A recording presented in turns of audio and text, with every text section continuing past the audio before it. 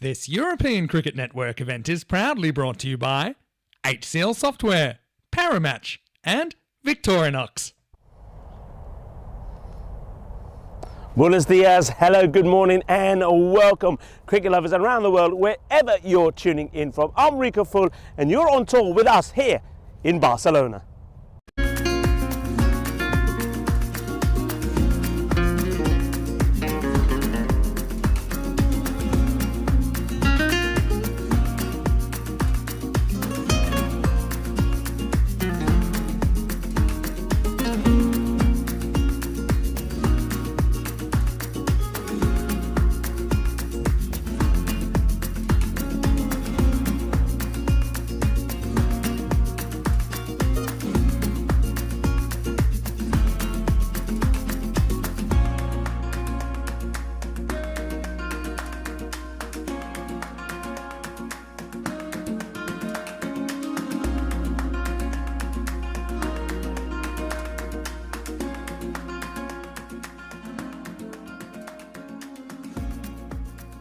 Loving the magic of Barcelona, and if you want a bit of magic, well, we've got some magic for you here today because it is Magic Badalona that'll be in action first thing this morning. They're going to be playing their first three matches of this European Cricket Series Spain, the Encore, and their opponents this time round, first time round for match number 50 is going to be Ripple Warriors. Ripple Warriors, we did see them in action yesterday, and their captain Raja Waka will be pretty happy with the start that they made. Look, they were well beaten by Barcelona Colunders, who made a perfect start, winning their first 3 matches. But then they had a topsy-turvy contest with Raval Sporting, and I felt that it could go one apiece, and it did go one apiece.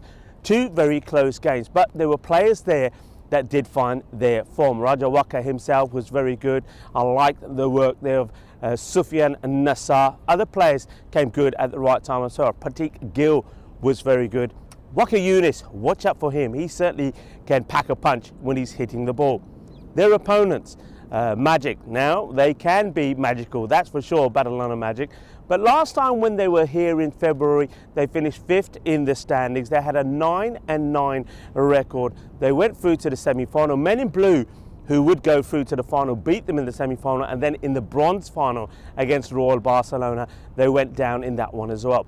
One thing that I can say about Magic Barcelona is, though they've got some very good players and they've certainly got some talent in their side, and we saw that in February, and I'm pretty sure we'll see it this time around as well. But the unity as a team for me wasn't there. There was too many captains on the field of play, and that meant that they didn't play as a team. And there were many matches where you expected them to go on and win, and they didn't. And there were many times when they were put under pressure, they would fall apart. So one thing that they need to do better this time around is play better and be united as a team. Someone like Bilal Hassan was absolutely fantastic. He scored stat loads runs, 921 runs he scored. He also took 21 wickets. He was really up there with MVP talk. In the end, of course, it went to Wasim Abbas. Then Shazib Hassan, another good player in their side. But I think the big news for me, for them, is they picked up Shahid Nazir. This guy played for Royal Barcelona last time round, and he scored almost 2,000 runs on the network. So I think he's going to be pretty good as well. I think we're going to start with a very good close match, and this certainly will set the tone for the day, I feel. 5 matches coming up. These 2 will play the first 2. Match number 50 is coming up. I do believe, though, that this could be one apiece between these 2 teams, because it's going to be that close.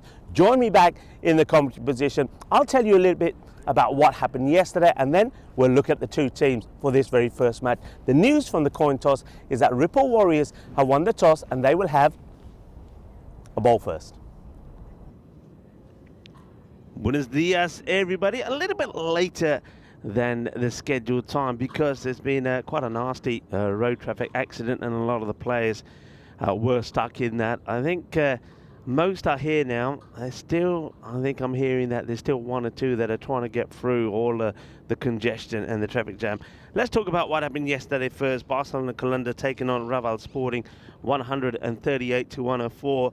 Khalid Hassan made the most of 4 lives, 61 of 27, and Mustanza Iqbal 50 of 26, and that gave them a win by 34 runs. Raval Sporting a little bit disappointing in their matches really yesterday. The second match didn't go any better for them, this time electing to have a bat first. They got to 111 with Numan scoring a very important 40 or 15 to help them get there. But Wasim Abbas, well, we know all about him. Last year's MVP, 1,000 runs plus in that February series, and he scores 80 off just 18 and gets the Player of the Match award. A comfortable win with 24 balls to go, so all the points gained to Colunda there, and Colunda polished off that what was a very good day for them with a win by 17 runs over the Ripple Warriors. First time we saw the Warriors yesterday, and it was Gulrez Mahmood. He scored 64 of 18, Player of the Match. Of course, he hit 6 sixes in and over as well, and that'll be out there in our content for people to watch around the world. And Colunda getting a good win there. Though Ripple Warriors did put a fight in with both Sufyan Ansar and also Pratik Gill scoring half centuries. Raval Sporting, they put on a real show against the Ripple Warriors, and it looked like they were going to get a victory after getting to 141 thanks to a century from Karan Datta, 101 of 33. That was, of course, the 7th century that we've had here, but it was Wakas Yunus who would spoil the party, because he would score 63, 9 out of 19, and 116 run partnership with Pratik Gill, who scores his 2nd half century and a win.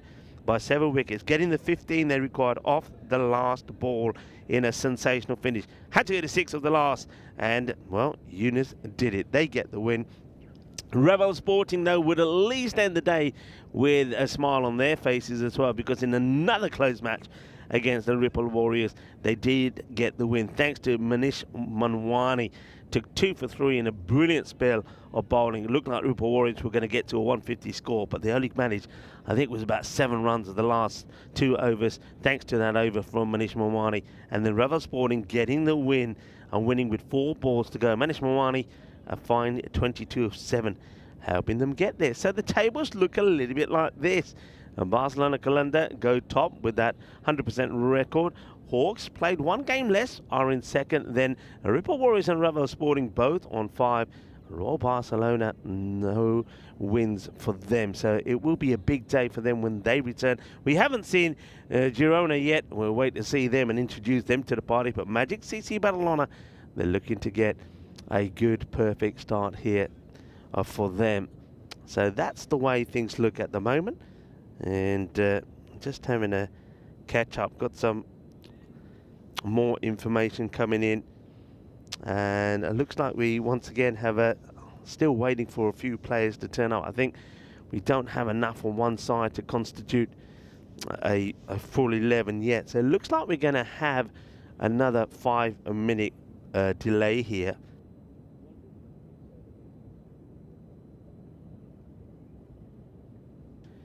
Let's have a look at what we got coming up here. Fantasy dashboard. So we've got Roger Wakar, who was in good form yesterday. I like the work also there, of course, of Eunice was good. Other players, particularly Gill, was very happy the way he went from being a little bit too slow and sort of batting T20 style, and then up the game to go T10 style. Other players that featured well there, I think Sufyan Anwar, I think he had a fantastic day yesterday with ball, bat and in the field. Magic CC Barcelona, let's talk a little bit about them. Their captain, Asad Ashan, we know that he can be brutal with the bat. Bilal Hassan was sensational last year, as I mentioned in my intro. But Shahid Nazir coming into the side, that is a big plus for them. He's a very good player. Ranjit Singh is another good all-rounder. He can certainly make a difference when it comes to those close contests. So I think this will be a close match. I think it could go either way. Let's have a look at the win predictor. 82% to 18% to Magic. Now, it looks like we've still got a slight delay here. So what I'm going to do is I'm going to fire something up that a lot of people have enjoyed. Of course, we've got some women's cricket coming up starting on the 9th of December, which is going to be the Euros of women's cricket. But of course, this year we had the very first ever Meltel Shield, which was once again featured the best of women cricketers in Europe, when Team Europe took on the English and Irish Roses. And we've got a fantastic video that was made by Diana Oroz, which featured that event. So we're going to go over to that, and hopefully when we come back, we will be ready to show you some action live from Barcelona. I will be your shield in the fiercest battle. I'll defend you from all these arrows and the sword I wield. Good evening, everyone, and welcome to the Meltel Shield.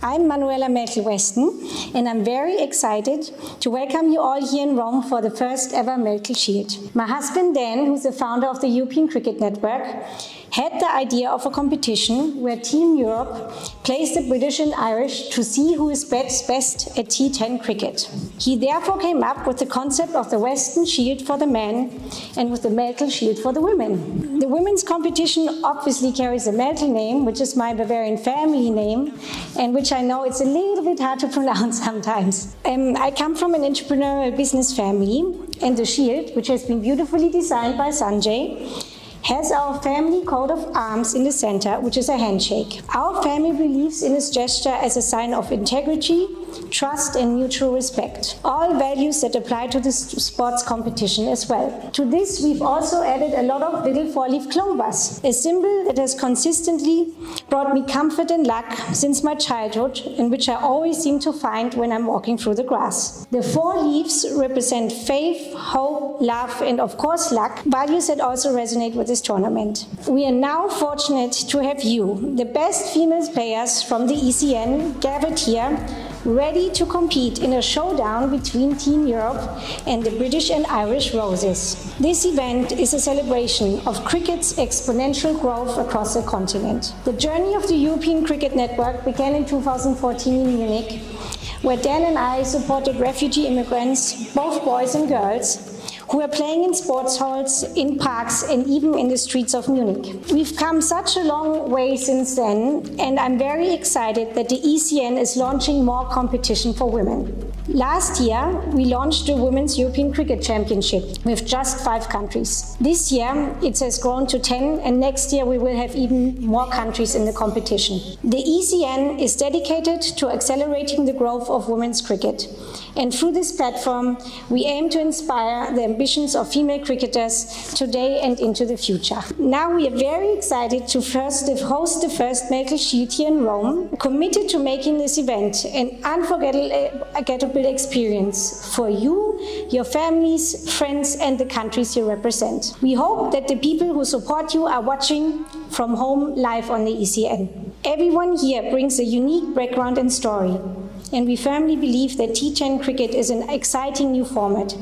So congratulations for being part of history in the making. I wish both of the teams the best of luck and have therefore a little four-leaf clover to give to both teams that I found recently later at the coin toss. I'm incredibly proud and excited for the first Medical Shield here in Rome. Let's make the next 2 days unforgettable. Thank you. Long as we go together, we'll die, we'll never be a light, couldn't let the darkness try you ever. Truth in my word, you I lie to never. And when the world gets a little too hard, wipe your eyes, put away your sorrow. When it's war, I'll be leading the charge, and I'll be still fighting for you tomorrow. Yeah, even with a blindfold or in different time zones, could find my way to you with my eyes closed. There's nothing between us. Go to Mars and Venus, stand in front of every one of them rocks they slinging and be a shield. Yeah.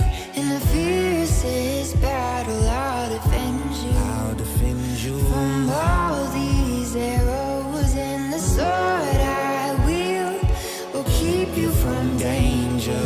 Let me be your shield. Yeah, let's go.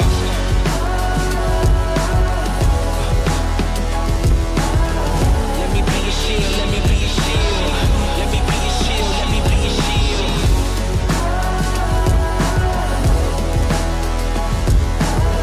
Let me be your shield, let me be your shield.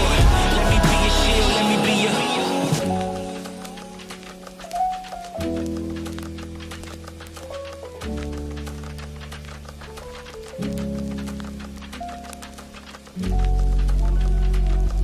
Hello to you wherever you're watching from around the world, and welcome to the trophy ceremony for the first ever Medical Shield. You may be facing tribulation, but don't let it get you down. What I'm saying may take patience, but you're gonna make it out. Let's have one big cheer for the British and Irish Roses. Congratulations. When the fires are burning, The MVP of the first ever Medical Shield, the captain of Team Europe, Babette Delata. but you won't feel no pain. I will take your place. Your gold medals in the Medical Shield. Please welcome Team Europe. I will be your shield in the fiercest Babette, if you'd like to come forward and collect it on behalf of Team Europe, the first ever Medical Shield winners. I will keep you from danger. Let me be your shield. Yeah, let's go. Team Europe, they've united and they have conquered here in the first ever Medical Shield.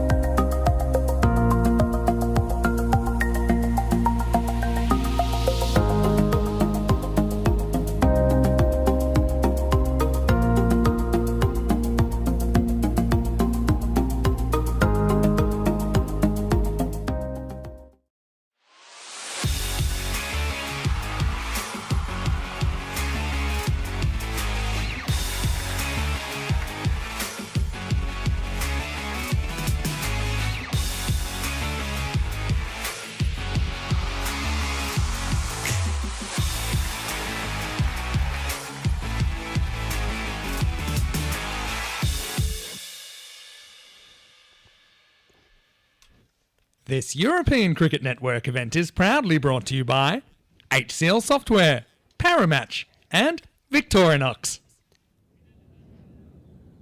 Hello cricket lovers, we are back, and of course it's a lot later than expected, some 45 minutes. Of course this match between Ripple Warriors and Magic CC Barcelona will go ahead, but it will be a shortened match, 5 overs per side, so 2 over power play and 1 over per bowler. So we're going to see 5 different bowlers, and the reason for that, unfortunately, there was quite a nasty road traffic accident, and players particularly mainly from one side, struggled to get here on time. So we are up and running now. It's going to start with a minimo.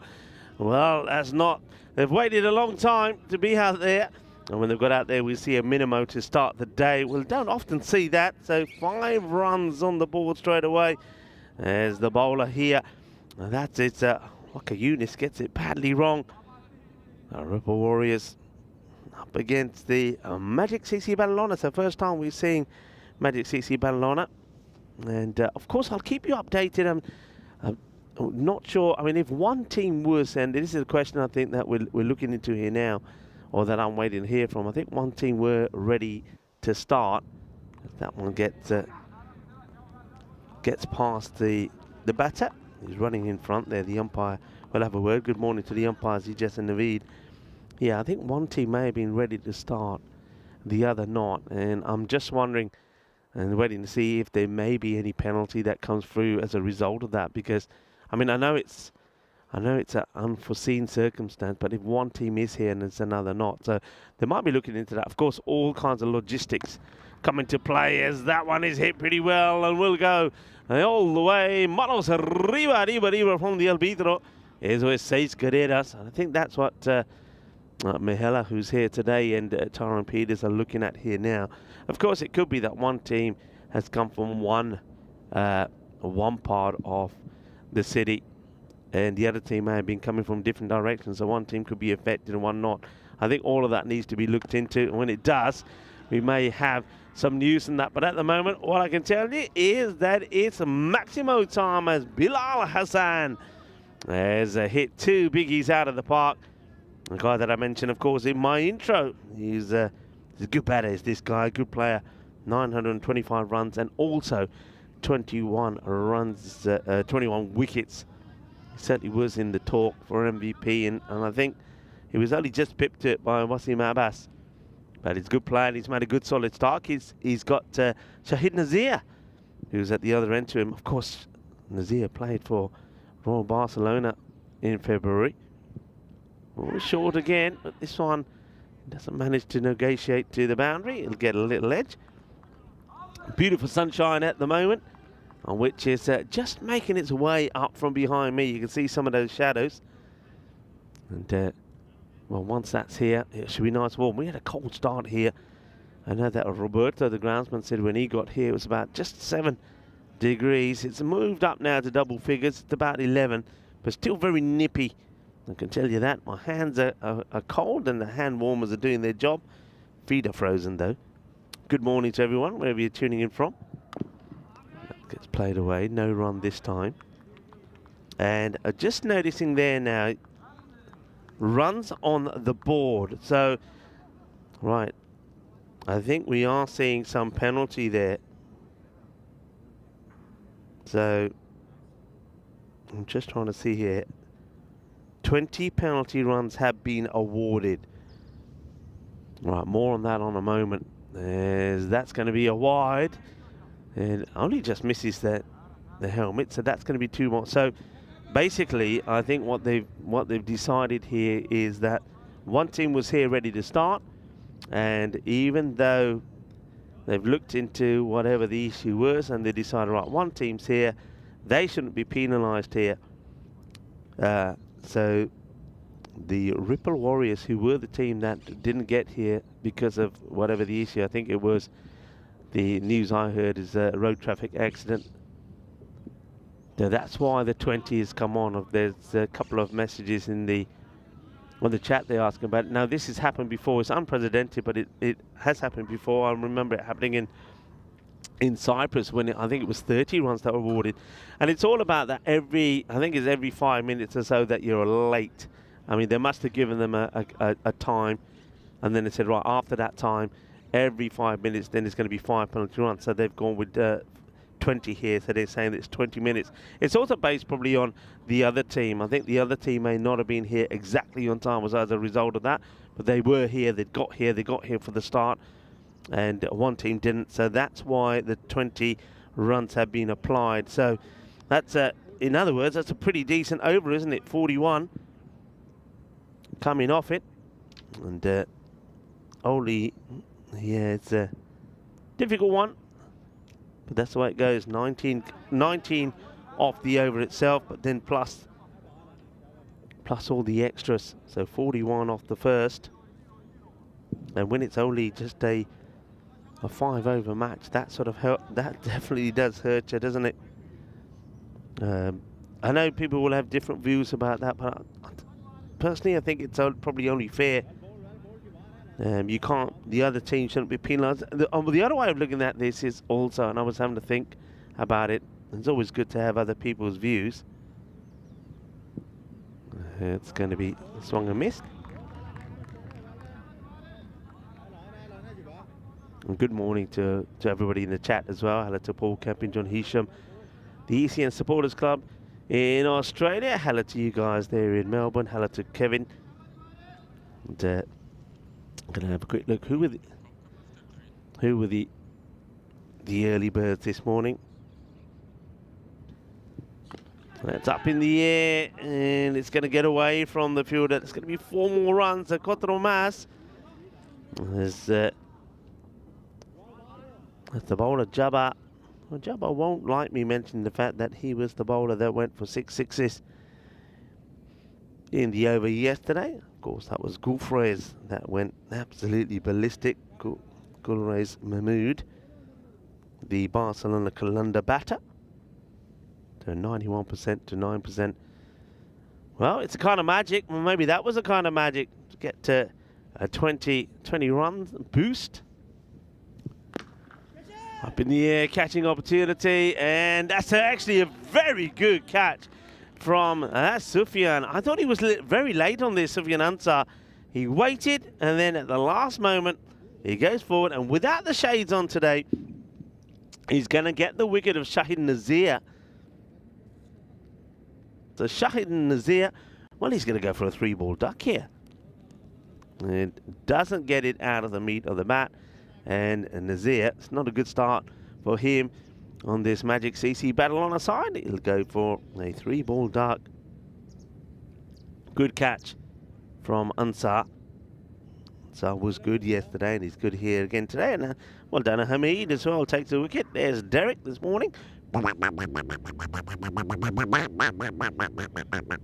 Nice catch, well taken. As Shakil Ahmed will come in at number 3 to join Bilal Hassan.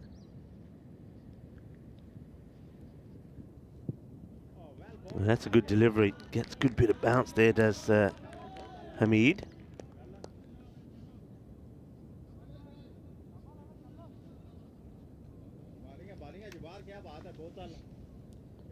Namaste, Assalamu alaikum, Sat Sri Akal, eyeball 1 to everybody that's tuning in from watching via fan code. Christopher Ward is in the chat as well, and Ron Thompson, hello to you.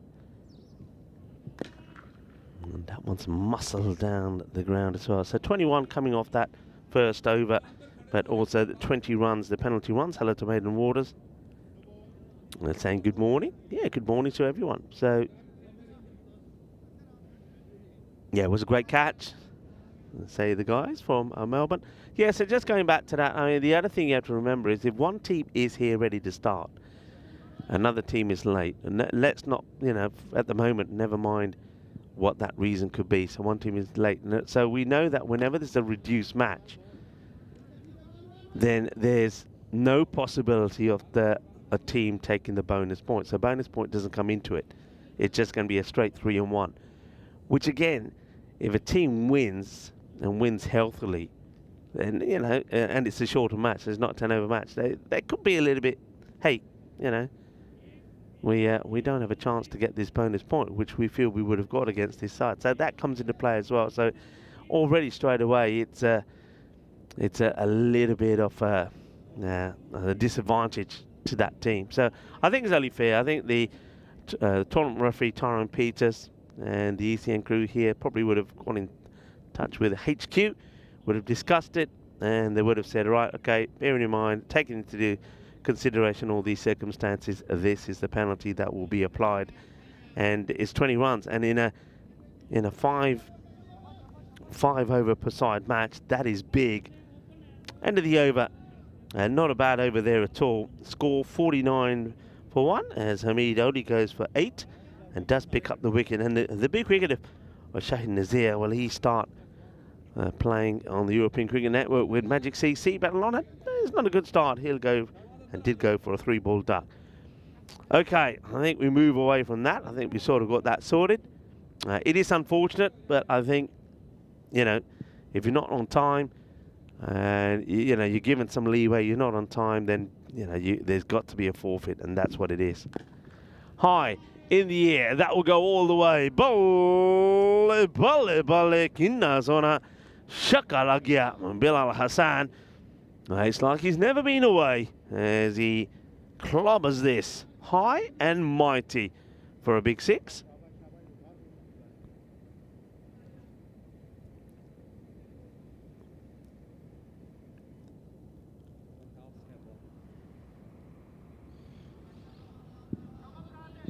Good morning to Vicky as well. Hello, how are you?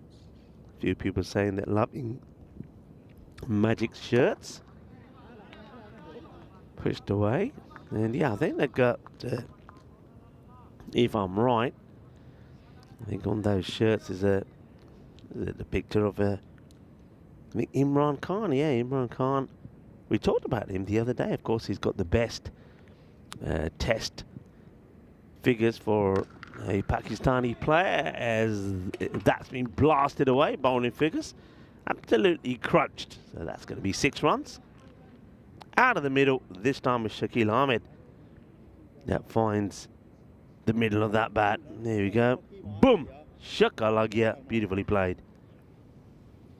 Yeah, Jules is saying that it reminds him of the World Cup in 1992.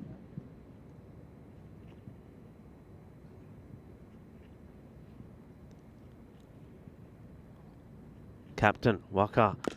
You know, Waka's the name, and he's being wakaed out of here. That's another biggie. Good hitting from Shakil Ahmed. Just stands and delivers. Crunch. That's another one. That's out of here.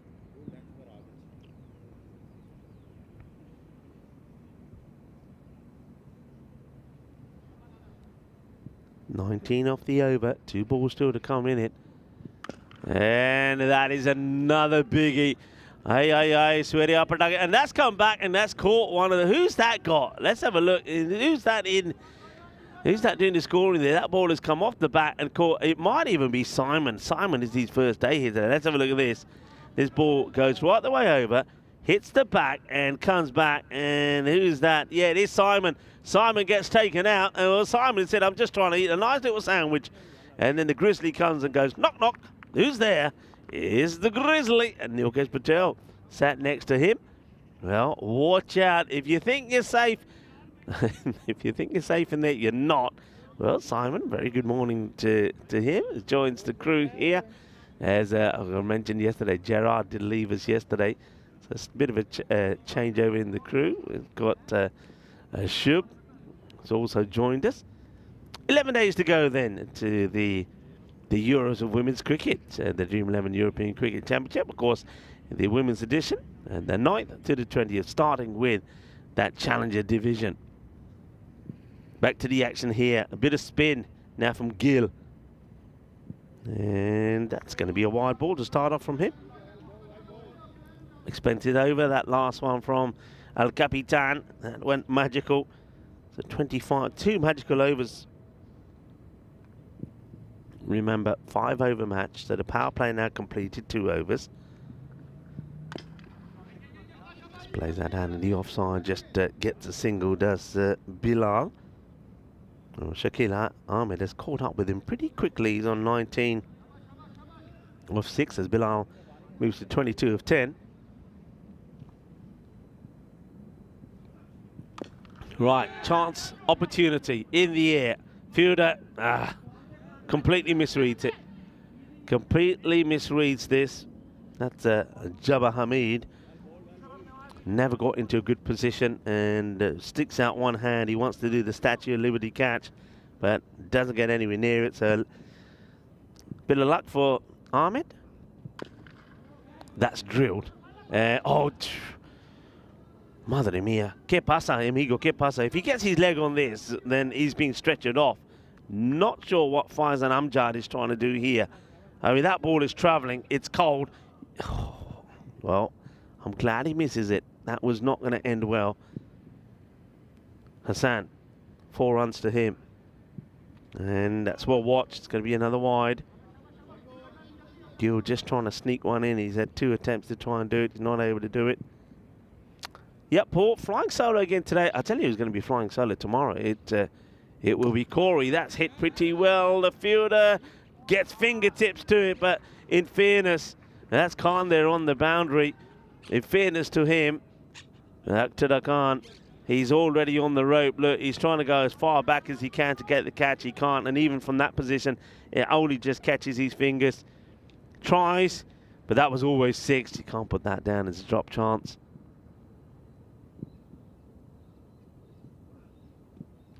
And that one's okay. He's had 3 attempts to just catch a bit of the line. This time he does.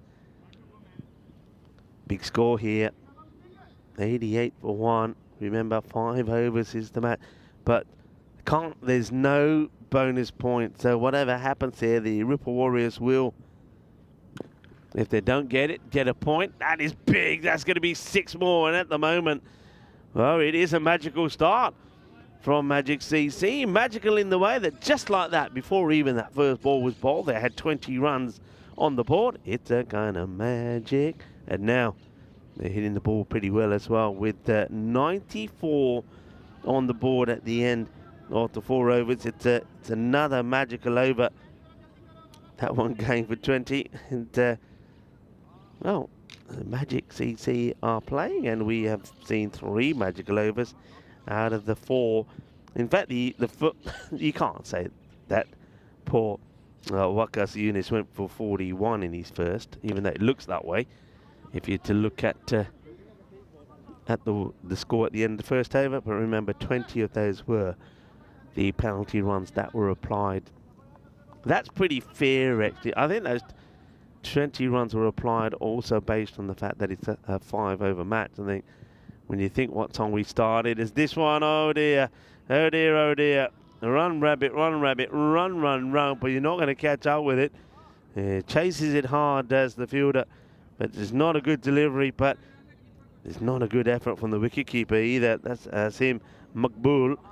Maqbool made some issues yesterday, and the same here today. That's chased hard, but not able to get there. Here's the fielder. And that's hit firmly down the ground and tries to get a hand to it once again. Does Akhtar Khan. He probably gets fingertips. Well, those fingertips are going to be sore. They're going to be numb. That's hit powerfully with the bowler. Didn't want to know, does he? The bowler ducks under it. Says, this one ain't for me. Sufyan Ansar. Well, that's been blasted. 100 up. Swinging hard to the fielder. Does well. And that's Batik Gill. Makes the stop.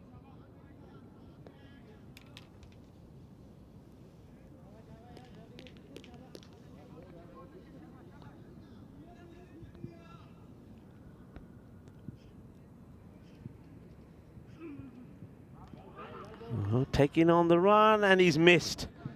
Oh, well, how do you miss from there?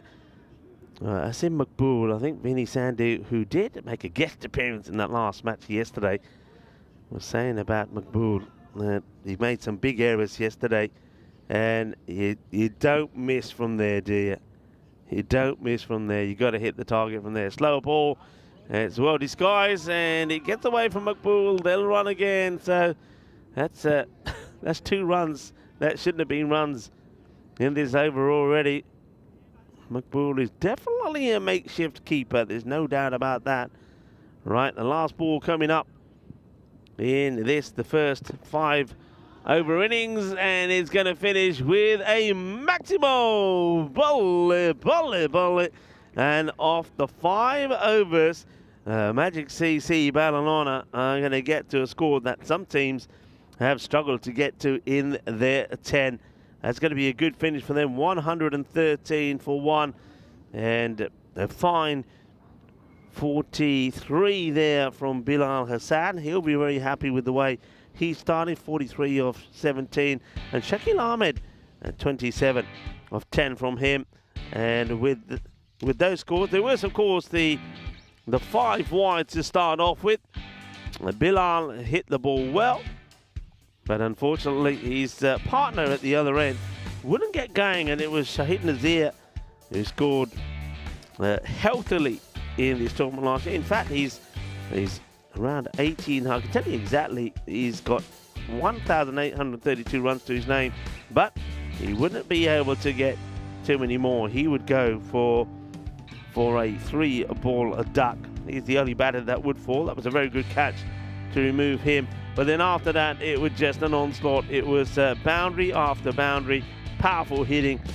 We know what Bilal Hassan is capable of doing. He's a very good batter, and he can crunch the ball, and he can crunch it pretty well. So he got off to a great start, and Shakil Ahmed came out there and joined him. Well, that was Simon getting a little a little surprise. He was trying to tuck into his little sarnie there, but it was a Grizzly. He said, "I'll have some of that as well." And then after that, the Grizzly just kept flying to the boundary. A couple of good attempts from the fielders. That one was not a good attempt there from Makbul. He doesn't stop that, and then there was an opportunity for a run out, which he doesn't get, and that's coming up here. Well, he's not in my bowling team, that's for sure. And then one comes off his pads, which allows the batters to swap over, which allows this big shot from Shakil Ahmed to finish on 27 of 10. So Magic Barcelona is a good start from them in this 5-over-a-side match. They've got to a good score, a big score of 113 for 1. And, well, it'll take something quite amazing from Ripple Warriors to get that. Remember Magic CC, I know they get 20 added to their score, but, I mean, that, even without the 20, would have been very, very decent. So, quick look at the 5 bowlers that were used. 3 of them did more or less go magical. Yunus, 19, but there was a couple of buys, two buys that came with that over as well. So that over, in fact, also did go for 21. But of course, the big news there is the number of extras. I mean, 20 because of the penalty runs, but they didn't help themselves with the others, did they? I mean, those 5 wides to start the day meant that number of wides 14, 3 buys, a leg bye, and also that 1 no ball meant that total number of extras 39. So Magic CC looking to get off to a winning start, unless the Ripple Warriors pull off quite a sensational run chase, needing 114 in 5 overs. Join me, Rika Full, and the rest of the ECN gang when we come back in around 10 minutes time.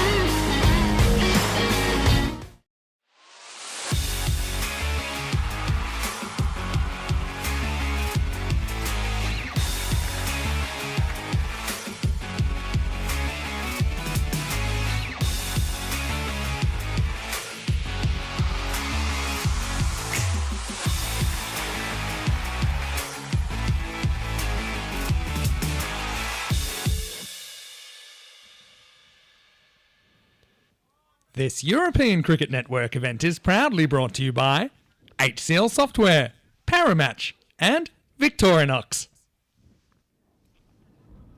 Hello folks, and welcome back to a sunny, though chilly, Barcelona on the top of the Montjuic Hill.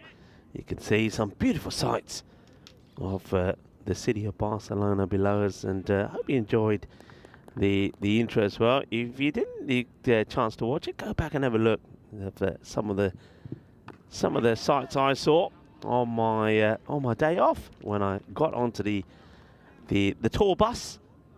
This is Zishan. No, Zishan pretty well. Starts with the ball, and that gets guided away nicely for four. Mohamed Zishan, it's seen him a few times. Good bowler. He's got can generate a fair bit of pace. And a very good fielder as well. Normally you see him fielding on the long on boundary. And, looks like he's trimmed down a little bit as well. He's obviously been hitting the gym. A very good morning to Matt Hetherington. Nice of you to join us. And also to Maiden Waters, who's saying good score for 5 overs. It certainly is. Oh, now this one could be out. He gets tucked up. Doesn't get there. Well, this is Sufyan Ansar. We saw him yesterday with some short deliveries as well. Now, where does this catch him? I think, is that bat and lid? I think it might be, you know. Let's have a look at this side on.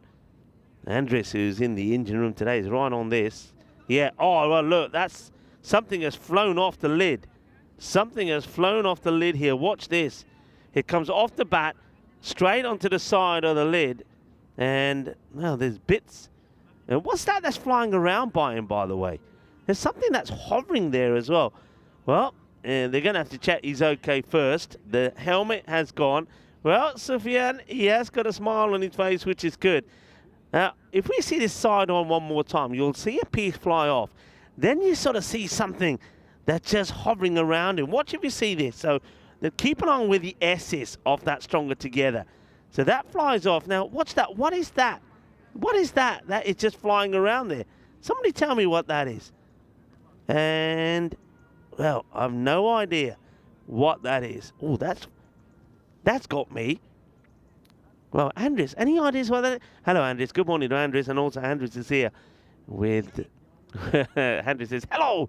Andres is here with Dennis and Chris Tapps today. Well, that new helmet has to come out.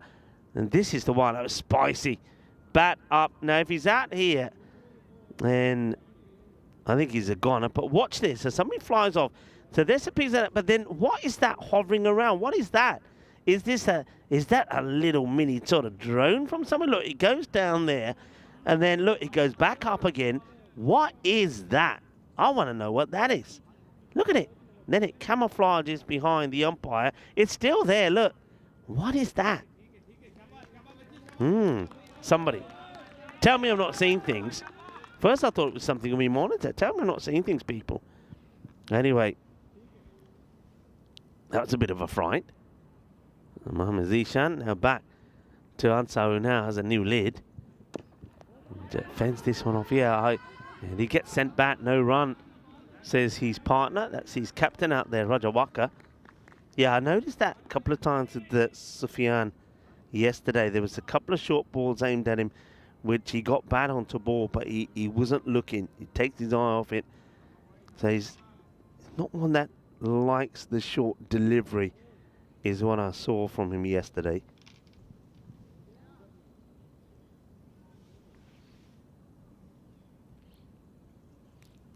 Zishan. Short again, but this time he goes down the leg side. Very good take from Shahid Nazir. He's looking to improve his day a bit later when they're back out there again. Let's talk about the fixtures here today, by the way. So these two teams, they will play again, and, well, we will get them to have a 10-over contest as well. Looking forward to that. Then Magic Barcelona play their third match, which will be against Royal Barcelona. Well, Barcelona coming back, and, well, their captain, Takiul Mazar, will be hoping that they can make a good start. Well, there are two parakeets flying around and having some fun. Well, you see another, well, about another 10 and then follow suit. A lot of parakeets here, and they always come out and are chirping away when it's a nice sunny day. They like to sit up in the where the floodlights are and soak up the rays. They do. But a big match for Ripper Warriors, or a big day for Ripper Warriors, because they play 4 matches in the day. I'll talk a bit more about their schedule. And he gets very lucky here, does Sufyan, and he's going to get just a single, but he's played this. He wants to get funky and plays his right off the stumps. Somehow he manages to get bad onto this, otherwise it was going to be a bit of timber.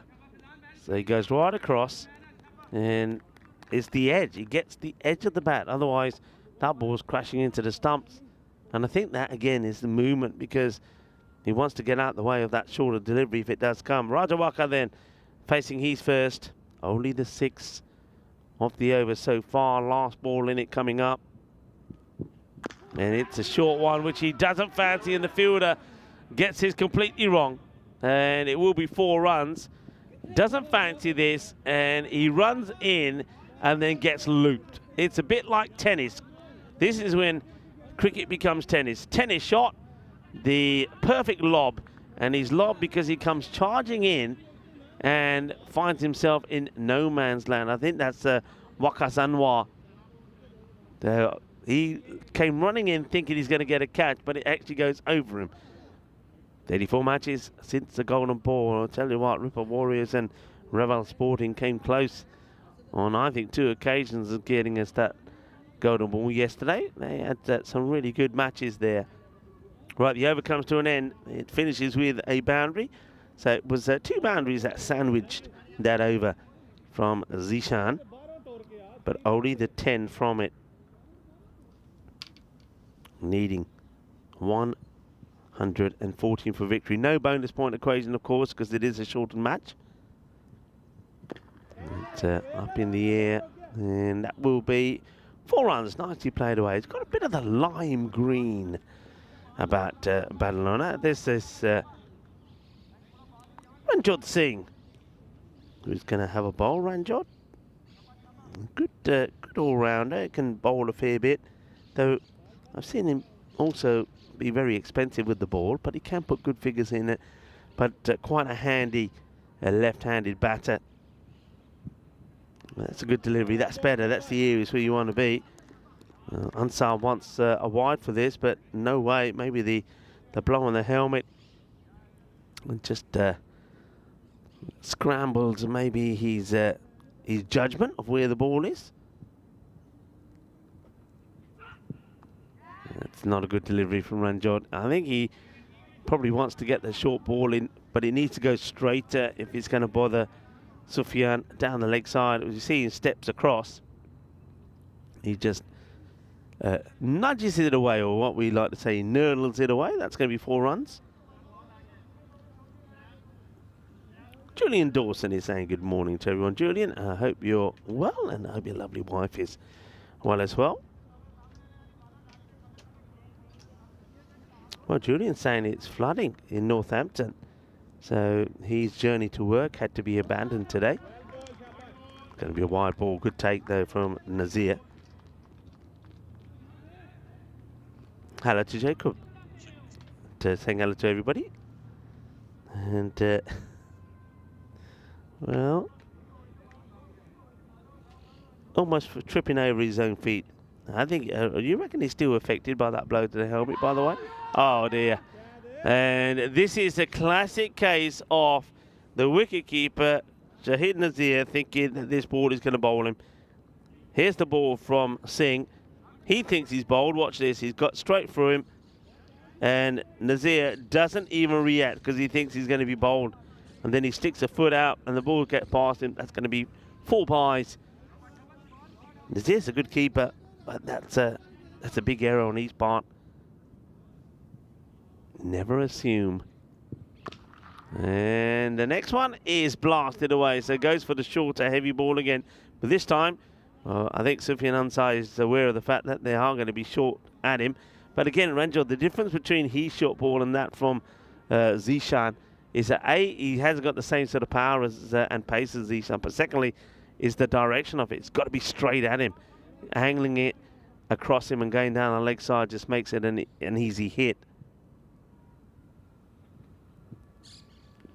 And Dave is trying to catch up.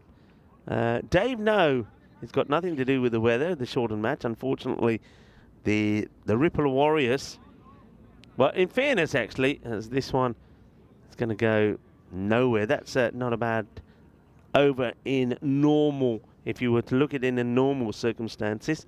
17 coming off it and 27 off the first two. But bearing in mind they need 114, they are way, way behind.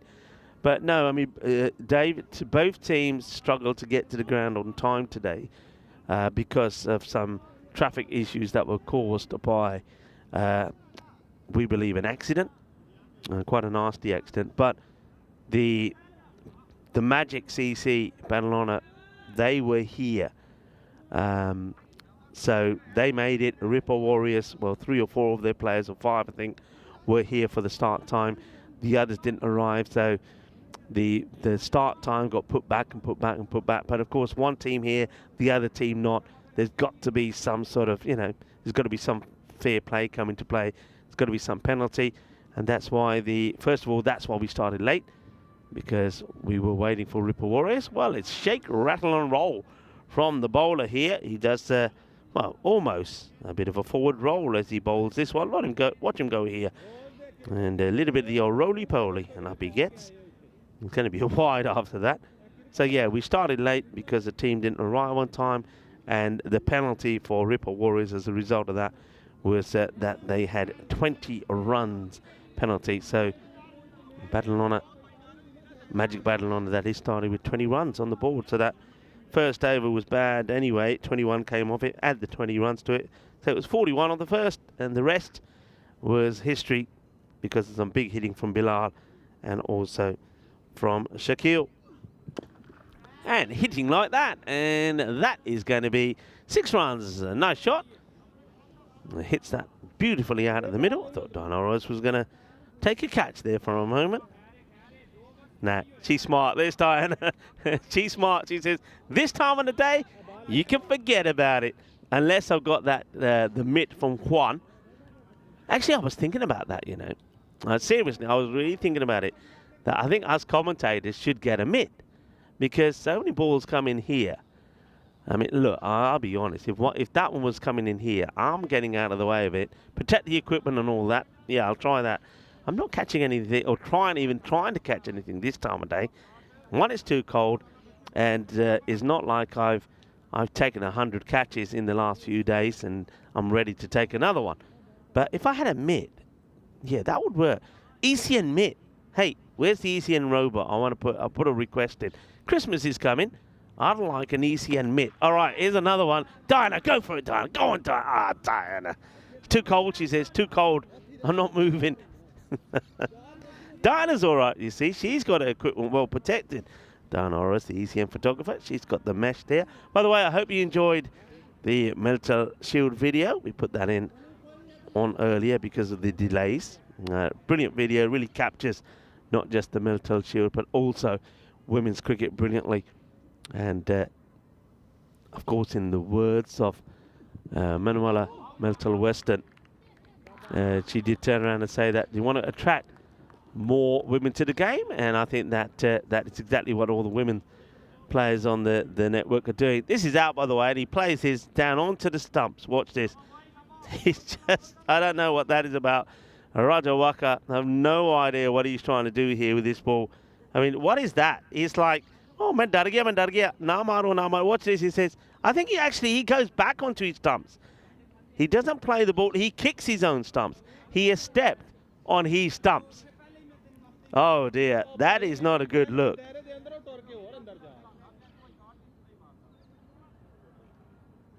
So the captain, he has literally walked onto his own stumps. He's out for 14. Not a good look. They're all talking about it there. That's onto the pads. No run there. Yeah, I thought he played it onto his stumps, but when you watch it here, look at that foot. He's gone onto his stumps, And then, I don't know what that is. I have no idea what he's trying. And have a look at his own teammate.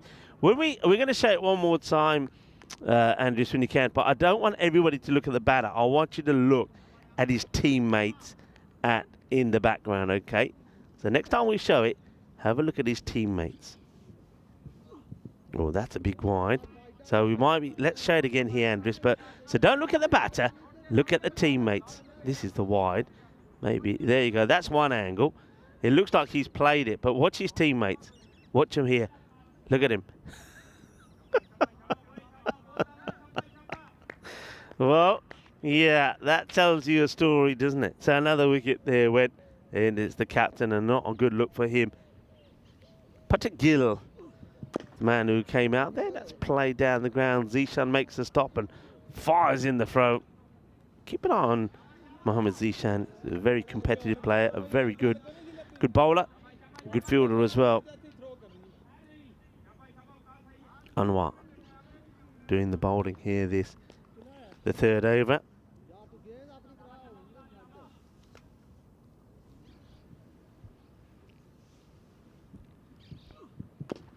And Ranjot. कहते मेरी उंगलियां कहीं यार रहने मैंने छड़ दो match दा साडा अपनी उंगलियां एवं तोड़नियां कहंदा आने ना बेसबॉल glove पाया मैनू ही दे दो glove. Here we go, look. Ouch. And Juan is saying, want to borrow my glove? And we'll see Juan. You'll all see Juan in action. He's putting a personal highlight reel together. Anwar, he does pick up a wicket courtesy of the captain Raja stepping on his own stumps. Over comes to an end, 47 for 1. And of course, coming to the end of our season, got a week here more or less left, just over a week in Barcelona. We will have a weekend of ECI action, and then we go to the Karma Oval for the start of the Euros of the women's cricket. Good delivery. Perfect ball first up from, this is Salim Khan. Everything about it was good. Now somebody, if you are, after this ball, crunched, well, I hope this goes and hits somebody's brass equipment, because it leads me on to what I'm talking about. A good shot, by the way. Really nice hit there from Gill, who has found some very good form as Gill. Started to slow yourself, but I wonder if you can hear it on your device. Turn your device up in between balls. But somebody every morning at this time for an hour, yeah, go on, hit him, get him. I want to hear it. That's what I want to hear. Somebody is practicing. I think it's got to be the old trumpet or some brass instrument, and he is terrible, or she. And this time of day, every morning, there we got him. It's oi, you! I want to have it. He is. Andrews is saying he's terrible. I don't know if you can hear him, but he is bad. I'm glad you found him. Show him again. Well, that's 4 runs. Show this again first. This is 4 runs. And Salim, who started well, now gets 2 boundaries. Let's see this man again. Well, if you know this man and you are in the Barcelona Montjuic area, please tell him to stop. Tell him to give up. It is not gonna work. It is terrible.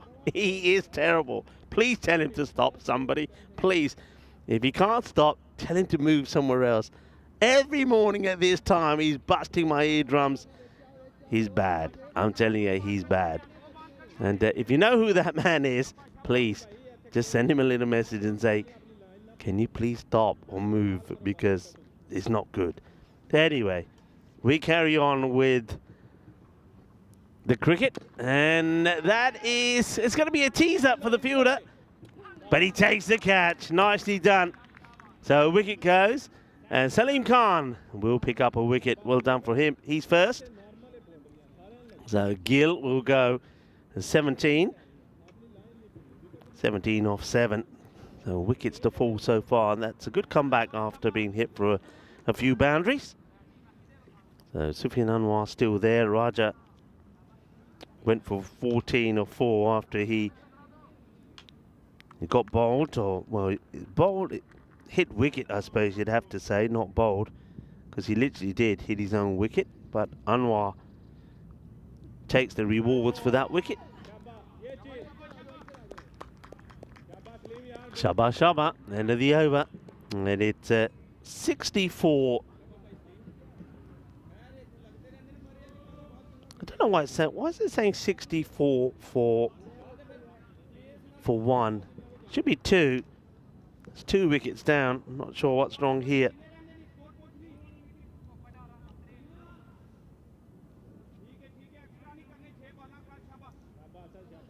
Yeah, it's 2 wickets definitely down, so... Ah, there you go, it's changed. 64 for 2. Just took time, that's all. That one gets played away. That is going to be another boundary. So at the start of the final over. Ripple Warriors going to go down in this one, but they're going to have to come back and come back harder. The next maybe they can do it. I mean, before the start of this morning, I could see this going 1 apiece, but being that the first one was a 5-over match and it was a massive boost to Magic CC Badalona with the 20 runs. I mean, 20 runs in 5 overs is massive, as a Wasp comes in here and also is trying to get away from the man who's playing the trumpet. It's going to be 4 runs as it gets right in the gap.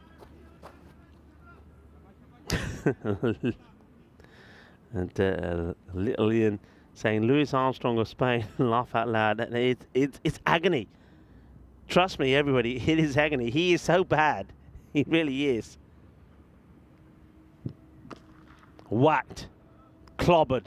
That's been struck beautifully. So Sufyan Ansar, he had a few issues with the short ball. He needed to replace his lid. But if you're going to bowl him a nice gentle full toss, he's going to put it away. This is Asadi Shan, the captain, having a bowl.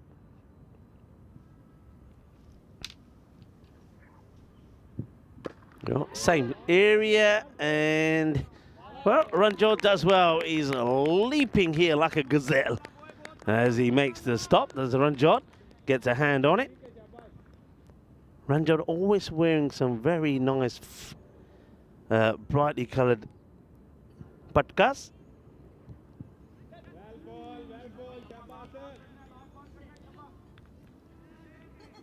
Dot ball, and the captain gets one through. Better areas. It gets over the movement away here as well. Does a shot, and oh, now this is worth an appeal. And well, it's not gonna. What happens here? He goes for the big swing, and no, a bit too high. But that's the end of the match. And they'll get 80. 80 is very respectable in 5 overs. The thing is, though, they gave too many away themselves. I think if you do the calculations, 93. But then when you add, of course, the 20 that they got, the penalty runs, it took the score up to 113. So that's what I mean with these two teams. I think the next over 10 over a side match will be competitive. And I think I stick by what I was saying. If we had these two playing 2 10 over a side matches, I think we quite easily could have gone 1 apiece. But not to be. It was a good start. Play this away, but the rate that they had to go at was always going to be an issue. And with a wicket falling early like that one, I mean, here it is again. So that was the one that caught him quite badly. And that bit of the piece of the helmet should have gone anywhere. I'm still intrigued to know what that was flying around him. This one could have and should have been out, and the fielder thought it was going to be dropping in front of him, came running to make the stop, and couldn't do so. So that got away from the keeper, Shaheen Nazir, who was sure that was going to be bowled. Good hitting, though, from once he weathered the earlier storm, Sufyan Ansar. He once again showed what he is capable of doing. Well, that slipped, he said, showing everybody the soles of his shoes. There's always a little bit of dew first this morning. Well, Dana Ora's had a few that, if she wanted to, could have got a bit of catching practice, then decided not to. And then, well, I'm not really sure what Raja Wakar was doing here when he goes back onto his own stump, and well, it gives Anwar a wicket. That was the wicket that would fall. He was the first man to go, wasn't he? And then Gill after playing some nice shots, and McGill certainly has got used to this format pretty quickly after in the first match he played. Though he did score a 50 yesterday, it took him about 28 balls, I think, to get there. And he did accelerate towards the end of it. So early on, the first 20-odd runs was pretty slow. It was almost sort of at run a ball pace. But he's learnt the game pretty well and knows what he has to do. And Sufyan Ansar, he always knows what to do as well. That was quite a good shot, straight down the ground. The umpire had to be pretty nimble to get out of the way of it. And that was a good stop from Ranjot. Gets a hand onto it, stops that ball going through. But smiles all around for the Magic boys. Well, it was the kind of magic this morning with just like that. Without a ball being bowled, there was 20 runs onto their score. And they make a good start, and there was a few magical overs in there as well. But in reply, that weren't able to get anywhere near that 100 and 114 that was required. But I think the next match will be far better. The two teams will go head to head. Sufyan Ansar, again, keep an eye on him. Keep an eye on Gill as well with the bat. But Magic CC Banalona, they've got one or two good bowlers in there as well. I think Mohammad Zishan will certainly be one that they have to handle. And Ranjot Singh, if he finds his best form, could be pretty useful as well as Anwar. Here's the bowlers. 2 wickets. Waqas Anwar would take one, and Salim Khan would take another. So it's time to take a bit of a break, and it will be only a short one, just over around 15 minutes time. We'll be back to talk you through the second match between these two. So match number 50 ends up being a shortened match, but it ends up being a win for Magic CC Banalona, a team that lost out in February in the semi-final stages, and then became, well, they lost in the bronze final also to Royal Barcelona. So they start with a win, and this time they hope to keep the winning streak going. And also, like I was saying about them earlier in the day in my introduction, I think they need to keep the calm, keep the cool, and play united as a team. And I think if they can do that, they certainly are a team that could go all the way. So Jordan's back in around about 15 to just over 20 minutes, actually, just over 20 minutes time when we come back from match number 51. Hasta pronto, mi familia.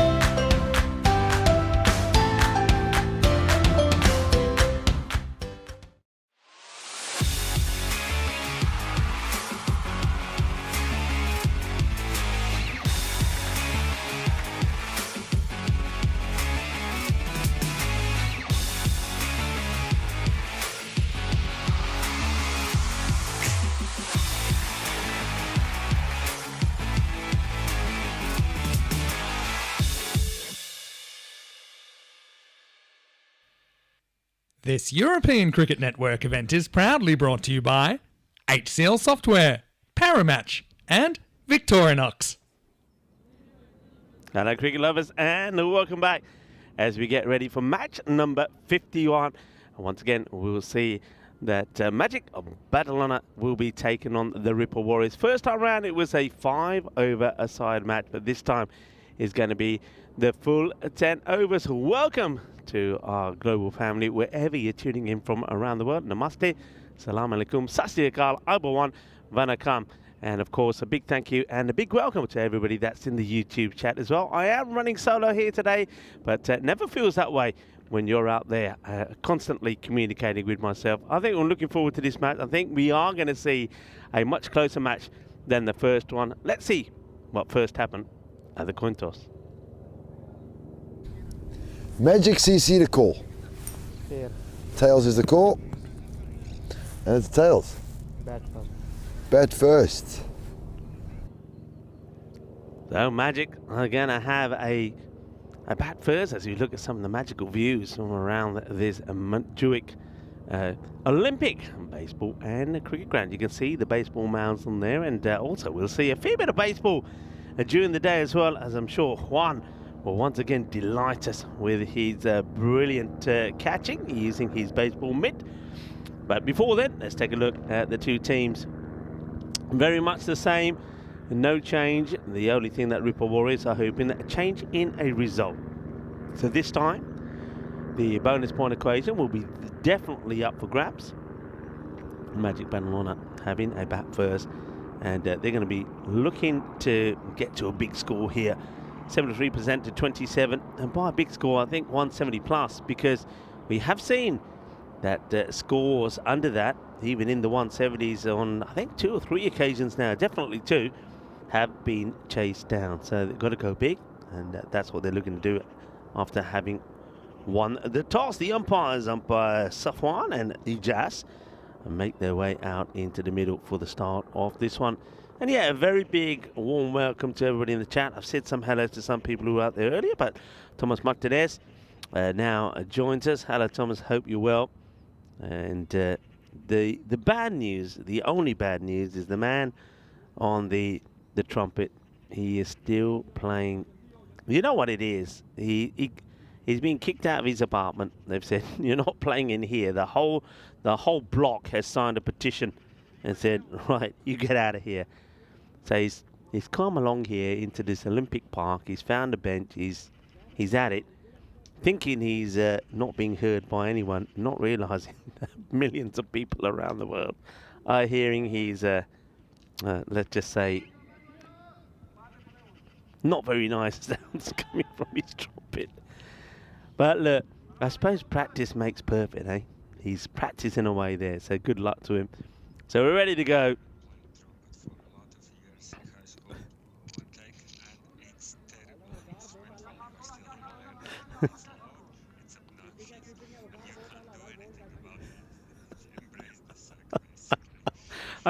I'm laughing because Andrews is saying that he has learned the trumpet for years, and he said that when you're learning it, that's the way it is. It's loud, it hurts your ears, it's not easy to listen to. That sort of sums it up, Andrews. So back to this, and that's going to be okay. It sneaks it in. So we are off and running. Dot ball, Bilal Hassan up against Waka Yunis.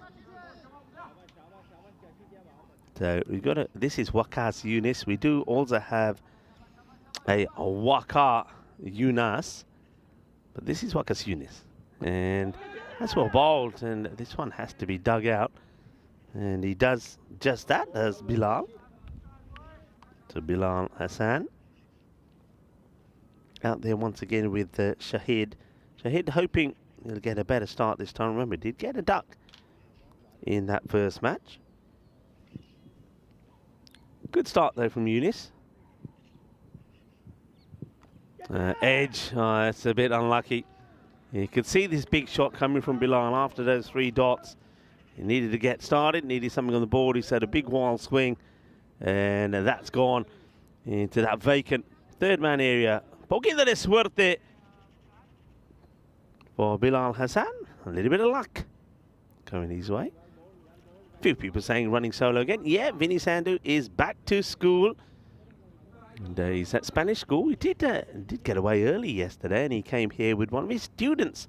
Well, his students have been coming and watching as well. So if you are in class with Vinny Sandhu and you do come down to watch the cricket, that's well bowled and well respected by Bilal as well. And you can get on the chat. I'm sure Vinny has told you all about it. Get on the chat and say hi. Let us know who you are and let us know how Vinny's doing in class and if he's behaving himself.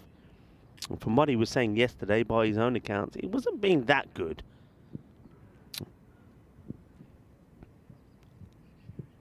Oh, wild swing. Completely misses it. So, well, when you consider in that last match, the first over went, I think, officially, if you want to call it that way, for 21. And then with the 20 penalty runs added to it, it went for 41. This time round, just the 4. Coming off the first, and that was just the one shot. So a very good start there from Wakas. I'm gonna have a look at some of the places that we've been to this year, and takes me back and all the way back to Cyprus, where we started there at the Ipsonas cricket ground. Then of course we had the European Cricket League after a very entertaining frenzy of cricket here in Spain. Portugal back at the SCG, that was brilliant. We also had the Western Shield there. What a marvellous event that was. Went to France for the first time there in Dreux. Beautiful ground, beautiful area. My first time. The likes of Estonia. Tallinn is just such an amazing city. Saw some excellent cricket there. Czechia. Never been to Czechia before. Prague, what a place. It really is. And I can't believe that I'm visiting all these places and also watching some good cricket as well. And meeting and making a lot of friends. Some new, reacquainting with old friends, but meeting and making a lot of new friends as well. It's been an absolute blast. It's been a great year. Not over yet, of course. We've still got about a week and a day of this European Cricket Series, and then next weekend we also have the ECI action. Now, has he got enough of this? I think he has. The fielder can't go back anymore, can Sufyan? That's going to be a Maximo, the first one. And Bilal Hassan goes, boom, shaka lagia. 6 runs. Well, Matt, good hit. 6 runs. Yeah, so we finish up here with the ECIs, where, of course, the likes of Croatia and Italy will come and do battle with the host Spain. And then we'll be bizzed away to Malaga, going from Catalonia, beautiful province of Catalonia, again then to the province of Andalusia, the region of Malaga, where Cartamania will rock the world one more time before the end of our 2024 season with, of course, the Women's European Cricket Championship. Looking forward to that, and I think it's going to be a fantastic event. Gets a little bit lucky here. It's a good delivery, good length being bowled here, so Raja Wakar, I think they're going to be a bit more up for this as well. The Ripple Warriors, of course, that last match not getting here. This Johnny, by the way, who sat at the top of the hill to throw back any balls that end up going out of the ground, because many do. But yeah, they, getting here, I think they would have been, of course, they were stuck in traffic. They had issues getting here, and then as soon as you get here, you get changed, you get on the field, you find out that you're gonna. It's a 5-over match, and you're gonna get 5 penalty runs against you straight away. It's not easy. You're not into that match with the right mindset. But I think now they've had time to settle down, buckle down, and it's business as usual. And it's a good start from them with the ball. It's not a good delivery, but it's been missed by Bilal. Will have to be bowled again, though.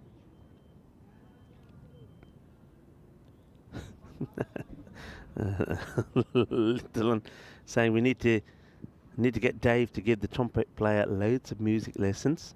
Yeah, I think so, definitely. Poor soul. It's going to be another wide down the leg side. Dave is saying, shall I bring my guitar? Bring a hammer with you as well.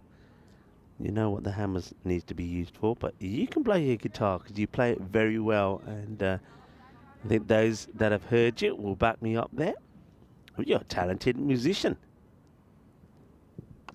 It's been blasted. Well, he gets hold of this one. Just a little bit too short.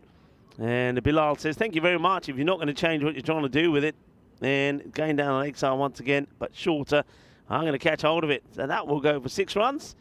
Boom. Adios, pelota. 6 carreras más.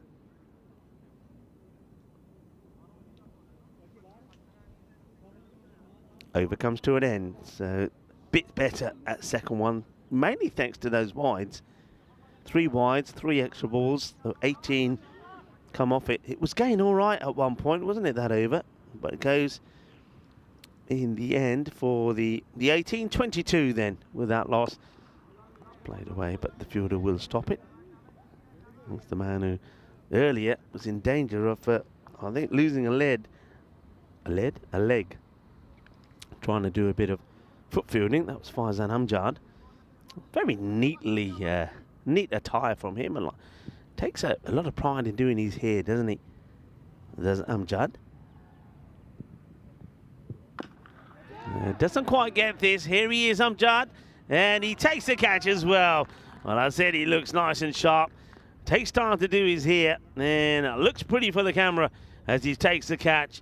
So they get the wicket of Bilal Hassan. He gets tucked up a little bit with this delivery from Waqas Yunis, who has been bowling magnificently. And Bilal, 17 for him this time. 17 of the 11 balls that he faces, and gets caught very well by Amjad out there. Good catch. Got around to his right, got into position, holds on to it, and Yunis gets rewarded for what has been a very good spell from him so far. Just 4 of his first over. And now Shakeen Ahmed comes out at number 3.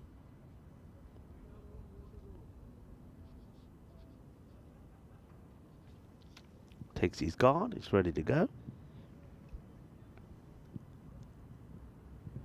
And he is ready to go. He gets his proper. He's an aggressive player. We saw that in that first match when he finished with 27 unbeaten of 10. They do get the breakthrough though in getting Bilal Hassan out. It's a good man to send back. 43 not out in the first, but he's gone this way. Yeah, he's quick hands there from Shakil. Pings that back over the bowler's head. And now he goes outside the off. That's a good shot as well. I think this one bounces just before the boundary. 4 carreras, so 6 and 4 all together now. Hungry for more, of course. It is America's Thanksgiving holiday today. The holiday is all about tradition, family, friends, food, and football. And all of those things symbolize Thanksgiving. And a holiday without the established gift-giving component. Instead, the day urges us to be grateful for what we have. I like that. So happy Thanksgiving to all of our American friends. Also today is Red Planet Day. It recognises the planet which has captivated human observers for countless years. Mars, of course. Right now, we know that Mars is red thanks to, of course, all of the photographs that get beamed back to Earth from the American rovers. So Red Planet Day today as well. And we'll see a bit of Red Planet, won't we, later on tonight when the sky around us turns to that beautiful red. End of the over. Had a good one, a good spell from Yunis. Apart from those couple of boundaries there, he's gone for 15. Picks up the wicket. And the power play score 33 for 1. 11 coming off that over from Waqas Yunis.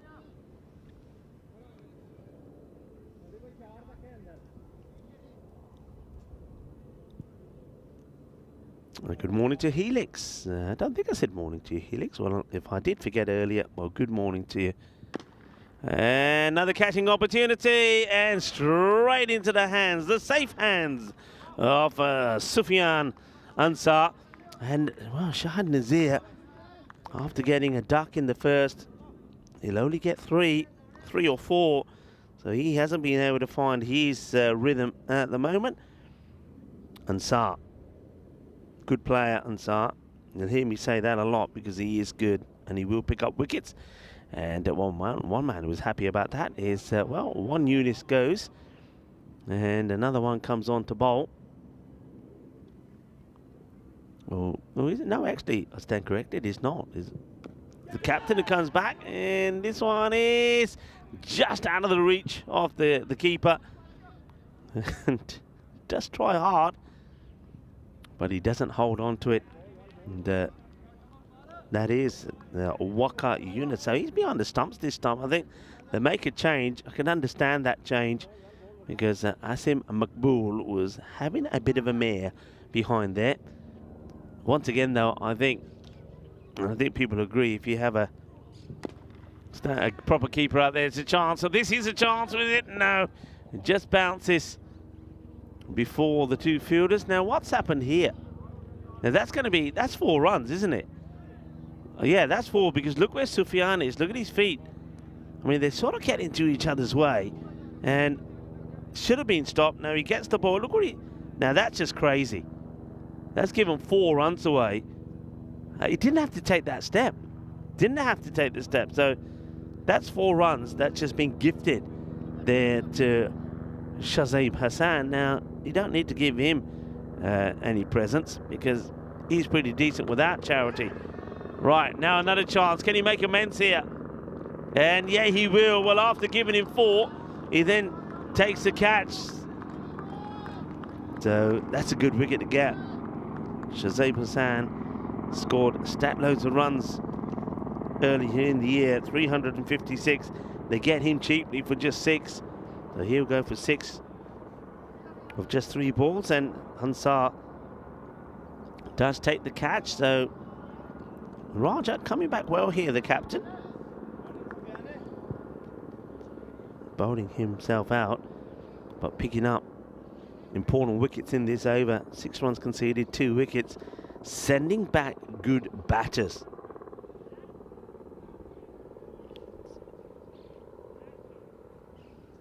New man comes in, and it's the hard-hitting Anwar. This he's a giant, I'm telling you. He's an absolute giant. It's a wide ball first up. I was saying my highs to the players after that first match. Obviously didn't get a chance to greet them earlier. And let's just say, when you're looking up at him, you get a stiff neck. He's tall. And that bat in his hand looks like a matchstick.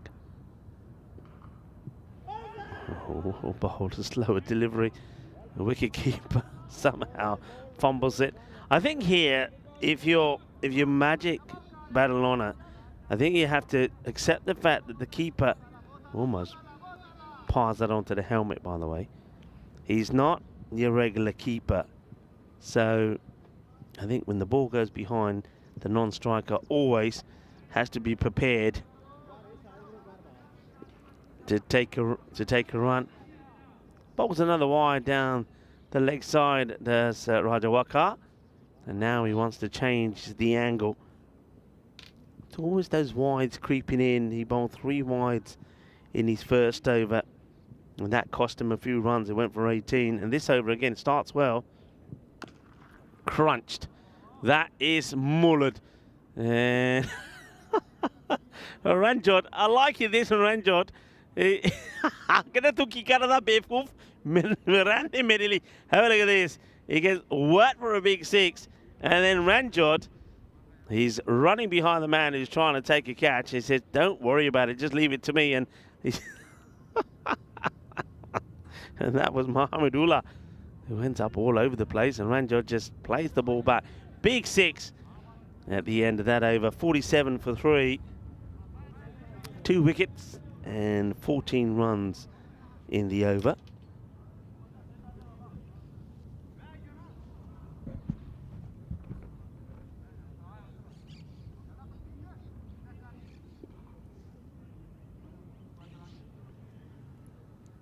Now, I think there seems to be a bit of a helmet change. The man who delivers the helmet is carrying the bib. He should be wearing it.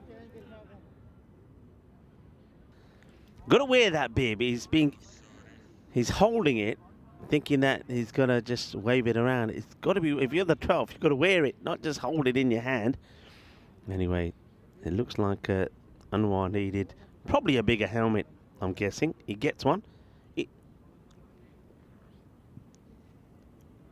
Shakil Ahmed on strike. And there looks like going to go here now to perhaps a little bit of spin.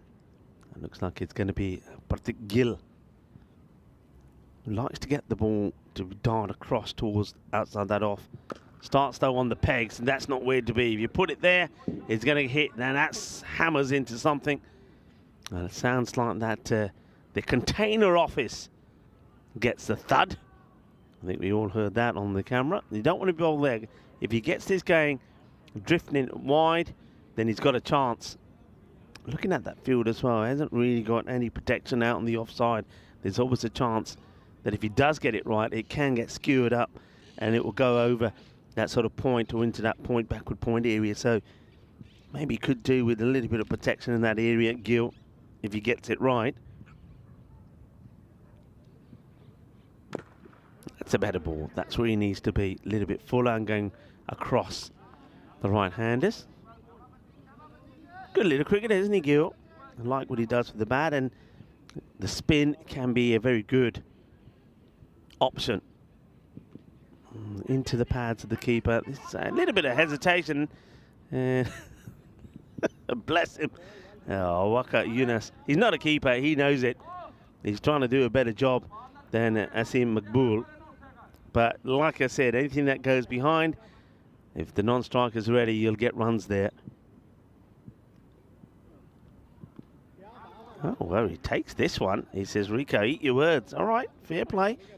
There's always going to be there's always going to be a chance of, the odds will always be a few will go into the gloves. Good areas. After the first one was too straight, it's come back well as Gill. Right, that's going to go over, I think. The fielder is back there. That's Sufyan once again. But though that goes high, he just about gets it right. About 52-metre strike, which means it's going to get over Sufyan. Hassan, he's going to be a busy guy, isn't he, today? They play 4 matches. And Sufyan Ansar, I think, in that area, he's going to be in the firing line a fair bit. That's drilled, and it gets past the man who's at mid-wicket pretty quickly. Nothing this time that Faizan Amjad can do about this one. Is when he goes for the stumps is when he gets away. I think he's got to stick with the plan of keeping it wide. So another boundary, 65 for 3. Kills over with those 3 boundaries in it, going for 18. It's a good opportunity for me to once again welcome you into the commentary position. And, of course, thank you to Parimatch, one of our partners, for their in-game analysis. A big shout-out to all our partners, Parimatch, also to HCL Software, to Victorinox. We certainly have seen some Victorinox precision time strokes here this morning already, to Grizzly Bear Sports, and, of course, to Bizway Travel. And talking about travelling, the batter has to travel. It's time for him to go. Waqar Anwar gets a good full delivery, and Sufyan Ansar is there again, full straight on the money. Jagade Fatte, Waqar Anwar. It's another batter with a disappointing score to his name that has to go. So only Shakil Ahmed at the moment keeping the scoreboard ticking along nicely. Good full delivery, and well, Ansar, he's having a great time at the moment. 2 catches. And now gets the wicket, just goes full and straight. And now the captain, Asad Ishan, comes out. Ishan, if I remember correctly, he's all or nothing, isn't he? All or nothing. Can club it, there's no doubt about that. Start with bat on ball, but no run. It's going to be interesting from here now for Magic. They have lost good players. Bilal gone, Shahid gone, and Shazib went. Now we've just seen Waqas go as well. So they're at a point where, I think this is probably, let's see, probably a bit of pad for me. Yeah, leg buys and 4 of them. Good effort, actually, from Waqar Yunus. He does try, gets a little bit of pad, and I think he would have got there. That ball doesn't just bounce right in front of him. So some leg buys. But yeah, they've with the key. You would have to say the key batters all back. The next half of this innings is going to be interesting. I think Shaquille's got to go big. I think he's got to stay there and go big and maybe finish with probably a score, a 60 or something like that to his name. And other batters have to stick around. Magic 51% to 49. So very much the way I expected the contest between these two to go. Very much 50-50. And I did say yesterday that the contest between Raval Sporting and Ripple Warriors, I thought it'd be one apiece, and I was right on that. 2 close games they were, but 1 apiece, and that's what my thoughts were about these two this morning. But of course, I didn't account for the first one being 5 overs per side, which sometimes could be a bit of a lottery. Struck well, and the captain, who's there in Ansar's spot, makes no mistakes. Well, the 12th man now has worn that bib and seems to be enjoying himself, lying down and watching the cricket from that angle. Well bowled. Singles don't matter. You can see that Sufyani's sort of like disappointed that he'll get a run up from that, but if you keep it to just singles, you're fine, and that ends up being a terrific over. Just the 7 runs come from it. He picked up the important wicket off Waqas as well. So well bowled from Ansar. 72. 4 down. Let's see what the computer feels. We'll have a look at what the computer feels this score could be. And based on the fact that Shakil Ahmed is there and bats all the way through, I think maybe they could get to that 125. That's what I'm thinking. Let's see what the expected score computer is thinking here. It says 130, so I think in the same sort of line as me. But I think if you get Shakil here, then they may struggle to get to that 100-110 score. He hits this flat, but will be stopped. So is Ishan. Gets bat on ball. Back to Ahmed. So he's the key now. He's the man you've got to try and remove. Here's Gill. Good ball. Perfect delivery. Yeah, Gill says to the umpire, have a look. Nothing wrong with that. The umpire says, I know, son. Don't worry. You don't have to tell me. I know what I'm doing. He's just got to make sure he doesn't go in front of the umpire. He manages to stop himself. It's played nicely. Now they want to try and double up here, will they? No. Good pick-up. Early pick-up and throw from Raja Waqar, the captain.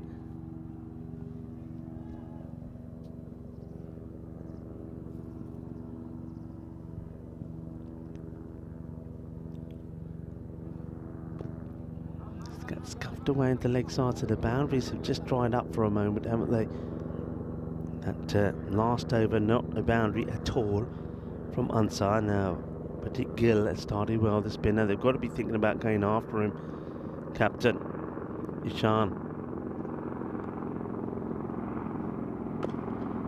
And hits this beautifully down the ground. Uses his feet, and that's the key. You've got to be prepared to use your feet. That's a pretty straight delivery. And you can see the keeper's there ready to take it if he misses, but he doesn't miss. He hits it pretty well.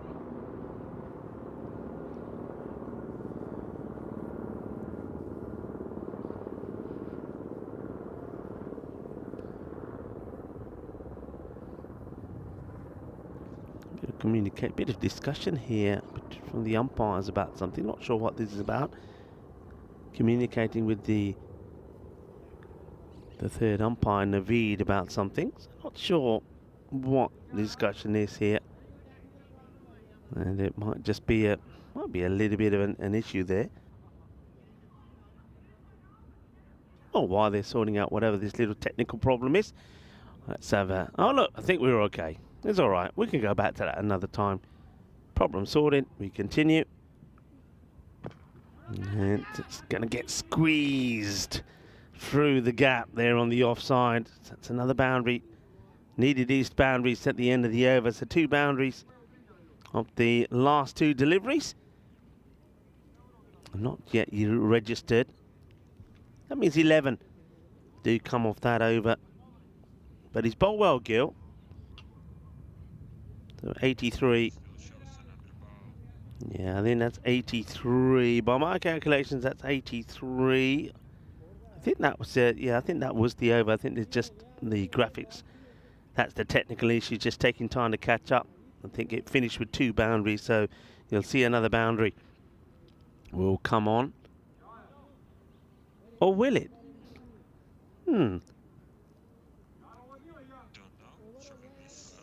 Well, we'll have a look at this meantime while we sort out what's going on here. So this is the European Cricket League that will be coming up and starting on the 24th of February. We looked at some of those groups. We looked at Group B and Group F yesterday because we've got 2 teams from England and also 2 teams from Jersey that will be taking part. They'll be competitive. I like the look of Group G as well. Roma, Independent, CC Marlow, Beveron and the Mediterranean Vikings. Gets played away. That will just be a single. We'll just wait for those graphics to update. But 83, I'm pretty certain. The score now moves to, well, how can that be? Can't be right, can it, surely? Just, I'm going to ignore that for a moment. I think there was, but there was 2 boundaries there, wasn't there, the last over? I'm sure there was 2 boundaries in that last over. The last 2 balls for me definitely were boundaries. What did I miss? Okay. Maybe I've got something wrong. Sufyan will continue. And that's been launched. That is a great shot. Gets absolutely blasted.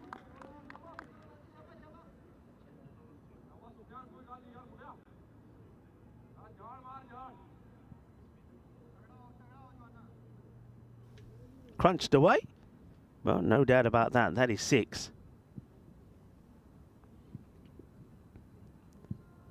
And that is going to be another. Doesn't get it as clean as the one before. So Shakil Ahmed, and as I said, and as we all know, and I think the computer knows it as well, if they're going to get to that decent score, he's got to be the provider. So back-to-back 6s. That's 6 more.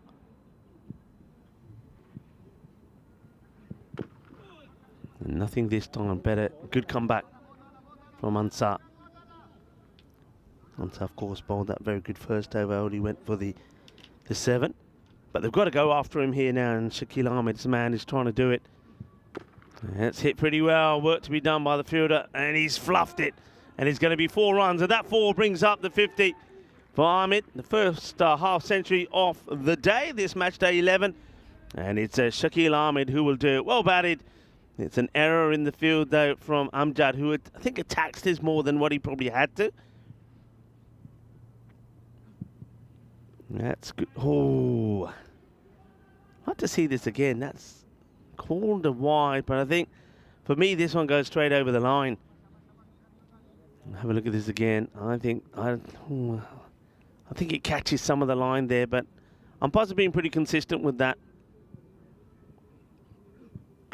Well bowled. Jams the Yorker in, and well watched as well by Shakil. Great comeback, Sufyan, after being hit for 3 boundaries. Gets another dot ball in. 17 off the over, but they'd won another boundary. Get a magical one in here. Goes for it, hits it hard, and this time is very well saved by the fielder who made the error earlier. Judd, it is the end of the over, so he will stay on strike. And at 98 is the score, 98 for 4. So 2 overs to try and, well, this is where I'm saying you now, while you got Shakil out there, you'll be looking for 2 lots of 15. Get that 30, so you get into that sort of that 130 score below par. But we've seen before the scores in the 130s, between the 125 and the 140s, are get us good games. And Rubber Sporting and Ripple Warriors certainly showed that yesterday in those last 2 batches. So can they get to that 130? Shakil does stay on strike.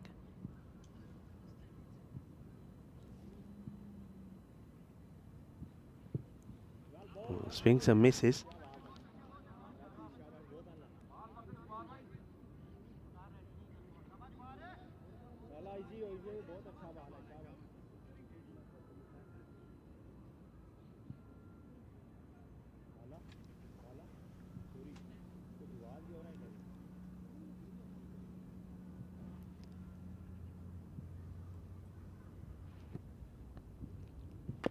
And gear, shaka, gear. Just getting that over Sufyan. Well, Sufyan is probably thinking that if he had the height of one of the men on the opposition side, and of course is Mokas Anwar, probably has a play on that. Anwar would have grabbed that, no problemo. But he ain't got that height. Ahmed now looking to go after Hamid, who is going to go for a wide. It's a good take behind the stumps this time from Yunus, is starting to find his positioning and his range. Good glove work.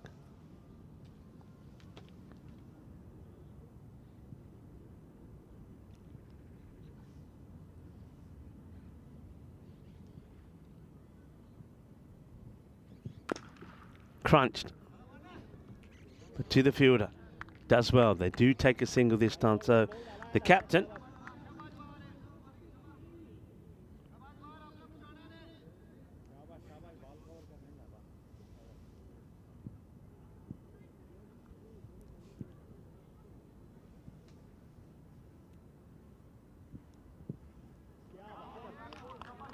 swing and a miss. Yeah, just getting news through the confusion. Remember that.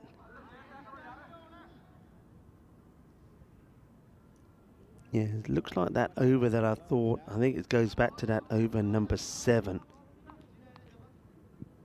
I think it was the last boundary not registering because I think it was a 7 ball over, and that's why that last ball didn't get registered as a boundary. Now this one is a catching opportunity and dropped by the captain, Raja. Raja looks like he comes in a little bit too much. He's giving his apologies. I think he just takes an extra step too many and ends up now trying to take this over his head. So here we go here. So he just trying to take this in the wrong position. So Ishan, the captain, the two captains, well, one captain giving the other a life. Ahmed just wants to take the single because he wants to go down the ground, and he will. He gets the all-important boundary, and that's the 15. So they're on course for the 30 of the last 2, and to get them to that 130 kind of score. So that takes them to 113. Now, yep, does that sound familiar? Yeah, it does, because they got 113 in 5 overs in the last. All right, they did have 39 extras, 20 of them for penalty runs. But it just goes to show just how well Ripoll have played in this one, especially in getting the top order out. But unfortunately, one man who stayed there is the man who's doing all of the damage at the moment, Shakil Ahmed, 68 of 24. The only man who's really made any real contribution. We saw the only other player get to double figures was Bilal Hassan on 17. Extras 12, so that's still been an issue for Ripoll Warriors. The last over, and is Atadar Khan, who will bowl it. He'll get just the one. Starts with a single. And that hands the strike over now to Shakil, who will be looking to go big here. Oh, misses the first. Good ball. Tada gets it in the right area. The left armour. Yeah, well bowled. He's got to be trying to be hitting that sort of on the offside. He's trying to drag it towards the leg. So 118. 4 balls to come. Crunched. That's gone. That's what he's trying to do. That's been mullered. So clean out of the middle. 6 more runs.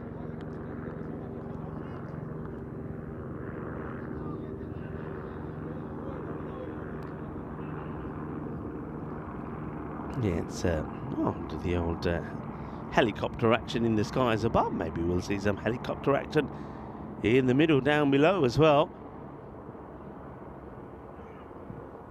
And good Arias asking a question. He wants something out of that. Yeah, I think he's just can't believe that Yunus has taken the catch. Yunus has improved immensely in the last 3 overs.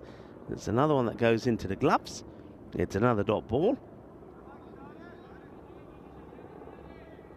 3 to come.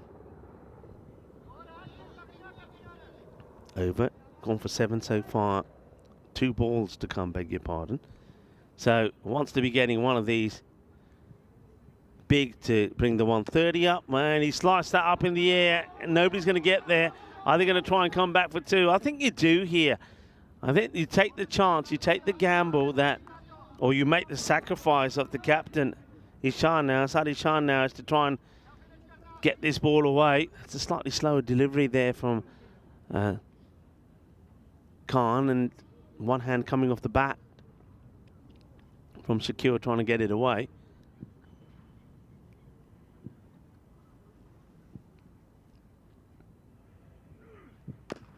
Oh, Ishan, well, will get it away. There's another one that just gets over Sufyan, who probably thinking he should wear some platforms or something to get some of these. It's about the 3rd one that's only just got over him. So they will get that boundary. It means they will get into the 130s. 131 they'll finish with 4. Losing those 4 wickets did hurt them. So they managed to get some acceleration in, baby, but it's almost like 2 lots of 65. It's 65 off the first 5 and a 66 of the second. But again, it's a below par score. And will Magic CC Badalona be able to hold on? Or will the Ripple Warriors come back and level this little mini battle between them and Magic CC Badalona? Let's take a look at the highlights. It started off with a little bit of luck for Bilal because after 3 dot balls, he threw everything at that one and got it away. But, he's a good clean hitter of the ball, but he always takes a little bit of a gamble. And he was the first to go. And it was a very good catch actually taken by a man who was nicely dressed for the occasion. And there he is. And it's straight into the hands of Faizan Amjad. A few more would fly in that direction, but some of them were well struck. But never really, I mean, Shakil got going. Shahid Nazir, unfortunately for him, it's a disappointing start for him playing here for Magic. He would give his wicket away.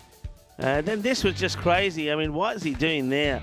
But fair play to him. He might have given 4 away, but he does take the catch, and an important catch to take the wicket of Shazib Hussain. We know that he is a key player. Anwar comes out. He's tall, he's mighty. And when he crunches it well, and almost knocks over his own player. Ranjot found a novel way to get the ball back in play, but he wouldn't last too long either, because he would get done by an absolute beauty from Ansar. There he was when he came onto bowl, and that's the Yorker length delivery, and he couldn't dig it out. Gets under the bat and knocks the stumps over. Timber! And that brought, of course, the captain out. And Saad Ishan just played sort of second fiddle really to Shakil. I think his only main contribution was when he hit the last ball for 6 to help them pass the 130. But a very good inning from Shakil Ahmed. I said at the time that when he was in the 20s, he has to go and put a 70 score on the board. He did just that. He got to 75, and he does help Magic CC Badalona to get to 131. But it is below par. We know par here is about 140. There was a 50 coming up from Shakil, and he added a further 25 to it and helping his team to that score. On the bowling front, I like the bowling there from Raja Waqar. Didn't like his catching there, though. He put that one down. 2 for 32. But Waqas Yunus, his first 2 overs at the top of the innings was spectacular. Only 4 coming off one and then 11 of the other. And he caused all sorts of problems. So we'll take a quick look at the scorecard here, but dominated by Shakil Ahmed, 75 and 29. Bilal Hassan, and managed to get to 17. And it was only that 6 from Ishan, the captain, that helped him to get double figures as well. But issues on the number of extras. That's one thing that Ripple Warriors have to work on. 12 extras there, 7 wides, leg buys and buys, taking that to the double figures. And we'll see these bowling figures come up now. And again, I think pick of the bowlers, you have to say, was Yunus. He bowled very well and got that ball to dart around earlier on. Raja Waqar sort of each one of his overs was mixed. He started well, then didn't really finish too well, but I like the introduction of the spin. Patrick Gill, I think he'll pick up a lot of wickets. Wicketless this time round, but he caused plenty of trouble. And Sufyan Ansar, as I said before, top player. I think we're going to see him perform well with bat, ball and in the field. We're going to take a short break. We'll be back in 10 minutes time to see if Ripple Warriors can get their revenge over Magic CC Barcelona and level this mini-series this morning 1-1. Join us back in 10 minutes time.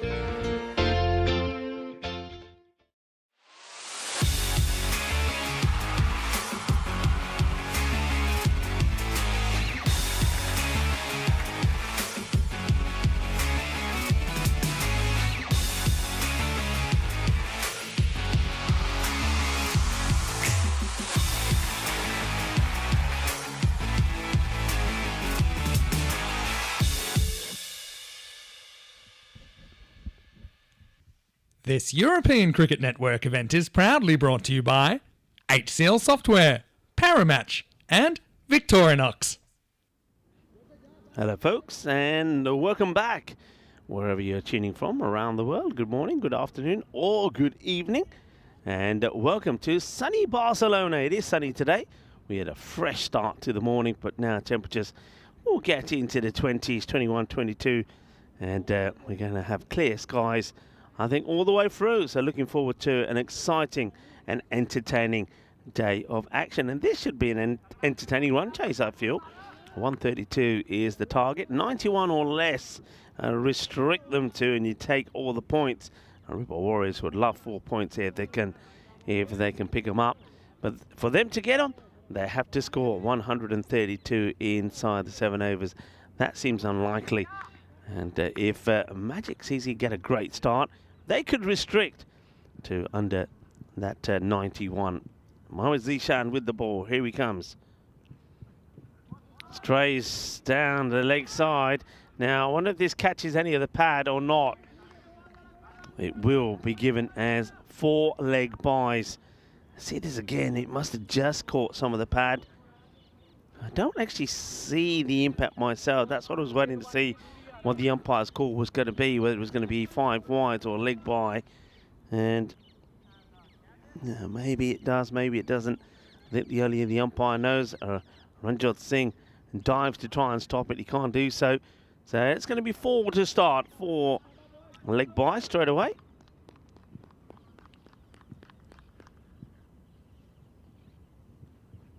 And that one's going to be another wide. So putting the effort in, Zishan, but needs to get the ball on the money.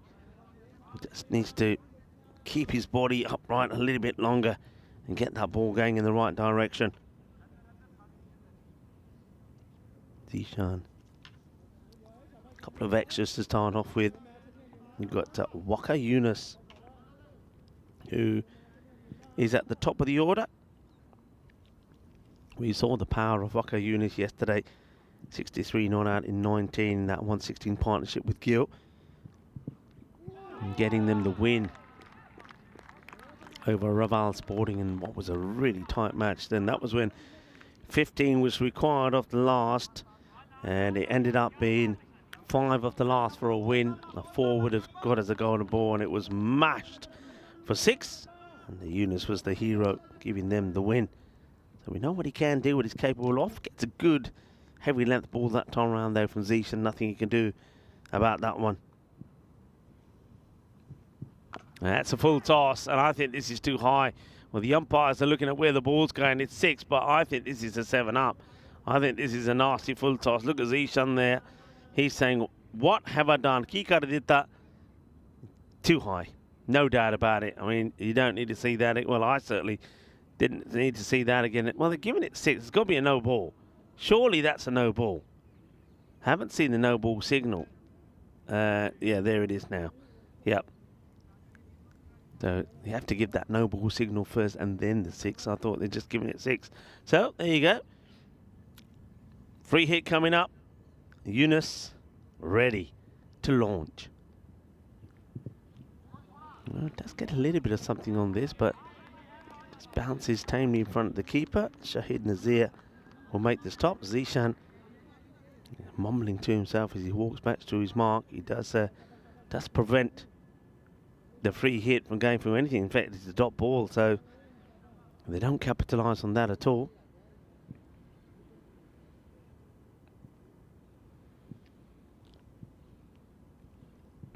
Now loses his run up. Doesn't feel right. We'll go back to his mark. Thanksgiving Day in America. Enjoy your holidays. A Red Planet Day today. And also on this day in 2012, Peter Jackson's The Hobbit, an unexpected journey. The first series of movies based, of course, on that the book from J.R.R. Premiered in New Zealand, and I've got to say, probably right up there when it comes to sort of fantasy movies. Right up there, it's one of my best. Certainly did enjoy that, The Hobbit, and all the other ones that followed.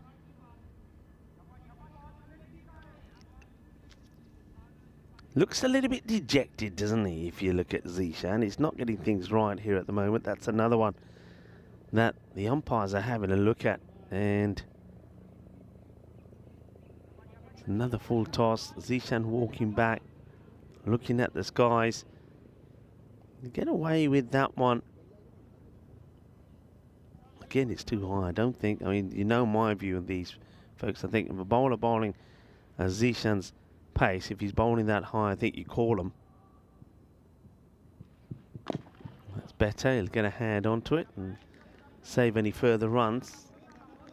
When he gets it right, and it's not the first time I'll say this about Mohammad Zishan. I think in February I was saying very much the same. When he gets it right, he's a very useful bowler. And what I haven't seen him get right at the moment is that Yorker. That's what he's trying to execute, and the ball's coming out too high. So at the moment, I suppose he could still kind of win the over if he gets a good ball in here. And he does get a good ball in. It will be a dot. So first over goes for the 16. Remember, there was the 4 leg byes in there as well. So even though 12 of those will only appear on his bowling figures, the over score 16. So good start for Ripple Warriors and their quest to get to the 132 for victory. 35 matches since the Golden Ball. So yeah, that match number 48 yesterday came pretty close, didn't it, to the Golden Ball. And we thought match number 49 was close as well. That one went to the last over. And in the end, it was Manish Mamwani who hit 2 boundaries in the last to give his team a victory by 6 wickets. Raval Sporting did get that all-important victory at the end of the day.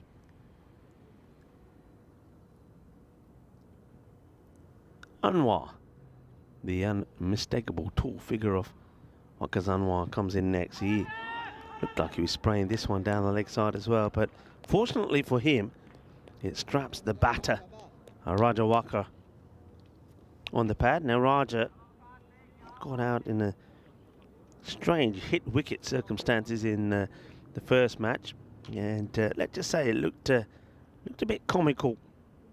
He'd be keen not to repeat that. He does stand fairly deep in his crease. Clipped away, and it's not a good delivery from Anwar. Straying onto the pads. This time he doesn't get lucky. This time the captain does get it away. A little tickle, a little flick of the pads. That's going to be 4 runs.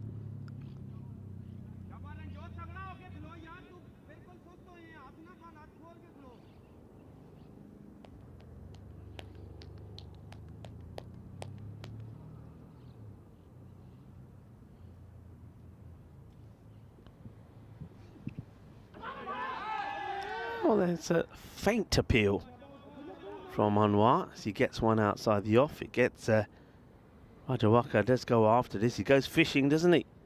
And it gets taken by Nazir. Nazir asks the question, but you can see it wasn't really a convincing appeal at all. But it's a dot ball.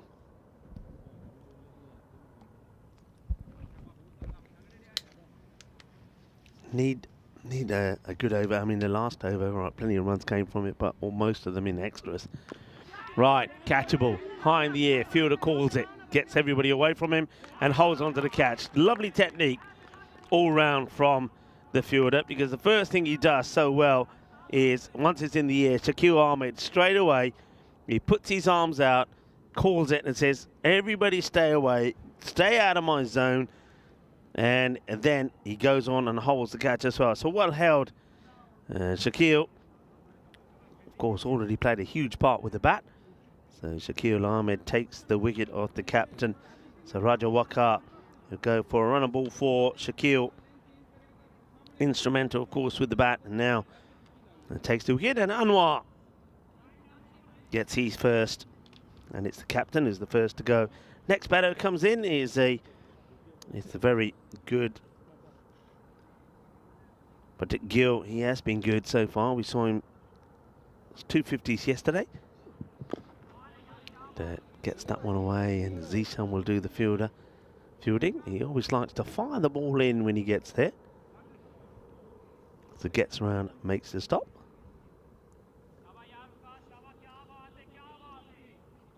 Yeah, a few people mentioning the picture on the Magic Badalona kit. Yeah, and you're right, it is Imran Khan. A few people saying it looks like him. Yep, it is him. They've got him on the back there as well, and it's better visible on the front of the shirts. That's going to be too wide. Good take again from Shahid Nazir. Yeah, there you go. You can see it pretty clearly there. And for those of you wondering, that's at the back, sat there on the chair. That's Johnny, part of the ground crew here. And he's there because, well, let's just say a lot of balls are ending up on that side of the ground. Juan is still waiting patiently to take the first one in his mitt. There's Johnny sitting there in the background. Adjustment in the field. Third goes back as long off comes up. Okay, this one I think is, if you can get there, be a great catch for Zishan. Can't get there, and he can't stop the ball going to the boundary either. He has to, I mean, he does really well. Zishan, of course, is in the 30-yard circle. He does well to get anywhere near this, actually. And let's just see if he does get anything on this. He's probably fingertips, and it takes it away from the fielder who's also sweeping. Well, Anwar saying, "Falena sigana," and this is when Zishan says, "Yeah, yaar, tu to lambu, asi lambe nahi tere mangu, asi nahi mara sakde." Going to be a boundary, and a welcome boundary at the end of the over. 26 for 1. This is how it's looking at the moment in the standings. Group B. So this is, yesterday we had the first real day of Group B action. Of course, the day before was only 4 matches in the day. We completed Group A, and then had 2 matches of Group B. That's a nice looking shot, just guides this beautifully. That's what Partner Gill offers for Ripoll. He's, let's just say, he's not just a natural big hitter of the ball. He's a classy stroke player. That's what he does there. He sees the width on this, and he just guides it away. Ranjot Singh in the action here now. So they're seeing their options. They don't go straight away to Zishan. No run this time.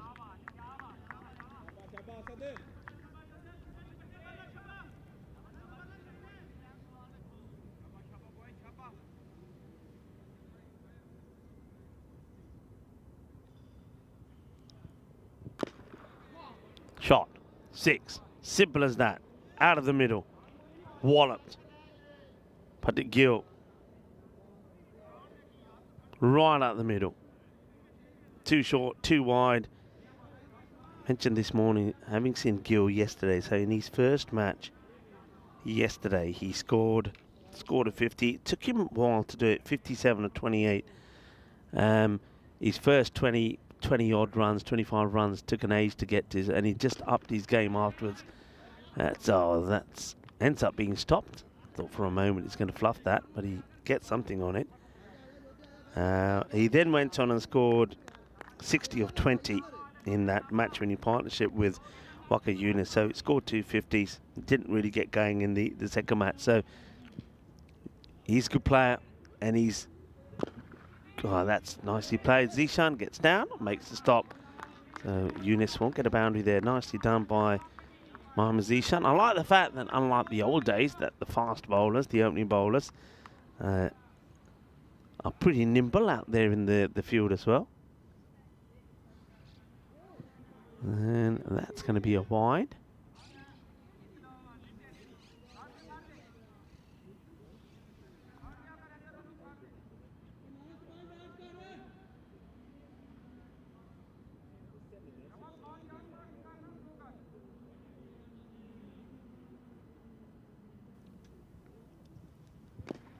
On the pads. It's not a bad idea from Ranjot if that was pretty straight, but he gets it wrong. And the full toss that just gets swirled. If that's straight, it's a better delivery. It's harder to put away. But if it's on the pads, it's just a little flick. End of the over. And at the moment, Ripoll, as you'll see there, are doing exactly what they need to win this match. 42 for 1. They're ahead and win the power play. Under the 13, so 12-8-5 at the moment. You can hear them saying, come on, hurry up, hurry up. Remember this well from Magic. They can, and this is the sort of situation when early in the year, January, February, when we were here for the European Cricket Series, that's launched and it's going to get over the fielder. It's going to be 6 runs, and well, this time the Grizzly wants a slice of cake as it ends up into the coffee station. And it's a cheeky Grizzly, this one, isn't it? It had Simon earlier, and now there it is. And look at Simon. Simon said, no model, Minabajol. Simon, it doesn't quite get to it. That's a wide. Doesn't quite get in there this time. This time it knocks over. And he's in the fruit bowl, the Grizzly. They're whipped away. Bilal Hassan with the ball. First one gets blasted. And then a wide. This one should be fielded. It will be. Yeah, it was when they were in these sort of situations when they started just to get sort of niggly with each other, and the captain that would lose his way. That's Asadi Shan. He lost control. That's that slower delivery. Fielder comes across and does well. And that's bowls a lot of those, does Bilal, and I remember him taking a lot of wickets with them as well. But yeah, they just need to stay united this time. There needs to be unity. They need to let the captain do the job. And when the chips are down, they've got to fight, not give up. Now, it's probably off the pad, I'm suggesting. It's that slower ball again. And don't think he gets any bad on this. In fact, he's, clearly off the pad. But if he leaves that, I mean, if you're spawning a wide, really, isn't he? That would have been another one that the Bilal would have to bowl again. But he gets away with it. Gets a dot ball in. Yunus on strike. Nicely dug out. There's that slow ball again. Zishan does the fielding. Good backing up there as well. Zishan does the fielding. Another fielder, the man who's almost right in front of us here at long off. It's the captain himself, comes across and does the backing up. All right, catching opportunity. Got to be the keeper's catch. And he takes it. That's a really good catch. Well, he may not have turned up with his batting cap on, Shahid Nazir, but in terms of the keeping, he does absolutely beautiful here as a Gill. Patik Gill will depart. Now, that's a big wicket. Gill's the sort of batter with this sort of run chase. When you're requiring just around 13 and over, he can quite comfortably do that. He's start, but look, gets that completely wrong. He loses his shape, loses his head. It goes up in the air, and Gill, he'll be disappointed that he's got out in that fashion. He'll go for 17 of 8 balls. A very good catch there taken by Nazir behind the stumps. And Bilal picks up the wicket. End of the over as well. So that ends up probably the first over that goes the way of Badalona.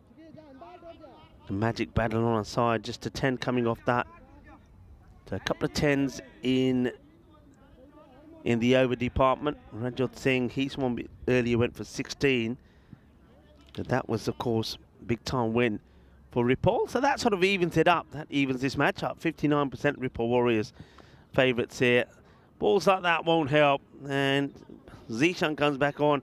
Thing is with Zishan, I mean, he's one of those bowlers, like he bowls a bad ball and then he stands there in the middle of the pitch doing the double teapot, and then he walks back like the whole world is against him. But he shouldn't be bowling there. He's bowling in the wrong areas. He's got to be bowling outside the off stump. I get the Yorker, and he's bowled a couple of no balls already because of the full tosses. He's just got to focus on what he's doing. He's looks like a man who's got no friends, doesn't he? He's always seems sad and disappointed. Right, up in the air. Fielder under it, but it's going to fly over for 6. So 6 more, and there's Zishan, as you expect. standing in the middle of the pitch with the double teapot high in the air as Wakas Yunus gets a little bit of luck as he puts that short ball away. And then they've gone, I mean, Zishan coming back, the opening bowler bowling this, the 5th over. And this is all about trying to get the breakthrough, trying to get the wicket of Wakas Yunus. They feel if they can do that, they can get the breakthrough. Mind you, though, as that's straight down the leg side, so that's a Gandhi ball. How many wides has he bowled as well? I think he must have bowled probably 2 wides and a no ball in that first over. So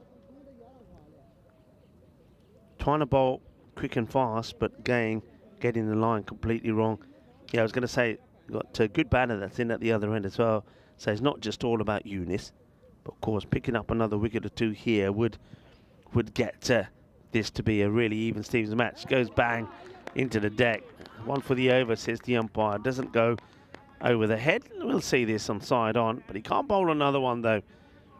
And yeah, good call from umpire Ijaz. So no more of that. He has to go full, and this is where now I think Wakas Yunus can say, right, I'm not going to get any more of that. If I do, it'll be a no ball. So I'm ready to hit down the ground. And that's what he does. And that will go all the way. Bully. Inna zona shaka lagya. And Yunus showing just how dangerous he can be. One thing that we haven't really seen from Mohammad Zishan is maybe that slower delivery. Take the pace off it. Get that element of surprise in. Gets the ball back to his mark. Magic, very quiet out there. No support, no sort of energy levels, no positive vibes. And there's not going to be too many, as that's another one that gets away. 6 more. Just flicked away. Another 6. There we go. Lovely shot, isn't it? Beautiful pickup from Yunus. Got some talent, isn't he? Certainly got some talent, and he's got some power as well.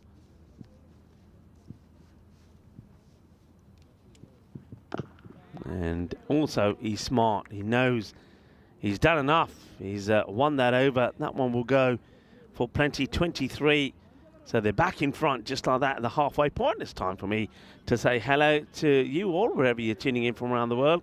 And welcome to sunny Barcelona. And certainly looking forward to a very exciting day of cricket. We have 5 matches here today. Ripple Warriors will play 4 of those matches. So it's a big one for them. They're looking to get another win under their belt here today. That could be crucial. And what that does also, it puts a lot of pressure on Royal Barcelona. Now we're going to see them in action, playing 3 matches as well. They only picked up the 1 point from their 2 matches earlier, so they've got to come back well here. So we're going to see some exciting matches, and of course, Magic Barcelona will play 3 in the day as well. So we're going to have exciting 5 matches, and I think they're all going to be close matches. I really do. So stick around and enjoy the fun and the entertainment. Back to this one. Bilal will continue. 10 came of his first. And the first ball is Gandhi, and that almost takes some of his own teammates out. It's a full toss that goes wrong from Bilal, and he gets the treatment.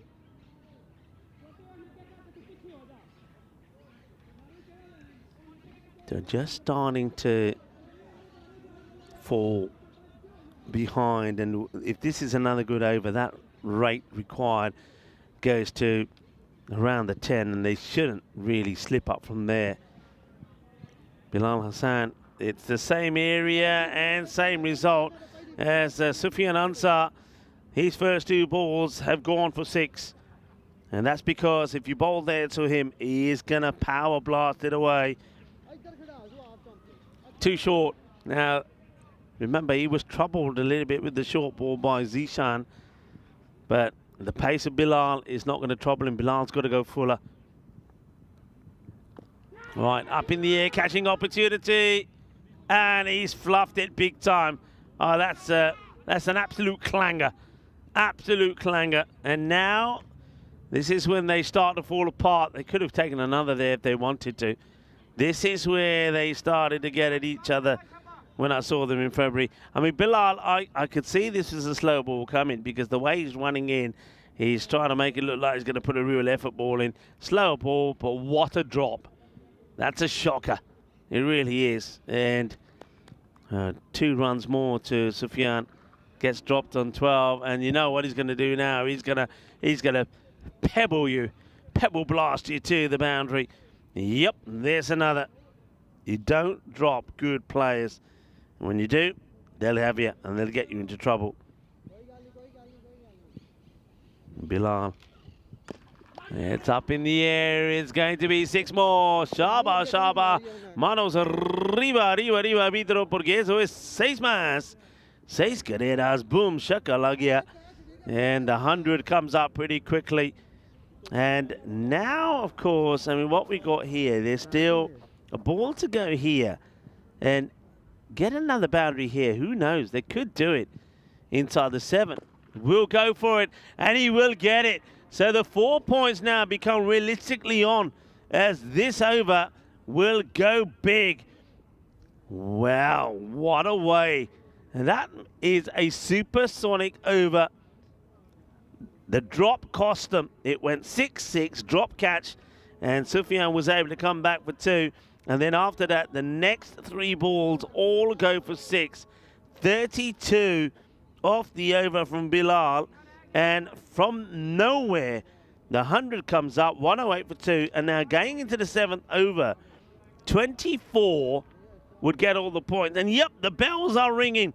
The bells are ringing. Anwar gets the ball. Waka's Anwar.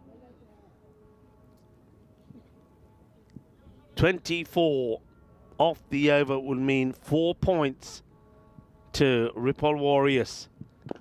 And catching opportunity and dropped, but saves the boundary. Drops it, Zishan. Now they could take 2 here. I won't say the words that come to mind because it wouldn't be right, but that's poor. That'll do. I mean, the man who always is giving it the sorry look, drops the straightforward catch. All right, he saves the boundary. Then he's throw back. Well, if the batters wanted to, they would have taken 2. But I think this is all about Sufyan saying, no, leave it to me.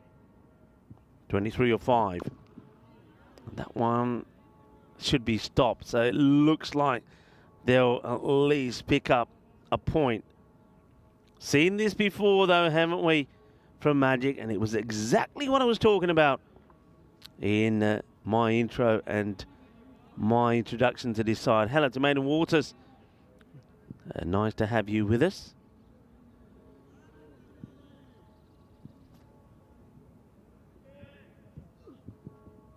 That's well bowled. So I think that with that dot there, point in the bag, but it's still going to be. The thing is, though, I mean, I think if you're Ripple Warriors, you're still trying to finish this as quick as you can because net run rate can be key. It can be crucial.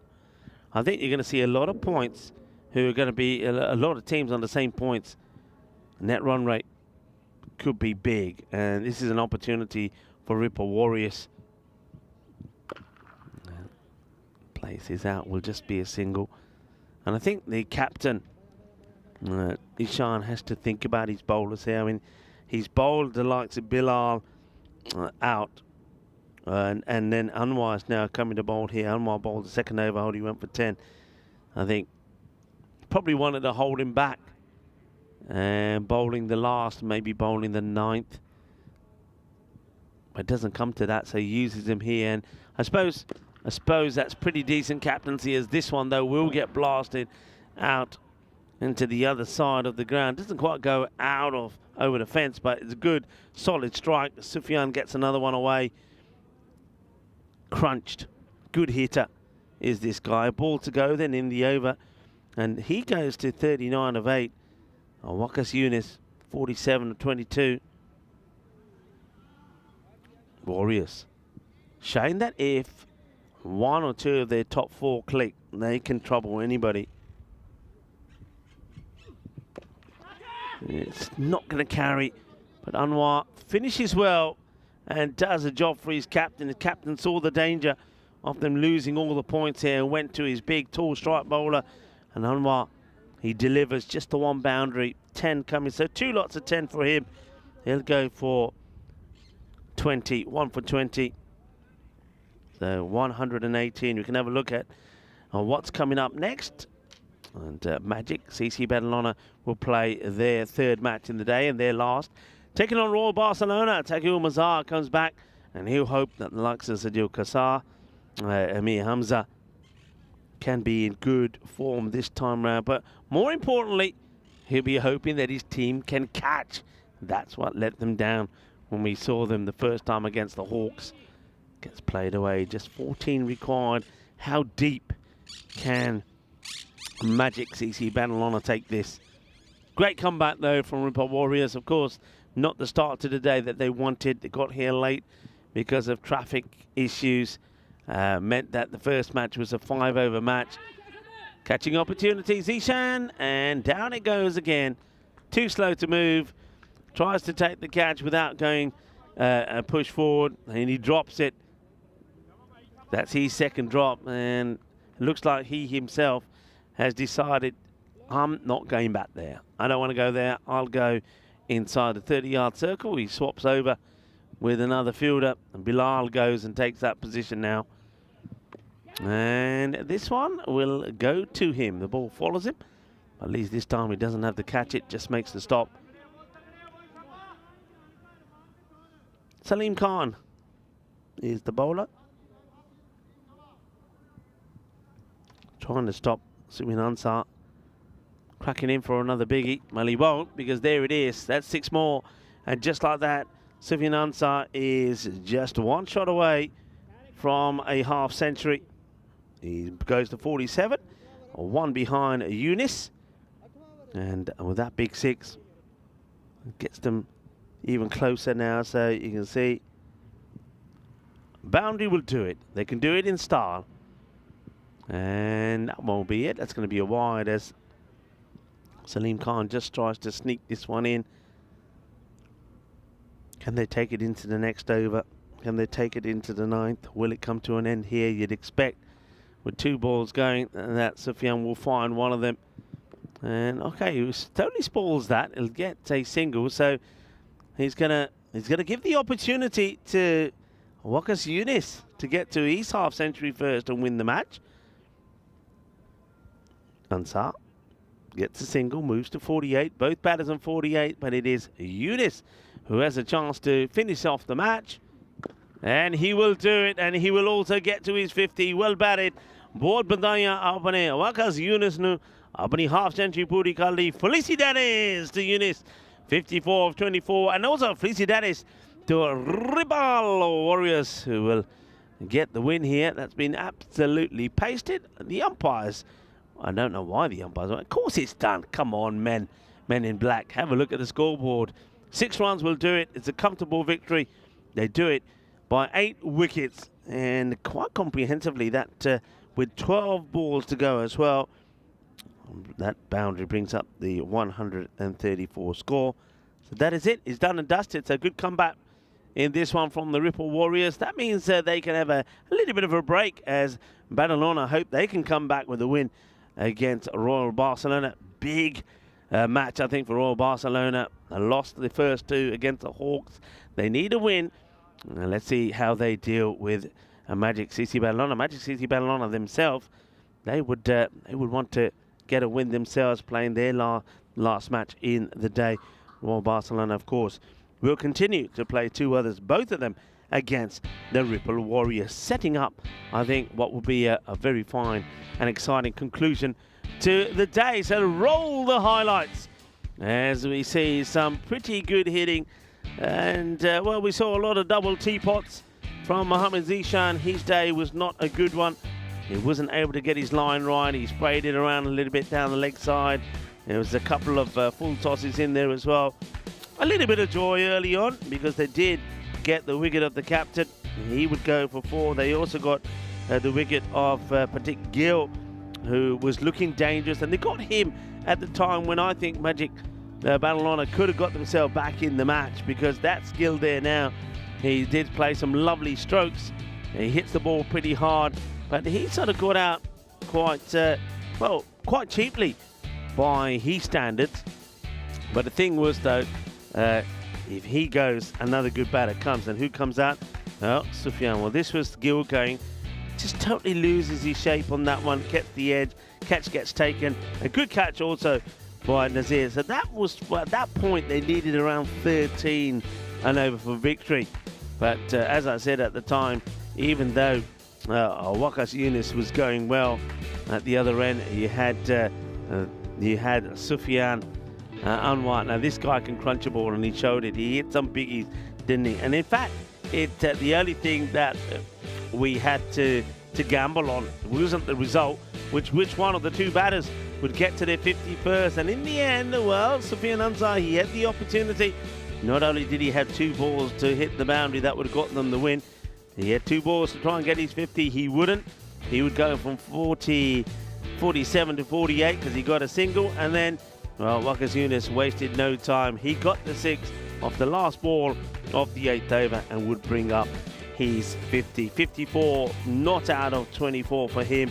And a comfortable victory with 12 balls to go for the Ripple Warriors. So they fight back, and they do even this little mini-series, just as I thought they would. I thought the two teams would go 1-1, and that's exactly what has happened. The lovely views of where we are here in this, well, you'd have to say the Olympic part of Barcelona. Scorecard: Waqas Yunus 54-24, and Sufyan Anwar 48 of 13. Pratik Gill chipping in with 17 as well. With the bowlers, again, what can you say? I just don't think they applied themselves really well. Mohammad Zishan, he goes for 35, and even Bilal Hassan, you'd expect him to be pretty tidy. He goes for 42. Salim Khan and Waqas Anwar, I like what they had to offer. Waqas Anwar, I think that good over from him means that, well, 2 good overs actually, means that they would at least go on and pick up a point. So bowling, still an issue there for our Magic, but we will see them in action in the next match, and it's a big match for them. They want to get a win before they pack up their bags and go home. But the team that they're up against, Royal Barcelona, they need to get a few wins under their belt as well. They didn't have the best of a start. So we're going to leave you with the match summary and remind you that the next match coming up in just over half an hour's time. That gives you an opportunity to put the kettle on, or whether you've got the fancy coffee machine, get it on, get it clicking, make yourself a drink, and maybe make yourself a little bit of breakfast, lunch, or dinner, whatever the situation and the time may be where you are. But do come back and join us, ready for the start of the next match. Match number 52 coming up, and it will be the Magic CC Barcelona side taking on Royal Barcelona. Hasta pronto, mi familia.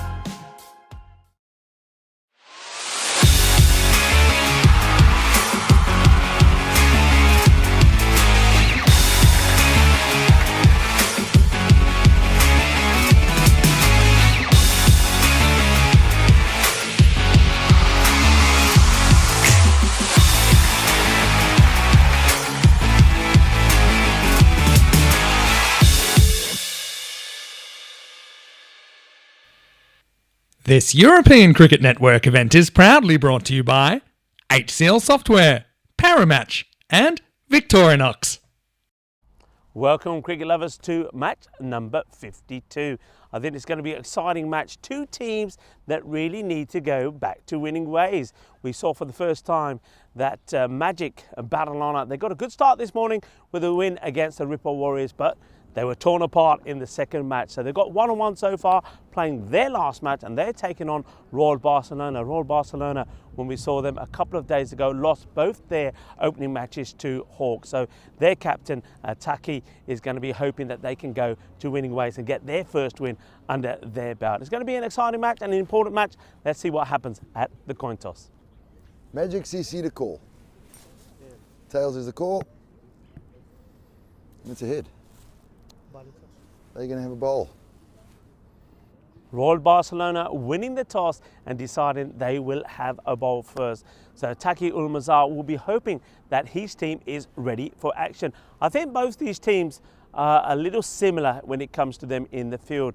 I think the Magic boys, we saw from them that sometimes they can be a little bit untidy in the field. They can make some mistakes when they're fielding the ball and also when they're catching the ball. And that's certainly an issue that Royal Barcelona had the last time we saw them. They do have some good players. I think the likes of Sergio Kaiser is going to be pretty big for them this time round. The captain, Taki Ulmazar, will be hoping he can find his batting form.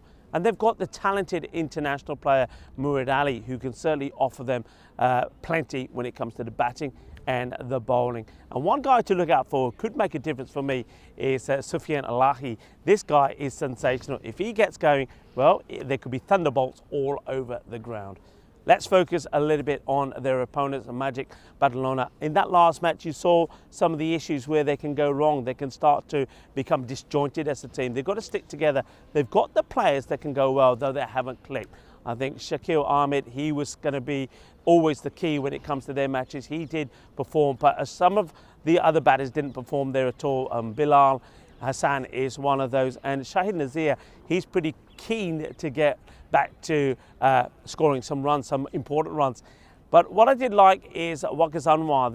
He's a good player, talented player. He probably doesn't get as much opportunity with the bat, but when he can get in, he can score big runs. But with the ball, he bowled very well in that last match, and you could say that his 2 overs did at least ensure that Magic Barcelona did get at least a point out of that match. But these two teams are not looking for 1 point, they're searching for 3 points here. Which way will it go? Well, join me back in the commentary position for the start of the first match, and I'll give you some news on the two squads. And a warm welcome back to you all as well, wherever you are tuning in from around the world. It's lovely to have you with us, and it is a glorious and sunny day here in Barcelona. It's a gentle breeze and nothing really to talk about. The sun is out and the temperatures in the 20s as the umpire for this match will be umpire Shane and Safwan make their way out. We'll have a quick look at the fantasy dashboard here. Can see one change coming in. Zishan Maqbool comes into the Magic CC Barcelona side, and we see Salah Gondal is making his first appearance for Royal Barcelona, along with Bakhtir Khalid. Now, this guy can be a bit of a sensation, and if memory serves me right, Bakhtir Khalid is the cross-handed bandit. I think he's a player that does bat with his arms cross-handed. We'll have to wait and see if it is the same player, but for now, I can tell you that this is what the computer is thinking. 64% to Magic Barcelona, and opposed to 36 for Royal Barcelona. Royal Barcelona certainly could do with the win. And they, of course, had 2 losses when we saw them on match day 9, going down 178 to 158, and then 156 to 109 against the Hawks. The 109 will be the one that really hurts them, because they needed 110 for a point, and they should have got that point quite easily. But the last 3 overs, they just never got going. And yeah, the point, or the opportunity of the point, got away from them as well. So let's see how they fare here. You can see Taki winning the toss and putting the opposition in, speaking to his bowler, talking to him about the field. And it will be Zaman will start off with the ball.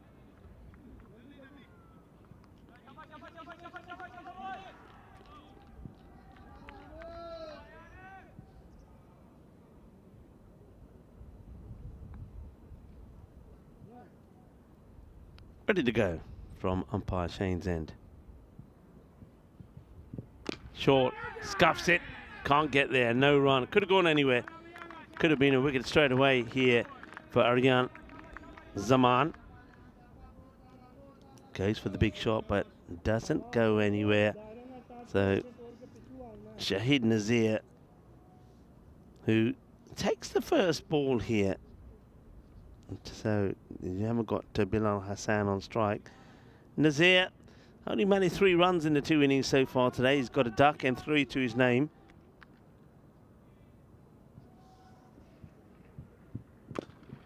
And, that's come, I think, off the foot of the bowler. Maybe takes the pace off a little bit, which allows the fielder, Sajil Kaisa, to do the fielding. Let's see again. No. He actually keeps that foot in the air. Probably that's a wise move.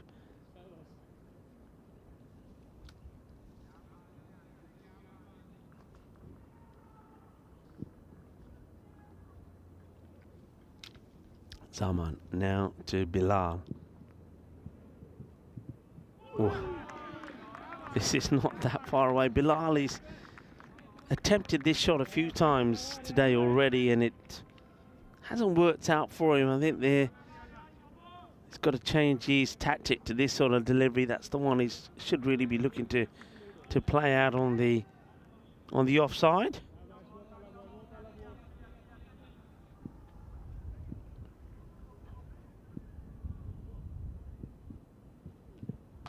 And this one just over the infield. Is that slower delivery from Aryan Zaman. It's a little bit short. And Bilal doesn't hold back. And you can see it's a matter of inches. But gets away. It's going to be first boundary of the innings. And it goes to the dangerous Bilal Hassan. If this guy can get going.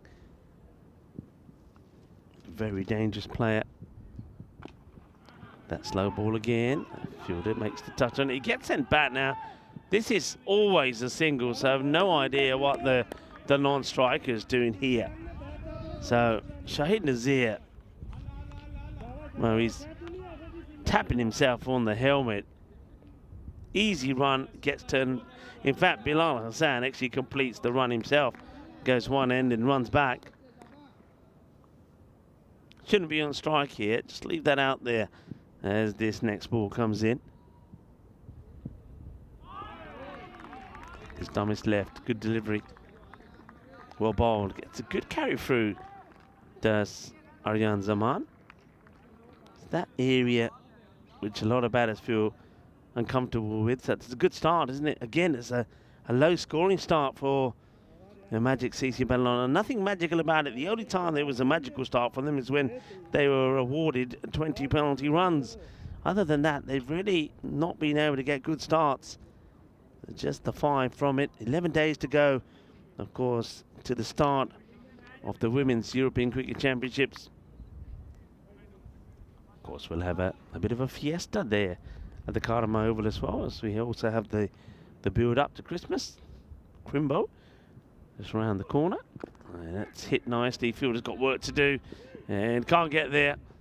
Sort of offers a hand to it, but Sufyan Lahi, maybe he's coming away, and yeah, just I wonder if he got a dive in there or slid in there. Maybe he gets something behind it. So a boundary to Shahid Nazir. He's first. He's first in the day and trying to make it his second, and he will. So 6 and 4. Normally we say hungry for more, but when it's 4 and 6, we say looking pretty slick, and that's what he's done. So takes this. It's a good shot, actually. You see, he in full control of it, keeps his eye on it, head under the ball, gets the little swivel on. There's the captain, Taqiyul Mazar. Gets hit for back-to-back boundaries.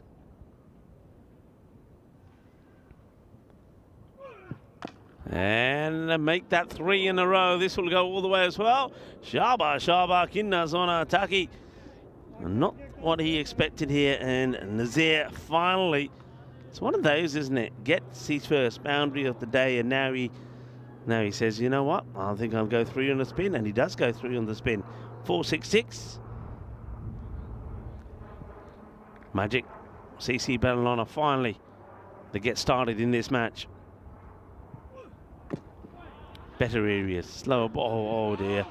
Ay.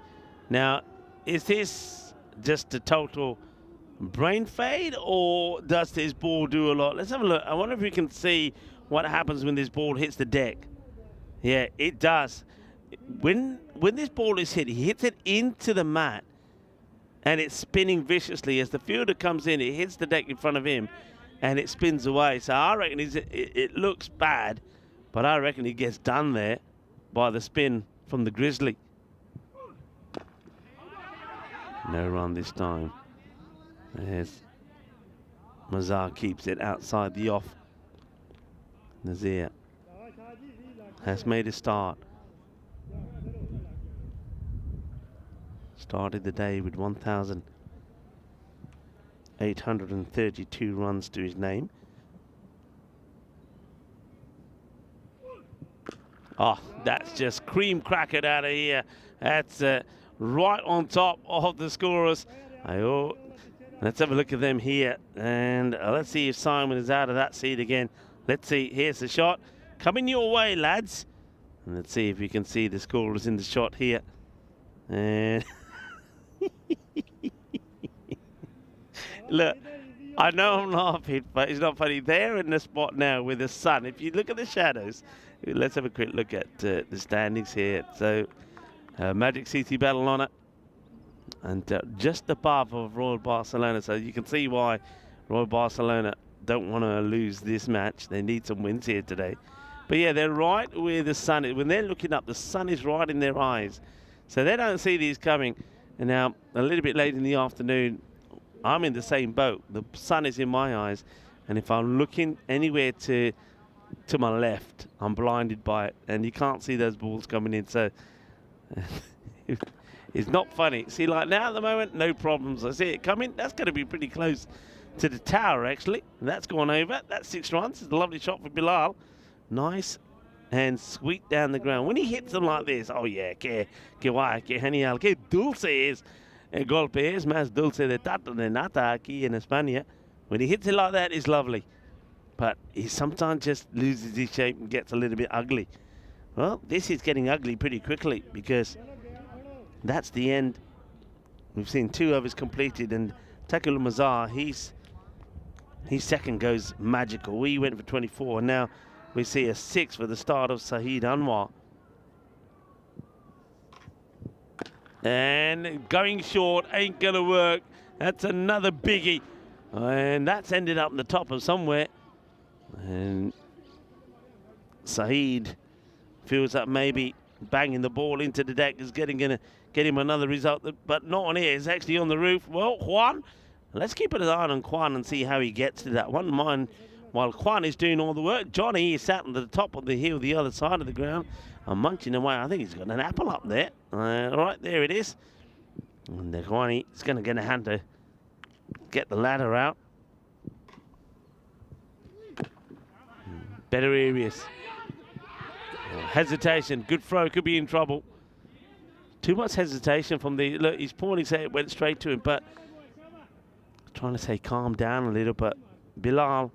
First he wanted Shahid Nazir to run earlier. Now this time he's saying don't run. But I think there is a run on there. Bilal goes straight away. He wouldn't have been running to the danger end.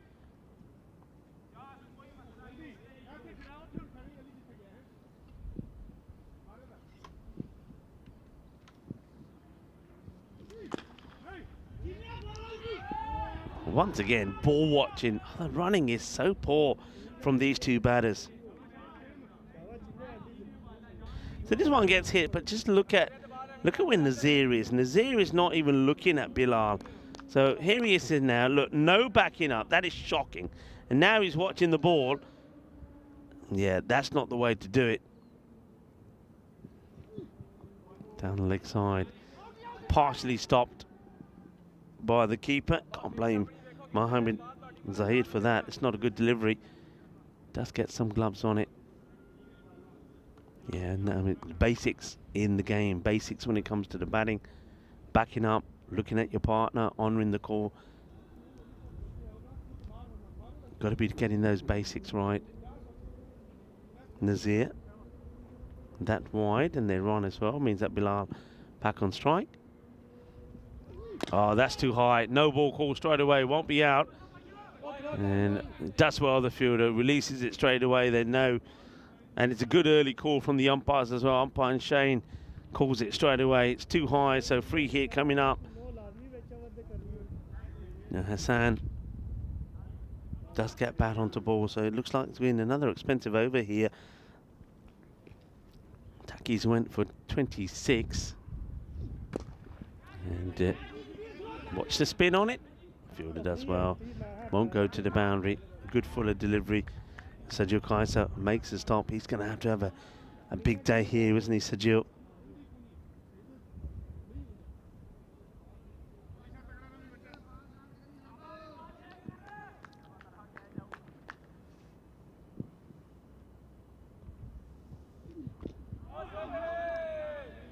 I wonder if he gets a little bit of bat on this. The umpire Shane straight away, not entertaining the appeal. 49 then. The power play score. They've come back well, haven't they? They have magic, because there was nothing magical about the first over, only 5 from it. But after that, they've gone 26 and 18. And there it is. That's the way it's looking. So they've made the start. I wonder if they continue with using different bowlers here, whether Taki Umazar will go back to Zaman and say, hey, get me another tight over in here, maybe a breakthrough. Looks like we might have a walkie-talkie fail here, as Ravi Panchal has come out with, oh no, a pair of scissors. Let's see, keep an eye on this. And, well, there's a little bit of work being done. What you need is one of those Victorinox knives. That's what the umpire should have. Give them all a Victorinox. Victorinox, of course, one of our partners. We often talk about them for precision timing, but one of those Victorinox knives there would have been perfect for the umpire to have in his little goodie bag. But anyway, job done. Have a look at the field there. You can see that at the moment they've got plenty of bodies out there patrolling that boundary on the offside. So you've got backward point, long off. Just 2 on the leg side then, so this is interesting field. And well, if you're going to have this field, you can't start with a ball like that. This is Sufyan Lahi. He's a guy that I know can crack a few balls out of the park himself, but he's the one who's going to go for a big one here. Yeah, let's go to that field again. So he's got point, so they've got point, cover, long off, and on the leg side just long on, and a sort of man who's sort of hovering between a leg side and mid wicket, or square leg and mid wicket. Surprising field. And then you've got 2 men also inside the circle on the offside. So interesting, this field. Let's see if it works for them.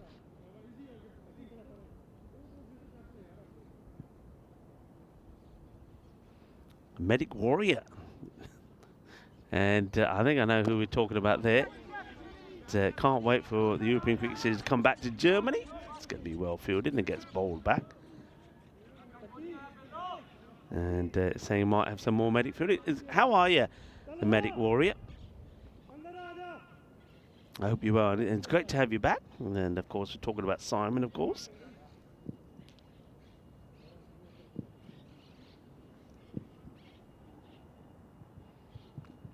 Ooh, he gets so lucky here. Hay poquito de suerte por Bilal Hassan, el batedor. A mala suerte por la Lancer, because that one was destined for the Madeira. And he gets something on it. A little bit. Oh, Dave's from from France. Well, the old French cut there for you, Dave.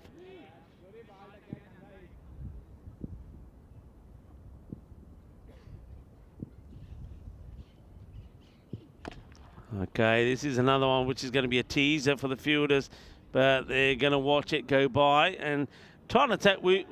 Has been one of the features here in Barcelona when batters have skittled their own teammates. This one's another one. Watch it, and well, nicely held this occasion. Well, I think this is where the captain is probably going to be saying, "Well, I hope you're going to be catching them when you're in the field." Oh, that one there comes off. Well, look at the reaction from the batter. He thinks, "What's happened there?" This is Bilal, because that one, oh well, whatever that hits, it springs off. Look at Bilal. They say, "What happened there?" Well, I don't know. It's almost like that ball hit a bit of a old trampoline as it took off. Surprises everybody.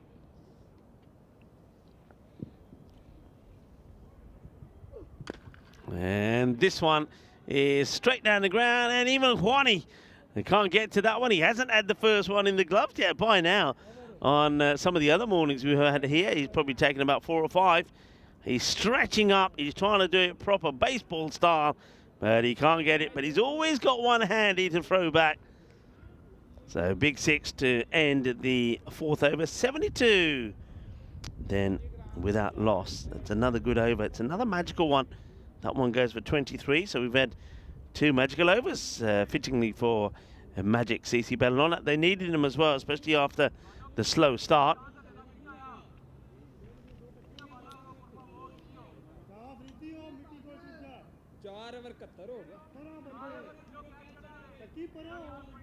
A lot of discussion here about fielders, how many allowed in, how many are not.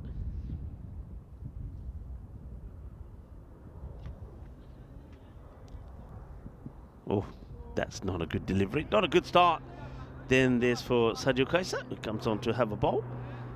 Talking about not a good start, I want to talk about the start that Michael Holding had to his Test career back on 1975. And it wasn't a good start. That is not a good start either. It's a low-flying aircraft. We saw this aircraft go the other way earlier, Lancer, where now it's going over us again, but going back to where it came from. Not sure where that airplane landed. Well, all I know is it could have been in trouble with the Grizzly, because this was beautifully struck. Nice, powerful shot. So not a, like I say, not a good start here for Sergio Kaiser. All right, now this, nobody there. It's going to go all the way. 6 more. Disastrous start. Balle. And there was a lot of balles going on against Michael Holding, 1975. The great Michael Holding made his debut in the first test of the series between Australia and the West Indies in Brisbane. He won't remember it too fondly. He took 0 for 127 in the match as West Indies were thumped by wickets, and they would eventually lose that series 1-5. It's a great effort from the fielder, and I think this ball, he must have caught the rope. He's been given a 6, so I'm guessing when he's touched this, he's already over the rope. Umpire Shane's called a 6 here. Let's have a look. Yeah, it's bounced. There we go. That's the shot. Brilliantly done by 2 circles.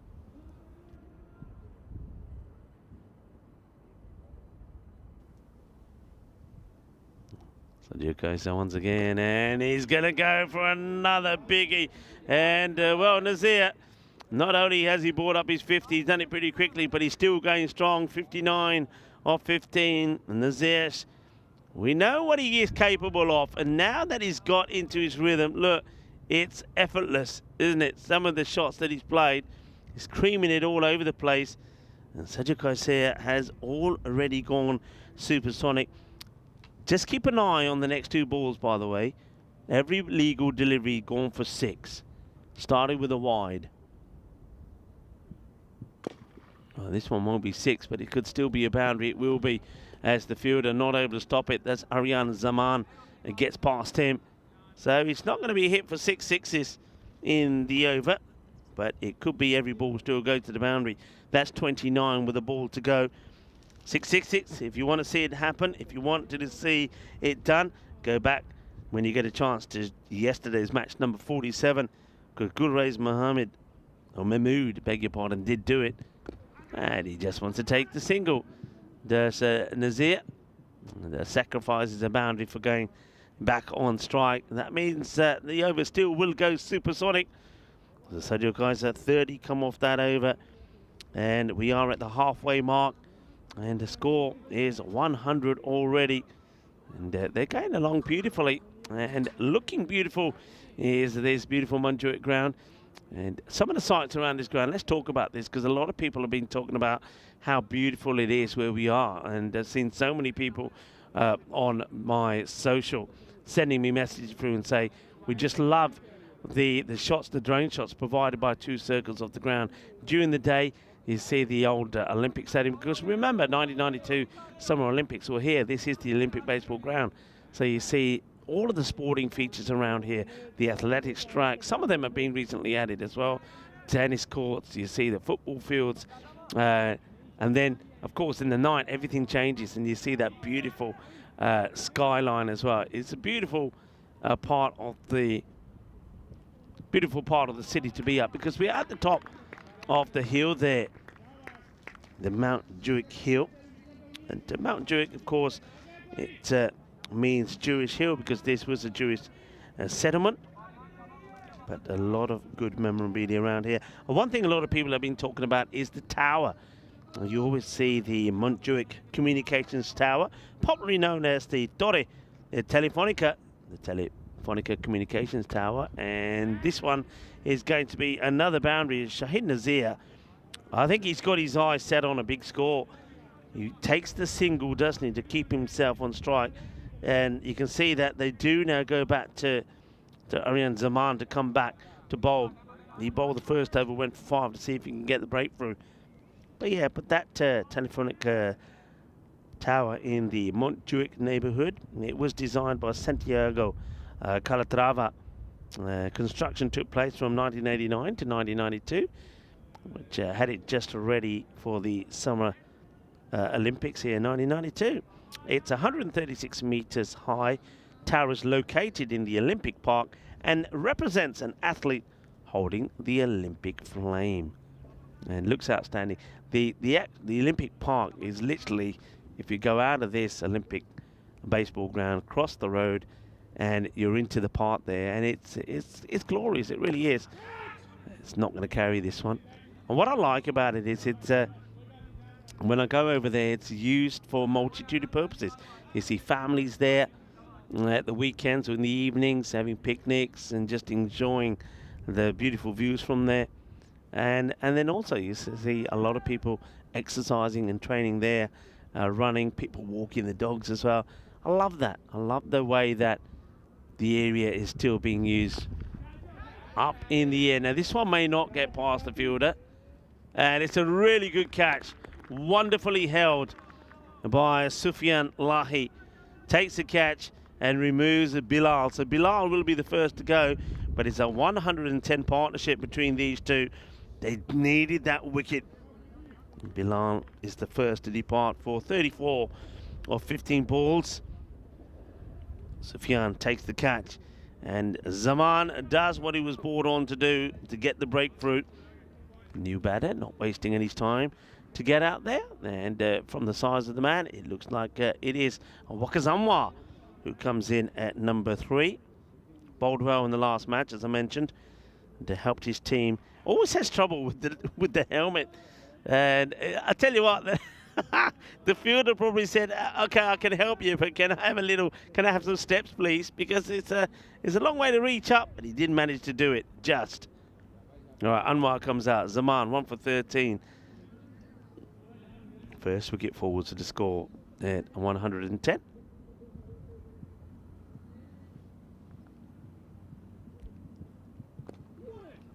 Going to get 4. Was a little bit unlucky. He's the bowler, Zaman. Not where he meant this to go at all, but he gets a bit of the bat on it. I always say you play for every part. So use every bit, and that will go away. Dave was saying he was in Barcelona in 1991. Tell us more, Dave.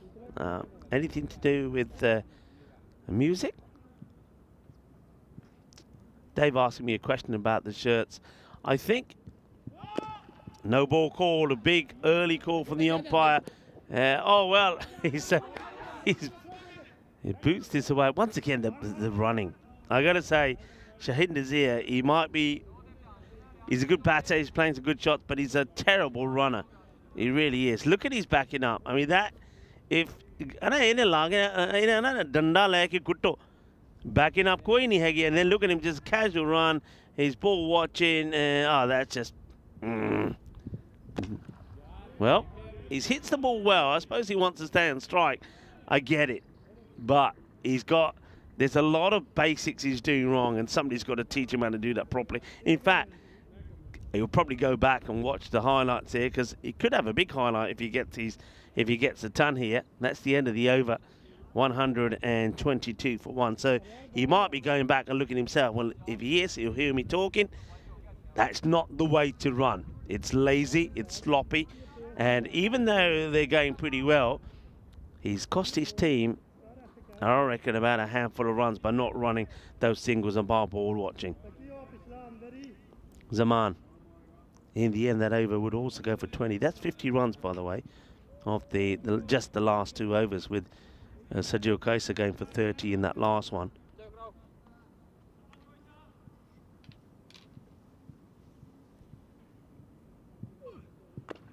Launches into it, and we'll get 6. So Wakazamwa, he's not out there to be giving Nazir the strike. When he's on strike, he wants to club it himself.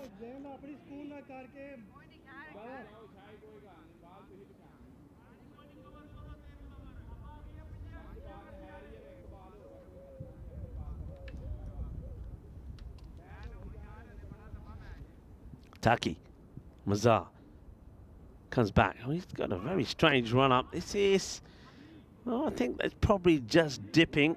Looks like the 2 umpires seem to be happy with it. Nobody's on the old walkie-talkie. We'll never see it and look at it here, as we see Imran Khan on the front of those jerseys. Yeah, no issues. But Taki's got an interesting run up.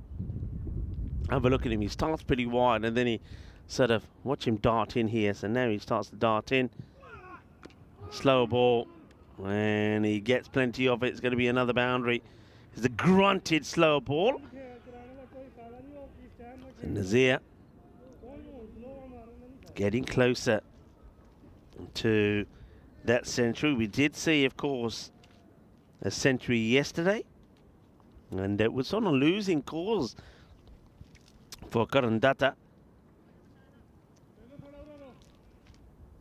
The 7th century of this series, and yeah, Karandata did it in match number 48, helping his team to 141. And wide ball, slow ball, gets it wrong. The thing about that century from Cohen was it, I mean, they got 26 runs to the last over. He was mashing it. So he started in the 80s. I don't think he even realised he got there until the word got out to him and said, hey, you just got a century. And it was a nice moment. All right, now this one probably will need to be looked at. It gets put away, and the umpires are giving 6 here, but he's toying around with this full delivery. He hasn't got the ball to pitch. And does he get this one okay? Let's see where this is. Yeah, only just. I suppose Nazir's a big guy. They're just feeding him runs at the moment. He's 13 away now from a century. And it'd be a pretty quick one as well. 140 on the board already. And expected score, maybe they'll get past the 200. It'll be the second time that's happened. And, well, that's a genuine leave. I don't know why. He's had 23 balls. He's on 87, and he just leaves this. And no ways. Surely he's not expecting this to be a wide ball. So, well, Taki Mazar gets a dot ball in here. He was in danger of going for 50. He still could be if this is dispatched for 6. And it won't be. It will just be a single as the grunting comes to an end. 45 of his 2 overs from the captain, 141. So that one goes for 19. It's the end of the magical overs. Only just so we've had the way the over scores have gone. And we'll come back to that in a moment. 5, then 26, 18, 23, 30, 20, and 19. 9th to the 20th of December. Get ready, everybody, because the girls, well, they just want to have fun, and they will be having fun on the Women's European Cricket Championship, starting, of course, at the Field of Dreams, the Gardner Oval. That's fairly well struck, too well struck for the field to get anywhere near it. So Nazir keeps on going, closing on, and that's the other thing, of course. I think the start of this innings he was on 1835 runs.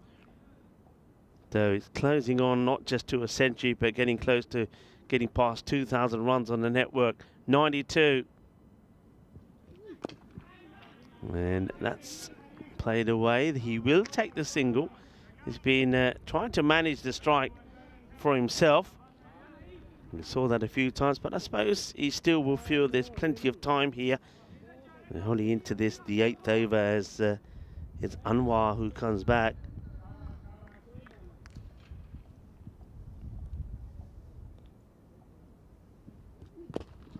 Lofted 6. Hitting 6 is for fun at the moment. दोस्तों कितना मजा आ गया आज तो चंगे छक्के लग रहे हैं. That's I think that's now takes us to 17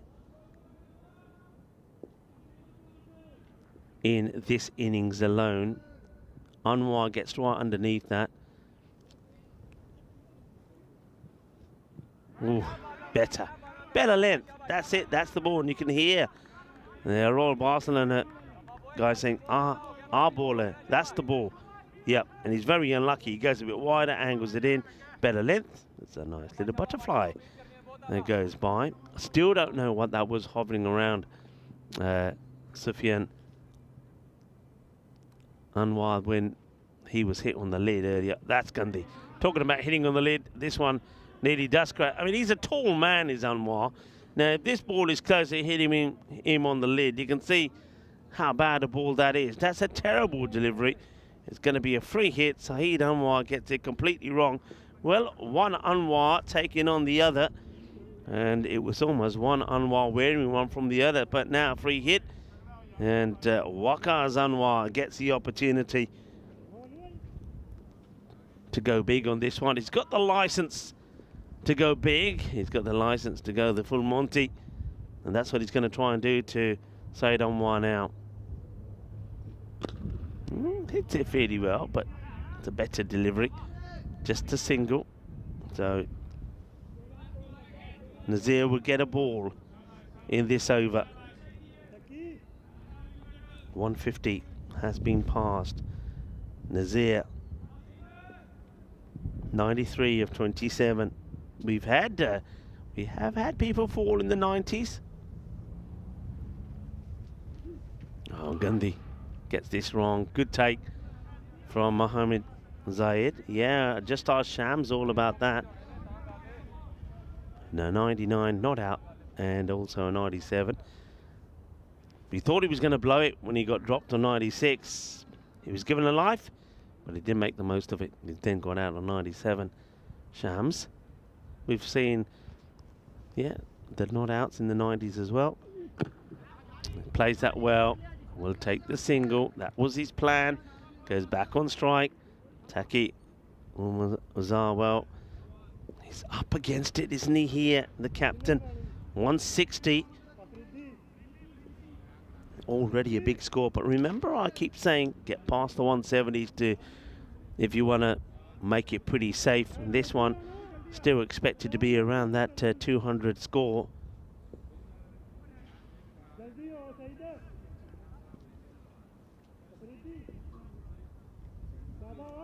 Right, they on strike, 94. One big hit would do it. Shahid Nazir had a terrible start the first 2 matches. A duck, just 3. But now he's in. is in his groove. And he will get 100, and he will do it with a big 6 down the ground. Shahid Nazir, take a bow. He is another centurion, the 8th here in Barcelona this time round. And he does it with 12 big 6s and 5 4s, 100 of 29 deliveries. That one gets played away. We get the single. And, well, now he's being applauded because, well, the score system just a little bit slow, but that's 101. The 6 was the 100. He gets applauded now. He was waiting for it, and nobody gave it to him. And, well, at least if he listens back to the commentary, he'll hear it from me. He'll also hear some criticisms as well. Oh, can we see this ball again? And if you don't like weird stuff, don't look. Watch the leg. Oh, no way. Hey. Now, is that the way he normally bowls? Is that the first time I've seen this from Sufyan? Oh, well, that's a very interesting bowling action. I thought he was sliding and about to go. What's the way those legs go here? But the one before, well, his foot landed awkwardly.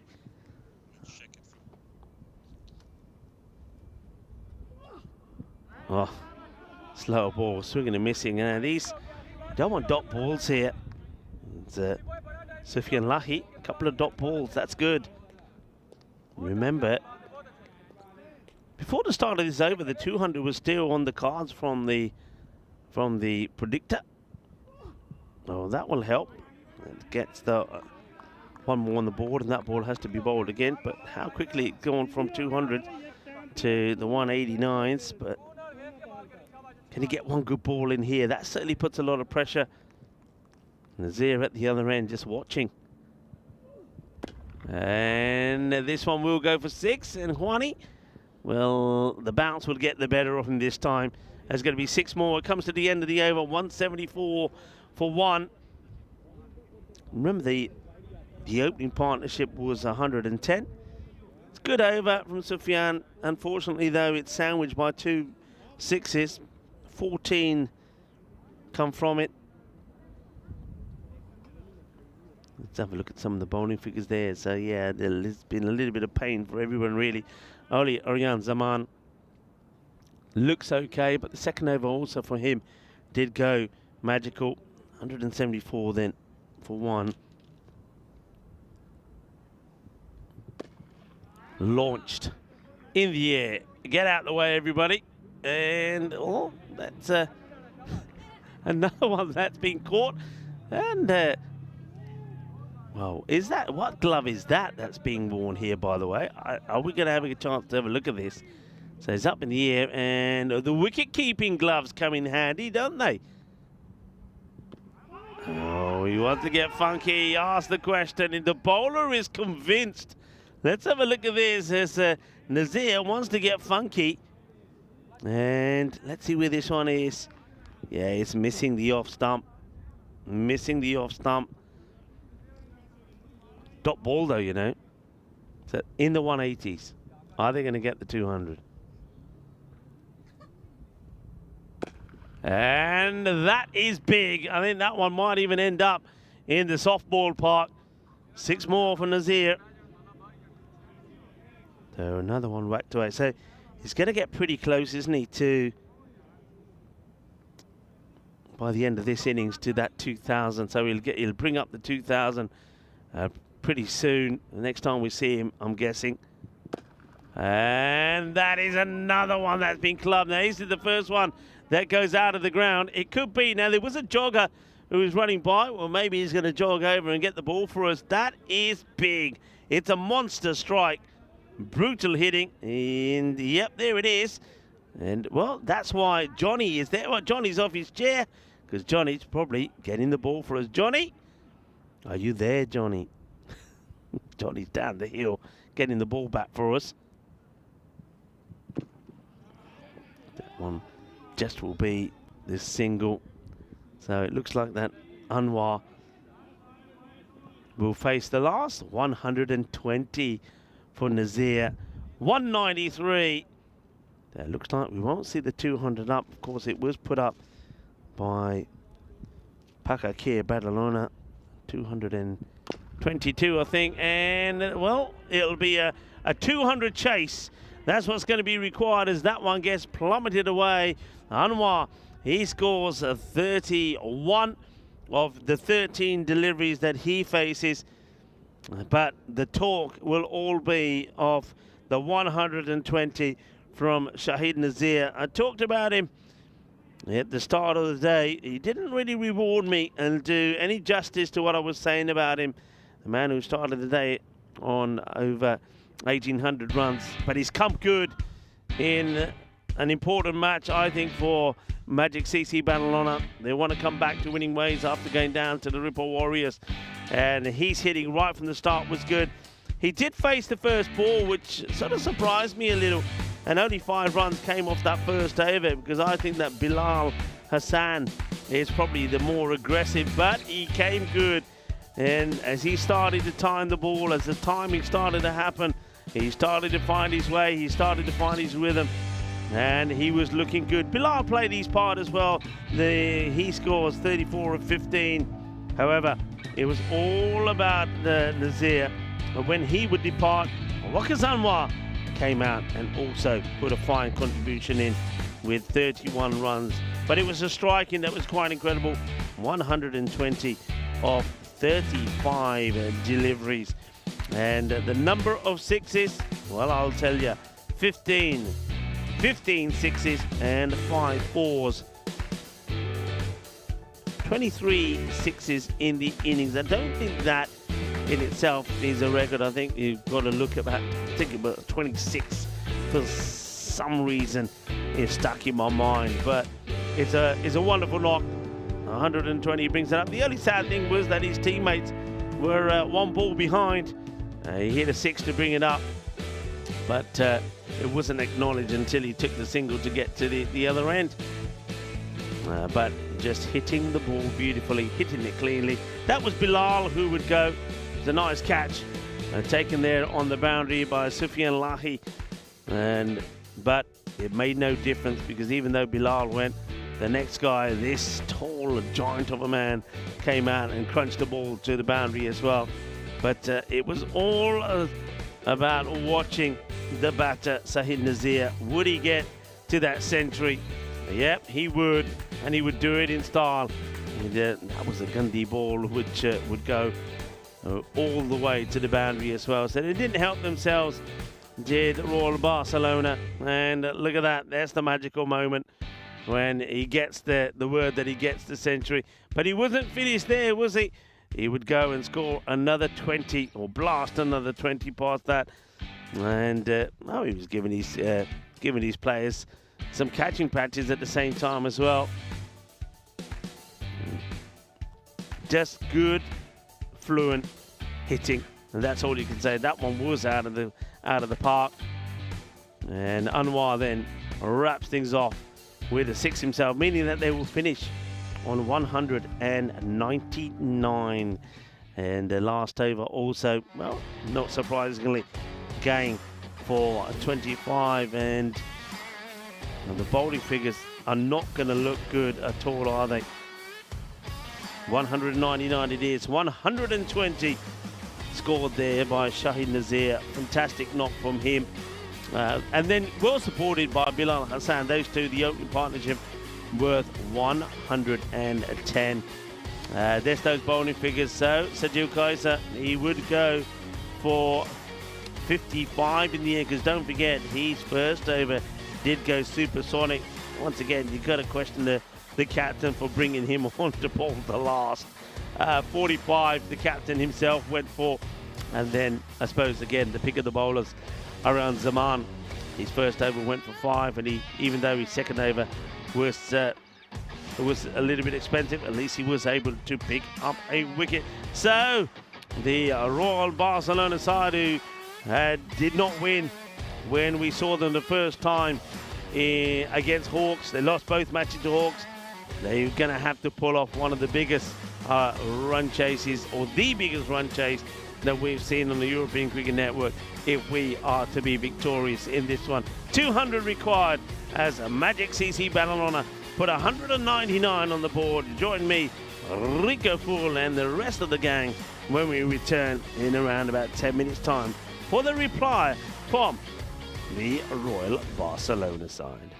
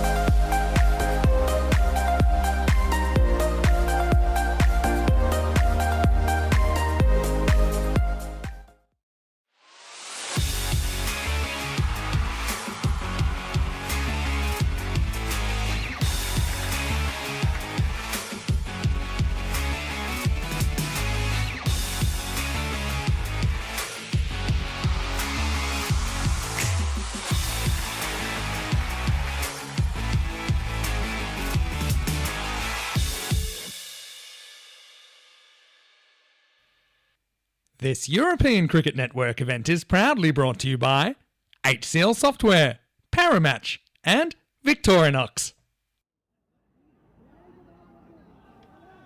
Hello viewers and welcome back to the beautiful Montjuic Olympic cricket and a baseball ground, and we've seen another Olympic performance from Shahid Nazir. We're just having a look at his profile. So he's now scored, and that makes it 4 centuries on the network. The first one was back in 2020 when he scored 116 against the men in blue. He then scored one in 2023, 110 against Sohail Hospitalet.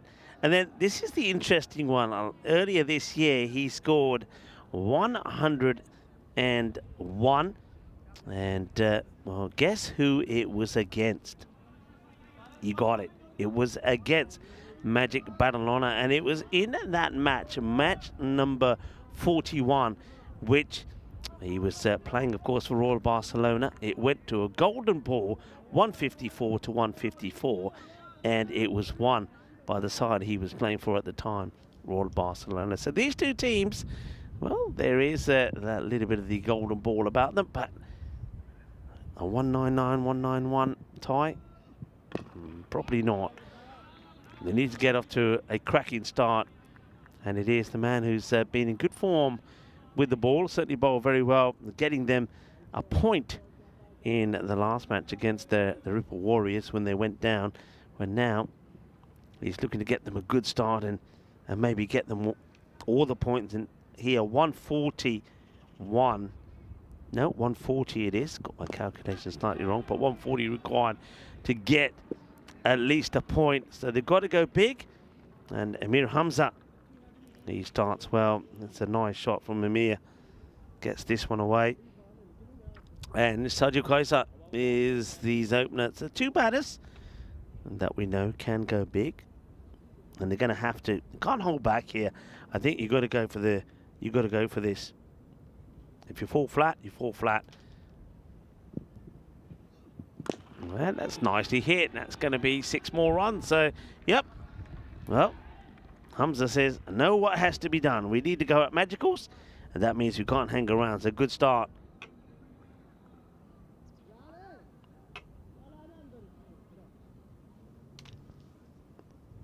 Waka Anwar gets a dot ball in to start, and then the next 2 have gone down the ground for 6. And looks like new balls, please. And more work to be done by Juan. Juan is gone looking for those 2. All right, Anwar.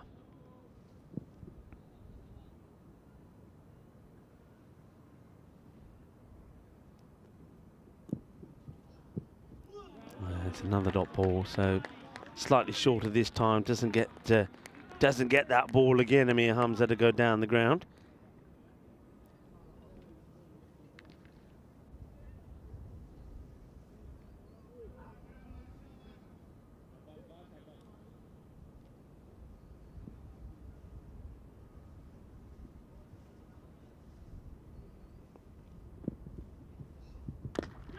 It's going to be a difficult chance. Well, he had to, if you wanted the catch here, really, the captain, that's Azhar Ashan, if he wanted the catch, he had to, Ishan, throw himself forward for it.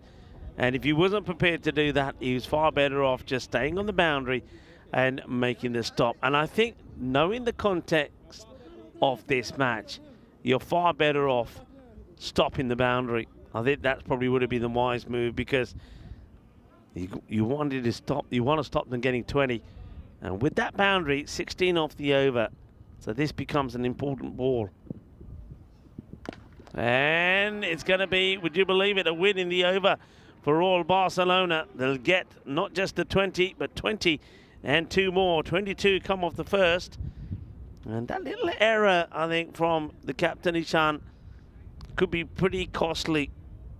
If you keep it under the 20, then you're winning the over. So just like that, the 20 per over now goes down just a smidgen. 36 matches since the golden ball. And these 2 matches, these 2 teams, as I reflected on, did give us the golden ball on the 8th of February earlier this year.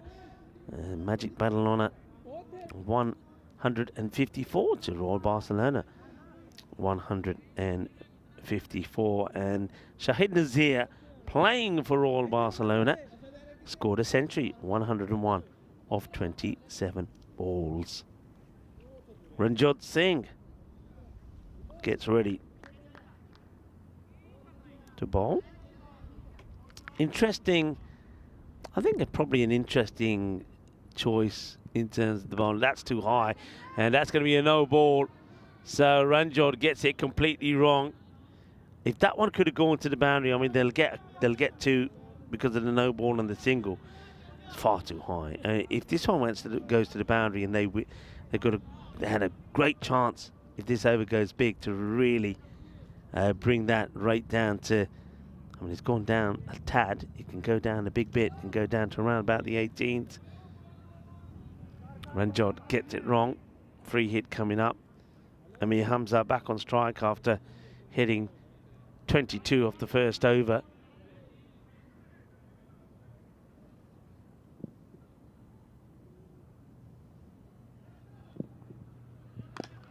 And dragged away, but won't go to the boundary. Just a single. That's a result. So you're almost saying to yourself, if you can win 2 balls in the over, then you could go on to win the match. And that's what you're looking to do, try to win those 2 balls, get those two dots in. But of course, every time you get an extra, then you've got to win an extra ball. And that's what Ranjot is trying to do here. Okay, now it's going to get away. That'll be 4 runs. It's not where he wanted this to go at all, Sajul Kaisa. But got to be swinging. You've got to be chanting your arm.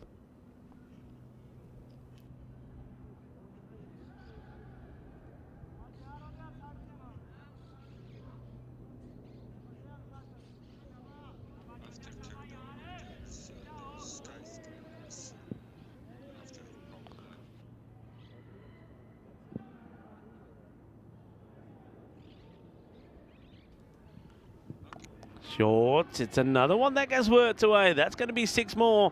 Manos, arriba, Vitro. All right then. The fight is on. The fight is on. Well, this is when Magic comes up against Royalty. Well, last time it needed a golden ball to separate them. Got to believe. Got to believe Royal Barcelona are looking to pull off what would be the highest run chase. Few people talking about it. And after this over, when we have a look at the standings and see how important this match is to Royal Barcelona, we can have a look at those high run chases. And Ranjot, behind you. Now it's your turn. And I think he's getting a warning here from umpire Safwan, because I saw Safwan talk to the captain. He's running in front of the stumps, coming around the wicket, and this time he stays away from it, and that one is going to get over the captain Ishan and gets thumped for a 6. It's too full, isn't it? Too full of delivery. I don't know why he wants to. He's struggling. He's coming around the wicket and he's struggling not to get in front of the umpire. Safwan now telling the tournament referee that he's been warned, and that's why now he's going to come over the wicket. So this, for me, is what he should be doing anyway. 19 off the over, by the way. 41 on the board. And this one is also going to get to the boundary. This is on, you know, folks. This is on. So that's 45 off the 2. They're actually ahead of where their opponents were, because don't forget, they started with just 5 off the first. So it's gone 22, and with that one, 22, and that was another 4 to add on to 22 and 23. And this is what we're talking about here. That's the highest run chases. So the all-time high, the one that a lot of people are talking about in the chat, when the Netherlands pulled off that shock run chase against Spain, when Spain were looking to make it into the final in the European Cricket Championships back on the 20th of October 2023. I remember watching that from the boundary rope, and I couldn't believe what we were seeing. So it's on. It's only a start. They've got to maintain it. It's only a start. Time for Zishan. And it's going to get over the fielder, and it's going to make its way to the boundary. So they've opted not to have the two men straight. Well, it's because they got long off back and long on inside. I think if you're asking me, that's the wrong way around. I think you're going to have the to the left hand, the long on back, and keeping it as it is. I mean, even though that the long off is very straight.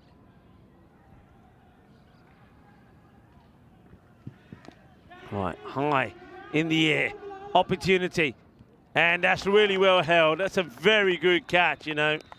Hamza will go swinging at this one. That's gone a long way up. You saw a number of players trying to get behind it, including the keeper, Shahid Nazir, but it's been held and well held. This one was not easy. The ball has gone a long way up. It's probably fizzling. He's having to take it away from his body as well. That makes it an even harder catch. And this time, well, no double teapot from Zishan. He stands there with his hands lofted in the air as he does remove the dangerous Hamza. 27. He scores of 9 deliveries. But he's done what he has to do. Now the other batters have to come out and do the same thing. 3 6s and 2 4s. Very good catch taken there. And it was listed as Bilal. It didn't look like it was Bilal who took the catch, actually. It's gone down as Bilal. I don't think it was Bilal. It didn't look like Bilal to me. Let's see it again. Is that Bilal? Maybe it is. Maybe I just don't recognise him with the cap on. So Bilal takes the catch. The umpires, I know, radio it through. So I'm sure it is, even though it doesn't look like him. A good delivery. Zishan does hold this one back slightly, and that's one thing I was saying that we haven't seen too much of Zishan. Just get that slower ball in there as well, and he does. So after staying with the rate the first 2 overs, with both Anwar and Ranjot going magical, this one now is the one which could trouble them. Well, that's a good stop. Fires it down the leg side. He's had this problem. I think he's done it. If I'm thinking the way that he's been bowling, and if I'm thinking correctly, I was about to say if I was a gambling man, then I would be saying 2 wides, no ball, because he's been doing that pretty consistently. There's always been a couple of wides, and then he always fires in that no ball as well. He's has control issues. That one is okay. Seems to be a strange smell around the ground.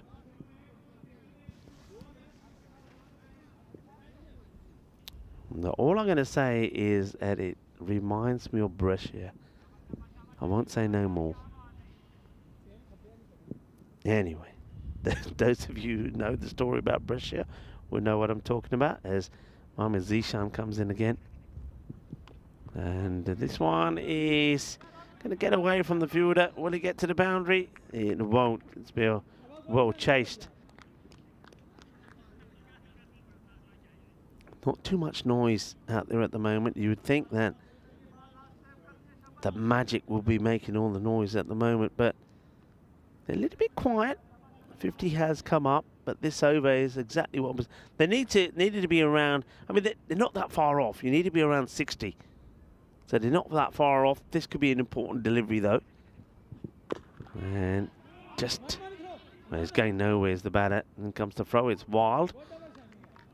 So they've gone with Bakhtir Khalid, who hasn't played as yet. So he's going to take a while to get in. And one thing I haven't done, and I have to remember when he's back on strike the next time, is to keep an eye on his hands to see if he is. The cross-handed bandit, 22, 23 and 7. So that's the over that at the moment does the damage. They fall short, but they're not that far behind. If they always had to go magical to win this match, and it's only just above the magical. If they get another over like the second one, well, either one, the first 2 overs, they're back on course. So that means this becomes the big over, and they go back to the tall man, Anwar. And he'll get sent over his head for 6 runs by Sergio Kaiser. Nice shot, holds his shape. It doesn't try to overhit and uses the pace. Good timing, lovely hit, nice, clean and crisp. And it would go for 6.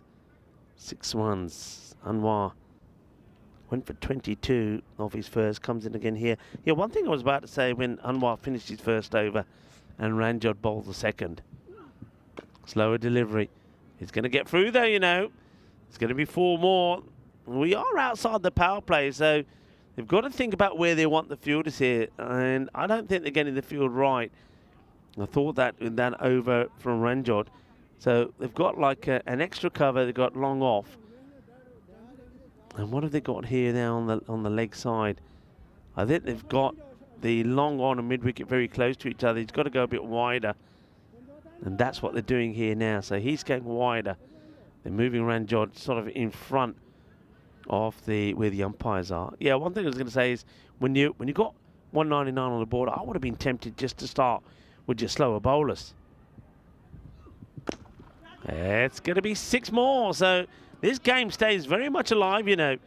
And Sergio Kaiser waits on this. It's slightly slower, and it's a good shot. Playing the ball on merit. Anwar does get brought back after going for 22 in the first. And, well, we've seen some big overs. We saw a bowler go for 55. We saw the captain, Takir Mazar, go for 45. And this one will go to the fielder, though. Makes a stop. So, right, let's have a look at... I wonder if we can...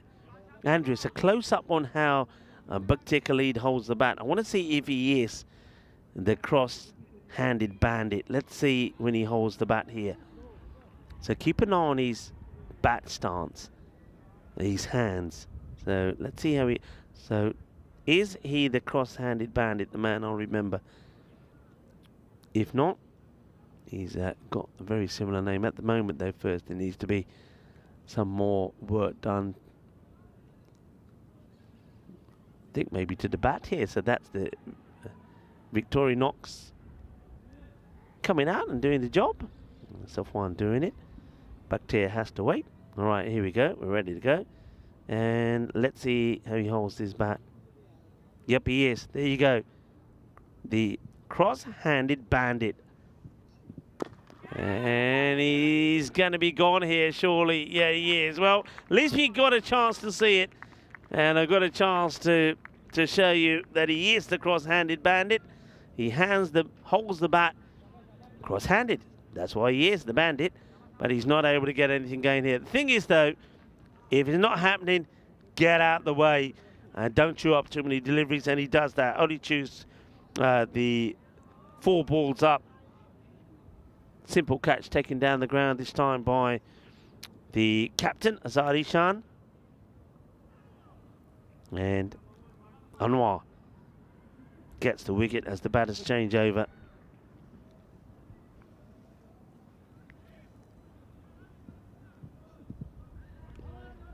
Sufyan Lahi comes in. It sounded like there was a bit of a noise there, actually. I heard something. Maybe it's just the bat touching the pad or something. It was a little noise, but being called a wide. Sufyan Lahi, if you were chasing a big score, this is after Hamza and Kaiser. This is the guy I'm going to. If he gets going, he can hit the ball a long way.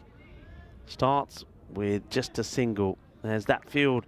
So they do make that change in the field. So remember, they move Ranjot much wider.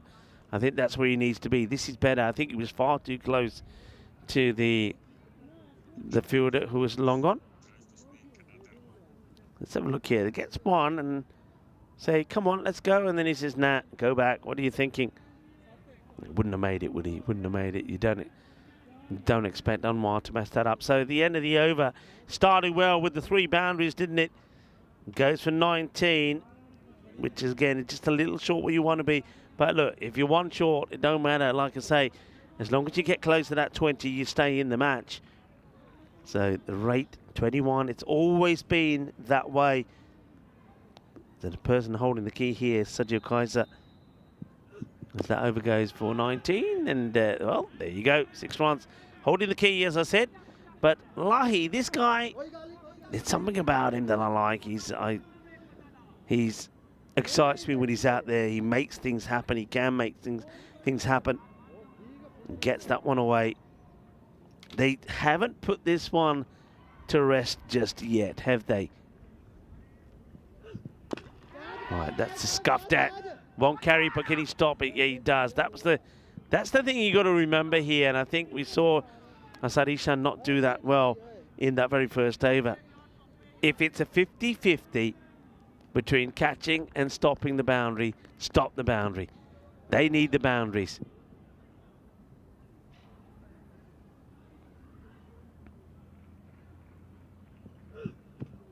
Well bowled. Good delivery. Now, asking the question here, and the batter saying it hits me bat. I think it does. I think it's one that goes sort of batting into the deck. Watch this. Yeah, off the bat. That's why it's not out. Look at the bowler. And the batter said, "Yaar tane ki ho gaya? Batter te lagi hai." Still a good ball because it's a dot ball. Just the 7 off the over.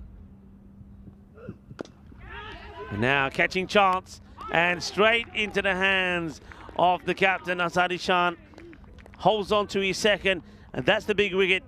Sergio Kaiser departs, and he'll go for 39, and it's the unlucky ball 13 that gets him. A good bit of bowling there, you got to say, from Shazib Hassan.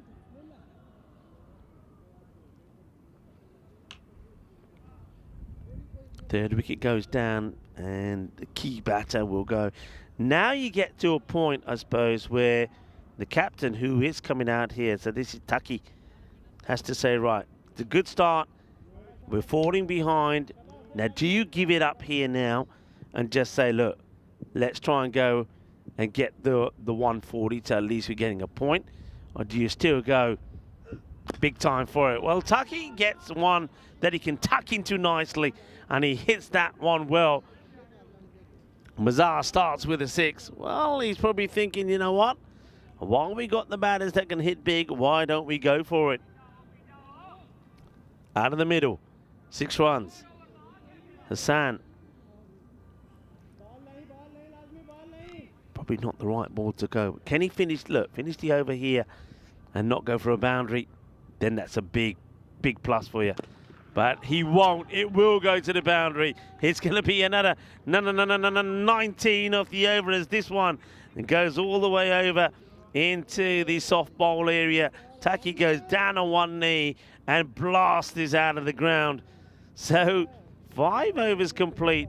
90 is on the board. Welcome to the, well, I suppose the blast here in Barcelona as we have a look at the European Cricket League very briefly. Let's pick a group we haven't looked at too much. And how about Group A? And we keep passing A. Well, let's go to a Dr. Then we got Darmstadt there, of course, from Germany. ACC Bucharest, Starigrad, and Peel and St. John from Guernsey. Dr. Probably between Dr. and you'd say Darmstadt there, the French champions and German champions. And Group A, of course, that is where we'll kick things off, of course, on the 24th of February at the Cardamar Oval. And that'll be, of course, probably our first real stellar event there in Cardamar, though there's some big events that are in the pipeline for the beginning of the year as well. Down the lakeside, there's Zishan, and I always say normally there's a couple that go down there. Match is still on. I know the rate's gone to 22, but in fairness, it did start at around about 20 required, so this match is still very much alive.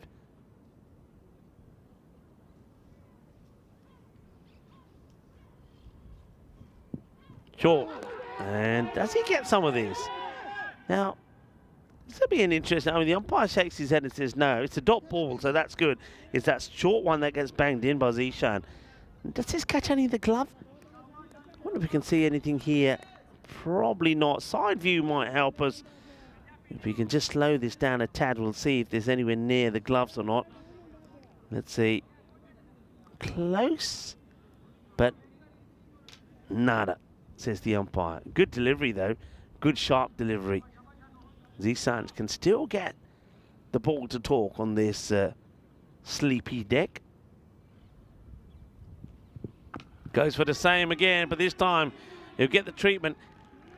I have no issues with this form of attack. If you want to bang the odd one in, but get your field set. They've got somebody behind square, but nobody at the square leg. See, I think you gotta, if that's your plan, then even that man who's behind, you got to move him a lot closer to the umpire. So going for the short stuff. I think you've got to keep an eye on this as well. It's pretty close to being over the shoulder. I don't think I've seen the one for the over just yet. Oh, well, gets a big swing. That's that slightly slower delivery that Zishan. First time I think we've seen him bowl it in this match. He bowled one in the last over and one there as well. And that works for him. It's a dot ball. So in this over already, and those two dots are pretty crucial, but they did start with the wide. So we'll have to bowl that one again. Zishan loses his run up. Goes back to his mark. Thinking hard. Knows what he's got to do. Knows get another dot ball in here. You potentially win the over. Tense this is, isn't it? Tense. And there you go. That makes it even more tenser because that clipped away and it would go all the way. Bowl it. Ginna zona. Shakka lagya. So all of a sudden it goes back to the way this over finishes. 13 off it. Still 2 to come because there was a wide in there. Fair play to Royal Barcelona. They are fighting. They are not giving this up at all. Safian Lahi, who, as I said, came in a little bit lower than I would have thought. There was 4 balls there that ended up being kind of chewed up by Bakhtir Khalid. That's going to be, well, that's the second one. There you go. You see, I know what I'm talking about. On average, 2 wides and over from this man, Mohammad Zishan. And for a bowler of his caliber and his ability, he's got to sort that out. He does it too often. Got to get, on a match like this, it's a tight match. You've just got to not bowl extras. You've got to bowl 6 balls and over. And even if it ends up being an expensive over, you can still win the match. But when you're bowling extras, that hurts you. See, that's what he should be bowling. That's the line he should be looking to get. And even if he tries to do that on 6 balls in the spin, all right, there may be 2 or 3 that don't quite get into the right mark, which may go to the boundary. But those 2 balls that don't, and if you're not bowling any extras, that means that you stay in front in the match. All right, so this becomes a big delivery now. 15 have come off the over.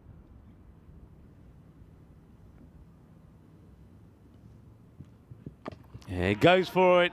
It's up and away. It's going to be another one that will go all the way. Manos. Arriba, Vidro. 6 más. How many times have we seen that? The last ball of the over goes for 6.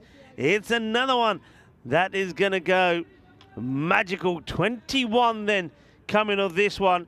That's where all those extras hurt you. The extra ball, courtesy of the wides. And there's 2 wides in that over, and that's 7 runs that have come off those wides. So not only the extra ball, but the extra runs, and that's where you get hurt. Staying in this contest, aren't they? Staying in it. 111 for 3.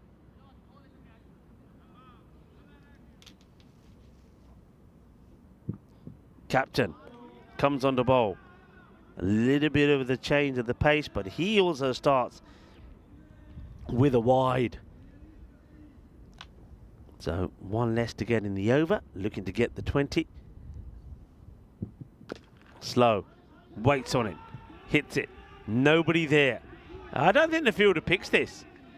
I don't think the fielder picks this at all. I think he's expecting this to be going sort of around the mid-wicket area, and it gets past one, and I think he's a little bit late to pick it, if I'm honest.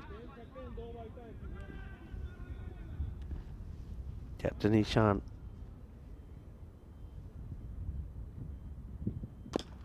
Crunched.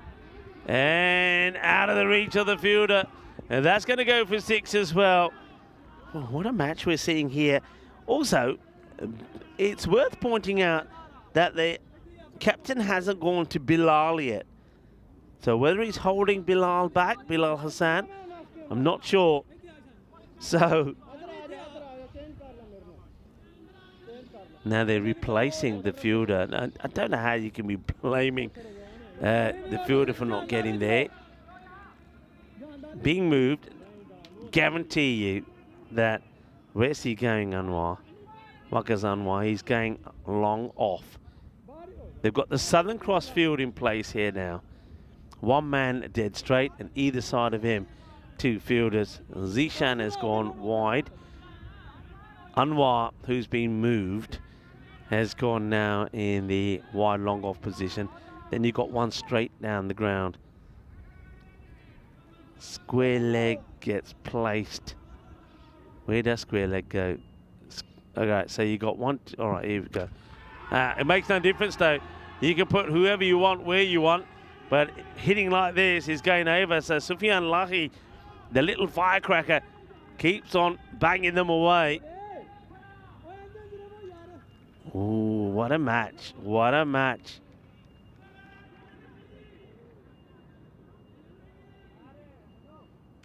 What a match. Well, that's what they think at the moment. The man who's at slip, I don't know who's at slip. He's feeling the pressure. Ishan, the captain, must be feeling it. 17 off the over, still 3 balls to come. Started with a wide, remember. Got to try and get a quicker ball in, surely. He does. And now this one will also go to the boundary. That's going to be 4, so that's your magical over already. Now this is the one that can make a huge dent here. This is the over that could do the damage. 21, 2 balls to come. This is what we're talking about, the highest run chase.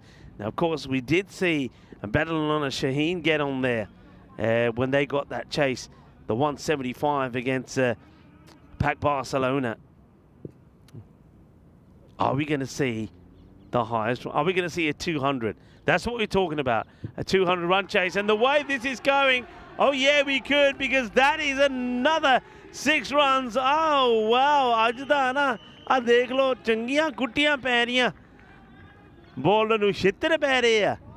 Well, good to pੈ ਰਹੀ ਹੈ. Wow, 27 off the over, a ball to go. Sufyan. And he goes again. Bolle, bolle, bolle. Well, the man from Venezuela takes the catch. Sufyan brings up a 50 in just 14 deliveries. The over will go supersonic. 33 will come from it. And just like that, the run chase is big time alive. 144, 3 down. It was 141 to at this point when Magic were batting. Wow. Wowee. I told you, Sufyan Lahi, this guy can change the way a match is going. 53 on the board. This is quite amazing. Royal Barcelona, their next match and the next 2 matches will be these 2 teams going head-to-head. But right now, all our attention is on this one as Shazib Hassan comes back to bowl. Starts with a dot. Umpire says that's good. Hassan sneaks one in. Comes wide and oh,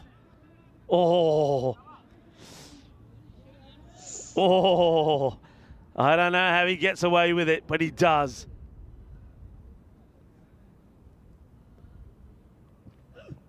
Now, will he get away with it second? This one actually looks closer.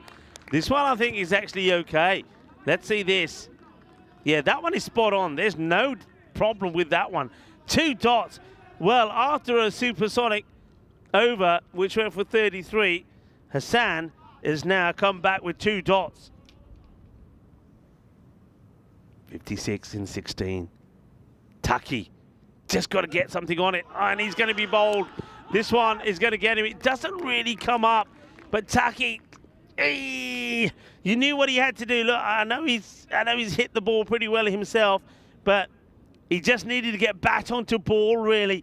But that ends up being another dot, is a wicket. So Taki Ulmazar will have to go. That one doesn't really come up. It hits the off. Look, he goes out attacking it, but he knows the big issue with that is another dot ball. Oh, it was alive up until then. It still is, though. All it needs is the next batter to come out and crunch it. And don't forget who you got at the other end. Sufyan is at the other end. You just, I mean, even in this, when you're needing the old 20, you're happy to just give him the strike and take a single of the first because you know how destructive he can be. Zahid Anwar comes out at number 6. And that was after the wicket there off the captain. This is it again. Doesn't really come up, does it? So captain will go. Goes for 18 off 6, but it was the dot balls. The Shazeb Hassan gets the wicket. And he comes again to the left-hander. High in the air. Good luck catching this. It's the captain. Takes a catch. That's 3 catches in the match. Well, he might have gone for supersonic. He might have gone for 33, but when it's come to the catching, he hasn't let his team down. He's taken the important catches. You can't blame Zaid Anwar here. He had to try and go big, but he's going to go for a golden duck. So, well, he's going to go for the old golden. Here's a little bit of the old.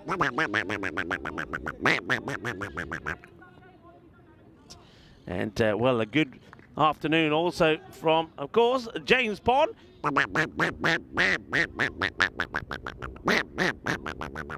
Another one goes. This is the big over. This is the over that could make the difference. After 33 came off the first. And it could be another one. But look, this time he plays it safe. And that's sensible from the captain. We saw it earlier on in the very first over. He committed himself and gave away the boundary. This time it's all about saving the boundary. And he does save the boundary. This is an outstanding over. It really is. All right, Sufyan now gets on strike for the last ball in it. This over's gone dot, dot, wicket, wicket, single. Just the one from it. It's a match-winning over, isn't it? Hit hard. And it will just be a single, so he takes himself back on strike. But that is an incredible over from Shazib Hassan. But I'm going to have to say it. I think he starts with a very, very lucky one. I think that very first ball was probably more a wide than catching the line. We've seen a lot of them called wides, but that one wasn't called. And then after that, he just carried on. 2 dots, 2 wickets, and 2 singles. Only the 2 off the over. Only the 2 and 2 wickets. 146 for 5 at the end of 8. So that means they've got to go 54 and 12. But they've still got this man out there. And he goes big, but got to just make the save. And Ranjot does the right thing here. He does the right thing. He puts his body in the line, and I mean literally. He takes one for his team. He was in for it, looking at taking the catch, and then decides, you know what? Catch doesn't matter. If it's just a single, Sufyan gets off strike, and I block it now. I wonder if you take that. I don't take that run if I'm Sufyan. Well, maybe you do, because the next batter who comes out, this is Ali Saeed. After getting a single, he does put this one away. It is Bilal. I said Bilal Hassan hadn't bowled yet. Well, he's only going to get this one over as Bilal. He's bowling the 9th, and it has to all happen in the 9th. So far, has gone dot, and then single, and then 6. Bilal again. And that one, it's that slower ball. Ranjot keeps his eye focused on this one after making a crucial save of the first ball. It's just a single.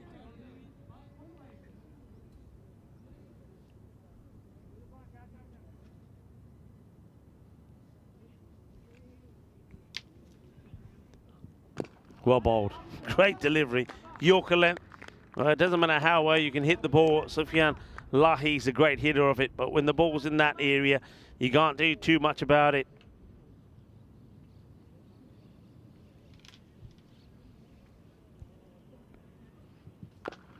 Gets dragged, and Ranjot is trying to get there. Will get there. It's another stop from him. And it looks like a Magic CC Badalona are gonna hold on to the win here. Bilal getting the ball in the right areas, pace off. Got to go 2 boundaries here to just stay in it. That's what they've got to do. Will this be one of them? Yeah, that will be one. That keeps it at the moment. Though improbable, it keeps it possible. And, I thought there was a ball to go, actually. There isn't. So, well, that means 41-6. So it doesn't. I thought there was a ball to go. It's not. Over has been called. And, yeah, it's gone for 13. 1-6, 1-0, 1-4. Just a little bit. Took a bit of time to update. 159. So that also a good over from Bilal. He just had to make sure it didn't go huge. It doesn't. 13 from it. So as long as Ranjot doesn't bowl a no ball that gets whacked for 6, he's all right. Firmly hit along the deck. It's going to get to the boundary. That's 4. But even 4 isn't good enough at this stage. They needed really a no ball 6, and then every ball hit for 6. So Royal Barcelona has been a mammoth effort for them. I think it's going to do the rest of the day well, the way that it performed here. They're going to pick up a point. They needed to get to 140 just to do that. And remember, they struggled to get a point when they went down the other day, needing to get to 110 at least to get a point against Hawks, who got to the 156. You actually thought they could get there and win, and this is why, because this is what they can do when they bat. But they'll get a point, and they've certainly, let's face it, for the first 7 overs, they were ahead. They stayed ahead. It was only that incredible over from Sajib Hassan that sealed the match. Now, interesting one. You got Shahid Nazir scores that century, 120. Short, and that one is going to be clubbed away. And the Ranjot thing, I think he's trying to break the wood here. Kigal Fatih over there. As Ranjot bangs this in, remember that underneath this pitch is there's boards, there's like a shock absorber material. Ranjot literally wants to go banded. Fatih, that's going to go away for a boundary as well. So I think they might be checking the heights on this. I can see that umpire Shane is on the old walkie-talkie. So let's see the side on this as well. And that's what they're waiting for before they give the signal.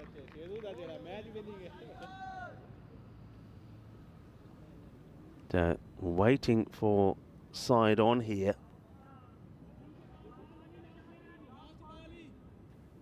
Given a 6. And that one plays away. Will just be a single as the throw comes in. So 176 is the score. And it's going to be a victory. But they were made to sweat, weren't they? They were made to sweat. And the question that I'd ask you, Shahid Nazir, 120 not out of 35, right?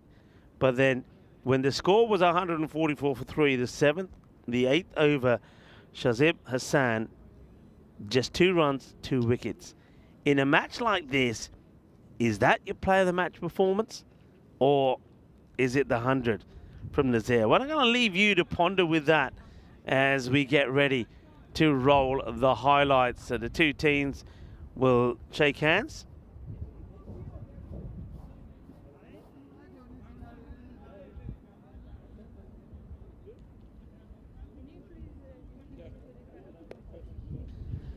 Get rolled up, get ready for the highlight. I think we might have a bit of a technical issue here, actually, because I can't get in touch with Andres. So there might be a bit of a problem here, but what I will do, we're waiting for the highlights to come up.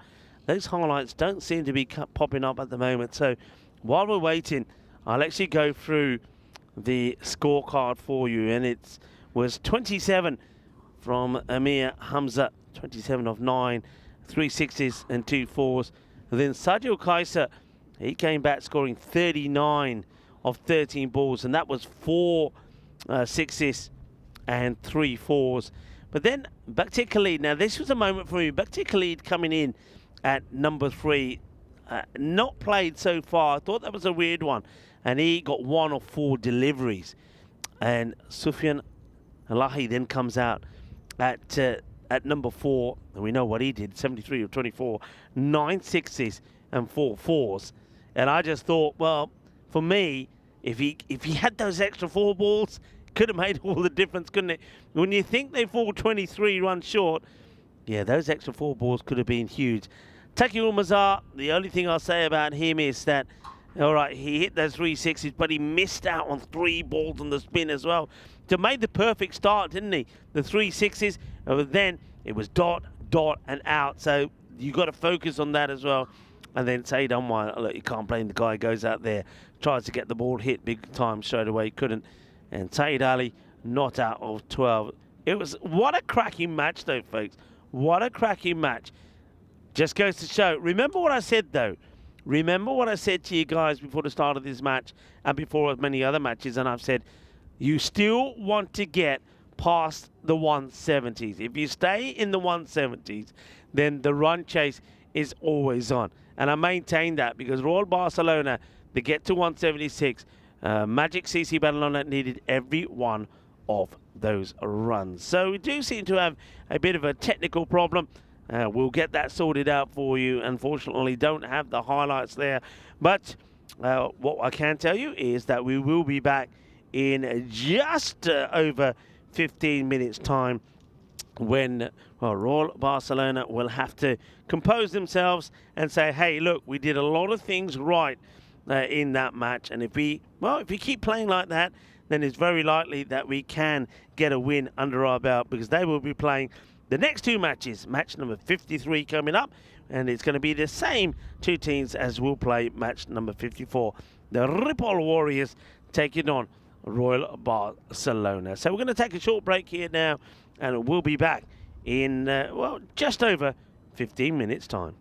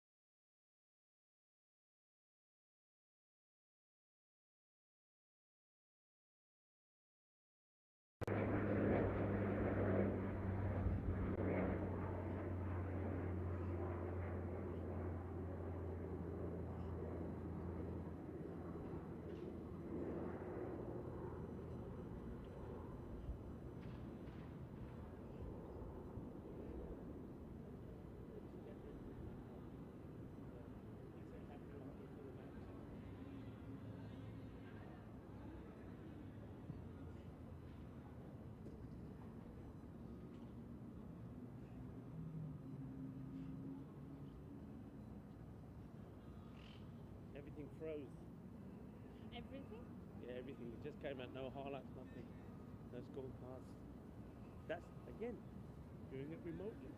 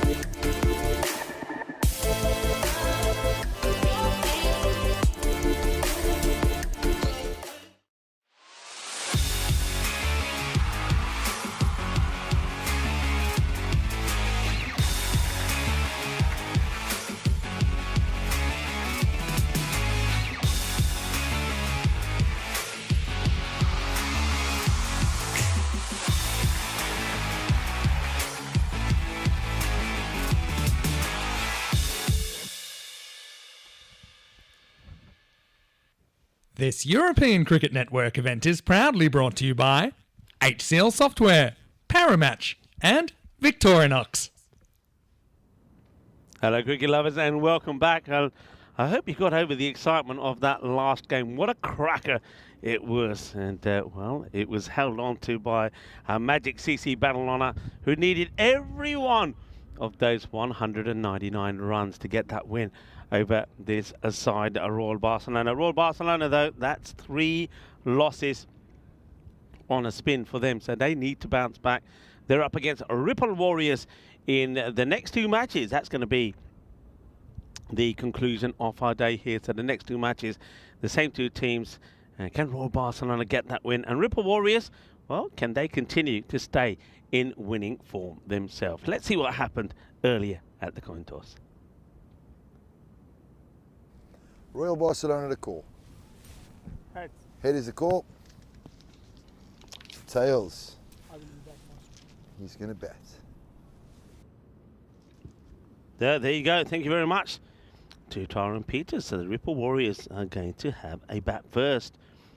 Have a look at what happened with them so far today. We saw them go down chasing. They're chasing that 5-over-a-side match, 113 against Magic Battle Honour. Then Magic Battle Honour batting first, 131, but Ripple Warriors did get there. So a bit of a surprise that the captain there, Raja Waka, doesn't want to go with what's worked for them already in the day. This time around, he wants to have a bat first.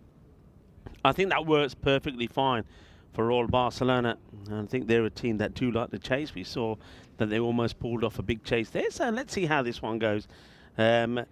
Do I have a feeling that this could go one apiece? Yeah, I do. I think, again, 2 teams, 60% to 40% here in favour of Royal Barcelona. But I think 2 teams that have probably, again, good batters at the top part of the order. You could probably say that they're, in that way, they're very much the same with the likes of Gill, who could get going. Raja Waka himself can also put in a good performance.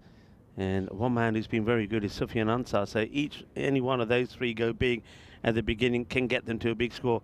And Royal Barcelona, we've seen already, they are very much the same.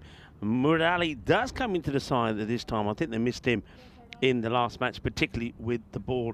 But again, Sufyan Lahi, we know how dangerous he can be. Sajil Kaiser in there as well. And with Murad giving them that extra oomph with the batting, they too are the same. So that's why I think it can go either way. If the top 3 in each of the 2 sides can click, then they could go on to get a big score. So welcome back to everybody. Hello to Tevin. And yeah, Tevin making a good point about the highlights. It was a technical issue with the equipment, but we are back. We're back and we're ready to go. It's the first, and it is Murad Ali. Got a bit of pace about him, Murad, and he put a good knock in as well when we saw him the other day as well. So starts well, Murad Ali. If we go back to that match day 9 when we first saw Royal Barcelona, he took 2 for 22, bowled with a fair bit of pace. Also, he crunched a few balls out of the park as well. And on both matches, actually, he was in the wickets. And gone. That's the difference. That is quick.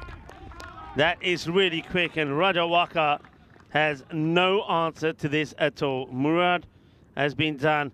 Well, he's having a bad here day already. You don't have to do that to him, do you? But anyway, Murad, that's quick. That's fast. It's outstanding, and that's why look at the movement on it as well. That is a great delivery. That angle does it no justice. We'll go back to from behind the bowler's arm, but he's got to have the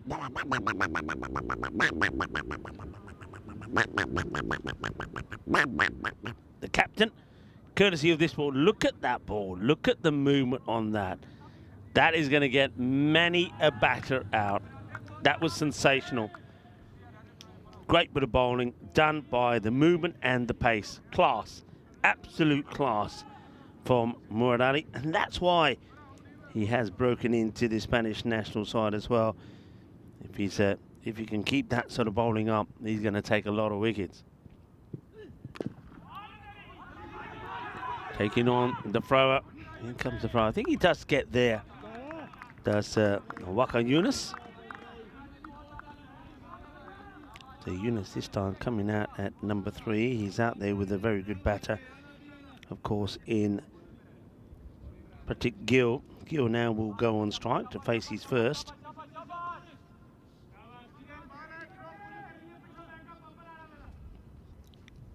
Energy levels are good here from Royal Barcelona. It's catchable and dropped for 4. Oh dear, and he's, I think, kena catch bhi chhod ditta, but ball ne thappad bhi maar ditta. Let's have a look. Does he get a slap in the face here as well from the Grizzly? I think he does, you know. Down it goes. He's holding the side of his face. Let's yeah, he's been given all sorts of, should have taken it like this, but Gill dropped on 0. That's a big moment. And down it goes from the fielder.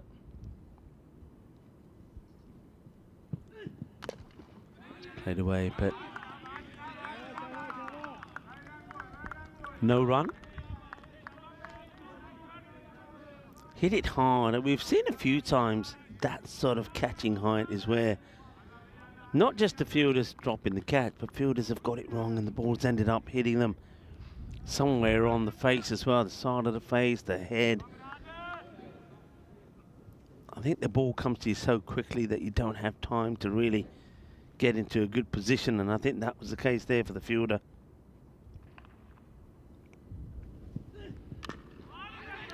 Taking it on this time. Good running.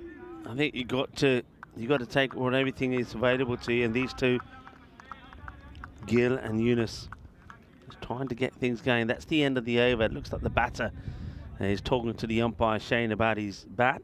Might want it replaced, but 6 coming off that first over. But Raja Waka, he's not having a good day with the bat. He has to go. We've had a look at this, of course. This is our 2024 calendar.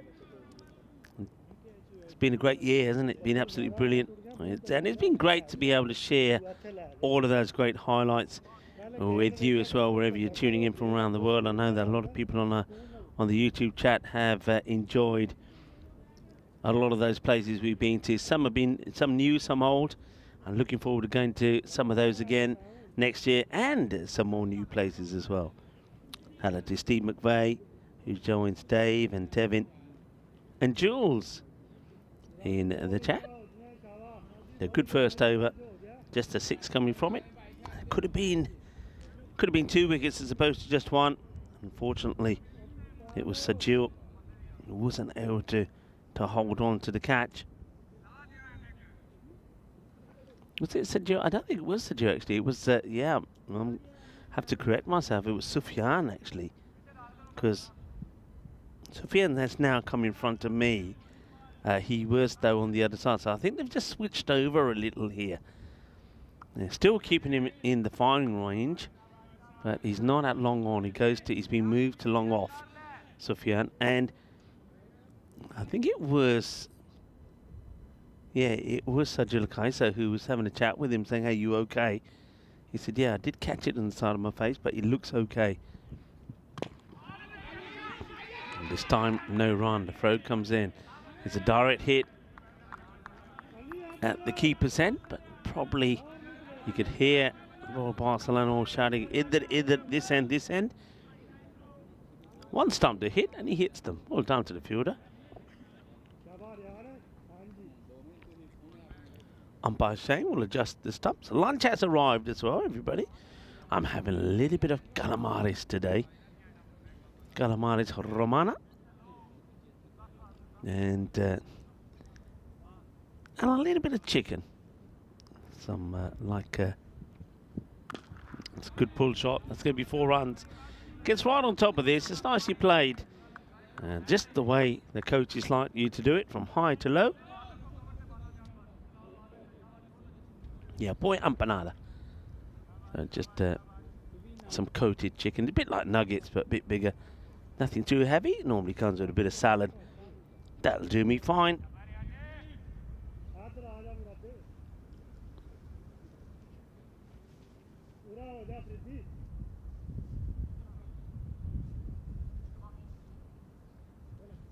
Some adjustments in the field as Gil gets set to go again. That's good full delivery now. Another opportunity, and well, they might have changed the fielders round, but Sajil has made the same mistake as what was done by Sufyan. So that's, they changed over the fielders, and it doesn't go any better. That's the way it goes. Sometimes you think you're being clever and smart, but in fact this one was an easier catch. So Gil gives a chance, a second chance. He was dropped on 0, and now he'll be dropped on 9, and this time it will be Sharjil. Well bowled. Taking on the fielder. Oh, that's hit the edge of the mat and pops up kindly for the fielder. This is Aryan Zaman.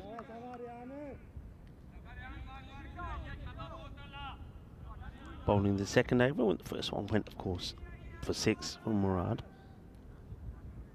Zaman also has bowled well here today. Just having Murad come into the side and knowing you got 2 good overs from him to come as well just makes a big difference. Threads the needle here, gets it through the gap, and it's chased hard. Oh wow, a little bit of kung fu fighting as he gives this a bit of the boundary wall, a kung fu kick to try and stop himself, and he does. I think a little bit of anger there from Sufyan. Lahi's probably still thinking of the catch that he put down. Okay, Yunus, we know that he's a good hitter of the ball. Don't forget he's good knock earlier. Oh, gets beaten here with a clever slow ball. That's a good ball. Just rolls his hands all over this. Cleverly bowled. It's the end of the over. And there was one boundary, or 2 boundaries actually. 1 boundary in the first, 2 boundaries in that over, but still you're keeping it nice and tight. 15 for 1 after 2 overs. That one goes for the 9. Quick look at this now. So Magic, they finished for the day. They're on 7, the same as the Hawks Catalonia, who played a game less but a better net run rate. Raval Sporting, they needed that win yesterday, didn't it? But Royal Barcelona, if you ever need a win, now's the time. And they could certainly put some pressure on Raval if they can get it. That's a short ball, which I don't think this is over the head. He ducks under this one. That's a weird choice from Patrick Gill. You can see that when he gets back up, you'll see that was about, yeah, it's about below chest, actually. Just didn't fancy it from Murad Ali.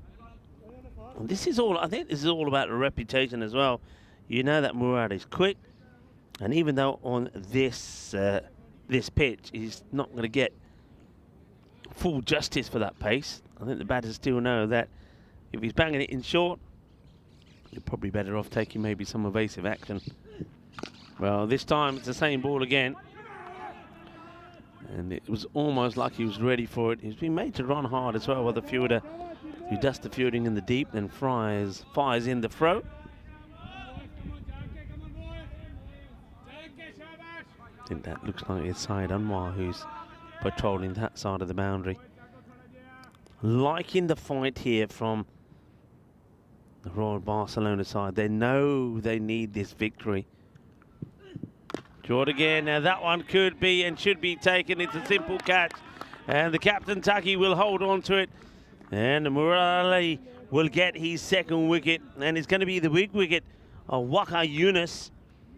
Waqar Younis, he's an exceptional player. And they'll be happy to see the back of him. He did score 50 in the win against the Magic CC Barcelona. 54 not out, but he goes cheaply here, just for 5 or 4 deliveries. Once again, it's just the extra pace, I think. The extra pace and maybe even the fair that Murad Ali causes the batters. You saw that already from Gill when he ducked under one, which I think on this pitch you always want to be backing yourself to play. The shot doesn't really come up. So left-hander comes out now to join Gill. And it's going to be Khan.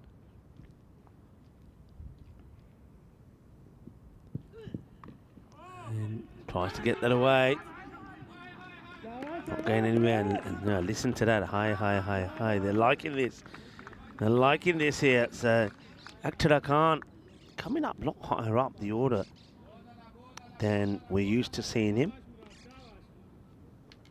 So a bit of a change from the Ripple Warriors. Sufyan Ansar would normally be coming in here now. We're not seeing him at all at the moment. So maybe they're giving Akhtar Khan a go. He's a left-hander as well. Oh, well, a big no ball. They're running hard here. In comes the throw. Direct hit. Now, what's the umpire thinking here? Oh, well, it's a shambolic slower delivery that comes out all wrong from, look, comes out completely wrong. Then they run here. Look, they take their time to run. The ball deflects kindly to the fielder who fires in the throw.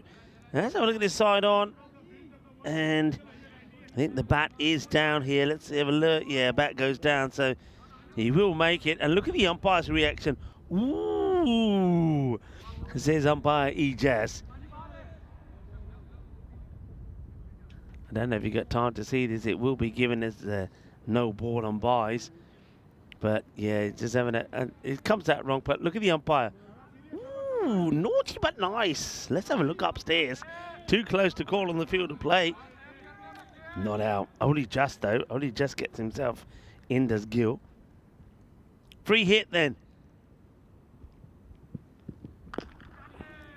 Hits it pretty well and gets away from the field. The field, I think, deliberately moved a lot wider on that part of the ground. I think if he's in the more orthodox position, he gets a play on that, does the fielder. So you see how wide he is. He's coming across once again.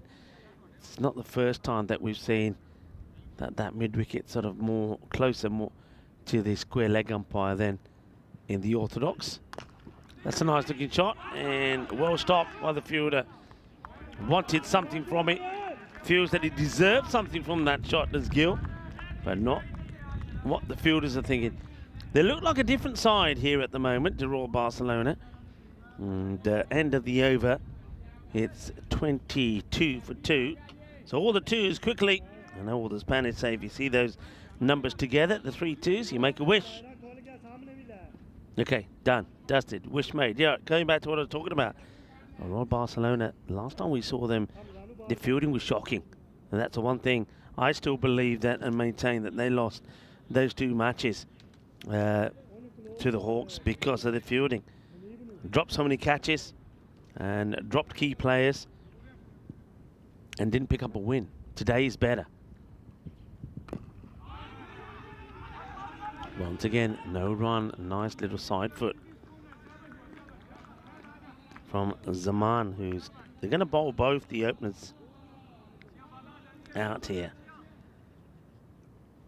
Looking to get another breakthrough. That's what this is all about. Murad went for 6 and 7, picking up 2 wickets, a wicket in each. Zaman went wicketless, but still bowled very tidily. Just the 9 came off his first. And that's a wild swing from Akhtar Khan. I think he's been pushed up the order. Hasn't had too much batting behind him. Still don't think it's a good decision to leave Sufyan Ansar sitting on the bench. He's got to be out there. He's a talented player. Maybe they're just protecting him, thinking they might need him a bit later. This could be, I mean, tactically, gone. Beautifully bowled. It's a horrible shot. I was just about to say tactically, maybe it's just all about getting a batter out there who can see off this attack of Murad Ali and Aryan Zaman, and then maybe Sufyan coming out. Well, that's not worked well because he just never looked happy out there. It's going to be a 5-ball duck for Iqtidar Khan. Well, can he? No, he can't. As Khan disappears, the Stubbs go for a walk. It's clever bit of bowling for Zaman, it really is. The bowlers, this opening pair, have been absolutely fantastic. It's another. He's going to join his captain in the pond. Here's Iqtidar. The thing is, though, it's chewed up 5 deliveries. That's the problem with that one. And still no sign of Ansar, as it's Asim Maqbool. Next out, and he could be gone straight away. One hand on it, and not taken. Now, Murad Ali is now holding that hand. And let's hope he's not done any damage here. It's the last person you want to see injured. He doesn't look comfortable here at all. It's still an opportunity. Zaman won't be very sympathetic to his opening partner. He'll be saying, you should have taken a yard catch. Doesn't. Maqbool gets lucky. Not only does he get dropped, he gets 4. Murad Ali puts the catch down. He's still not right, I think. Yeah, I mean, Taki Umazar now gets the attention of the umpire. Murad Ali seems to be in a lot of discomfort here. And I think, yeah, might want the old, either the free spray coming out there, or, I mean, he's going to, if he has to come off, he's got to come off and get the ice on that. Here we see it again here. Comes across, and I just wonder if that's caught the sort of side of the thumb, and he doesn't look happy. And you don't want him injured. I mean, he's going to feature for you big time in this series. And also, well, there'll be concerns probably from Corey as well, because Murad Ali, I'm sure, is going to feature, was going to meant to feature in the ECIs as well. So it's a few concerns now as Murad, as he looks like he's going to go off. So the 12th will come onto the field of play for him while he gets some attention. Let's hope it's nothing too serious. Asking the question, the umpire shakes his head to sort of say, hey, you got to be kidding me, no way.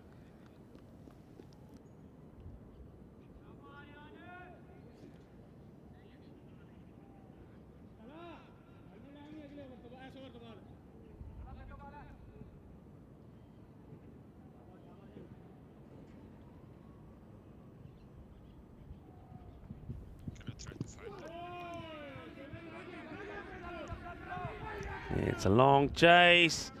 It's going to go all the way to the boundary, so 4 runs. Got to get something started here at the moment, haven't they? It's not going to plan this at all.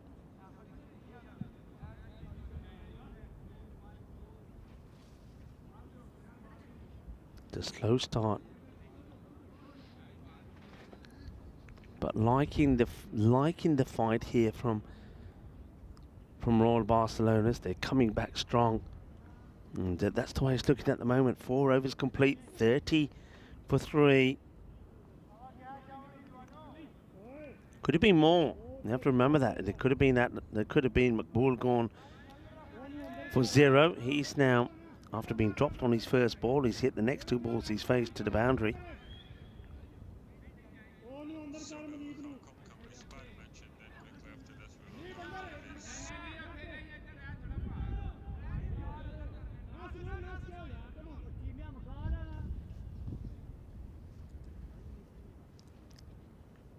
Time for a bit of spin.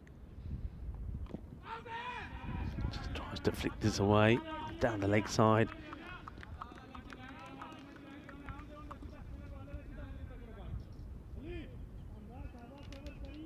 Shaba. So this is Bakhtir Khalid. Short. And I think that's going to be a minimo, you know. Is it? Yep. Yeah, wide signal. He's firing it down the leg side. I mean, I think the whole purpose of Bakti Khalid coming onto bowl here is to take some of the pace off the ball, yet he's firing it in. And I think that's the first thing that Mohammed Zahid says to him, says, hey, easy, get some flight on it. We need you to be bowling, we want you to be bowling the slow stuff.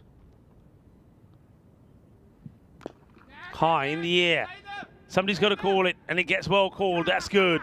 I had visions there perhaps of Tucky colliding into the fielder. It's not the case. The catch has been taken. Another one bites the dust, and Bakti Khalid does get the breakthrough. It's just all about taking the pace off. It's clever introduction, really, to the spin after they've had so many issues with the opening bowlers. It's just about taking some of the pace off, and Patik Gill probably sees that he's got to get going here, goes after it. Not going to get it. He'll go for 19, and a nice, simple catch.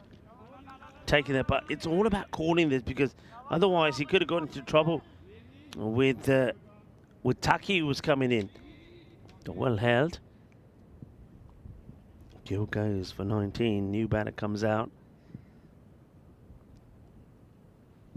He goes for that short delivery again. He gets lucky because it goes to the fielder.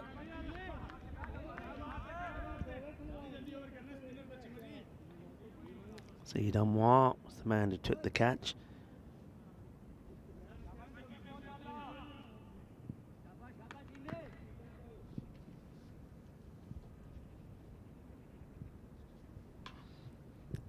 Quicker and flat batted for 6. He's bowling a little bit too fast. I think he has to go back to slowing it down. He's somebody's got to remind. I think the wicketkeeper will remind him again. Hey, you're the slow bowler, not the quick bowler. Slow it down. As Sufyan Ansar comes out and whacks that one away. So he finally comes out, Ansar. I'm not sure why they were holding him back. Big appeal. Khalid likes it. He's up and about. Umpire Shane says not out. Let's have a look. And looks like he's going down. And I mean, it's a good shot. I mean, he's come at an angle. I think Umpire Shane decided that the angle was going to take that ball past the leg stick. Now he wants another one. And this time he's also not going to get. I like the appeals, by the way, from Bakti Khalid. Now this one probably also perhaps going down the leg, though he does go a lot straighter this time.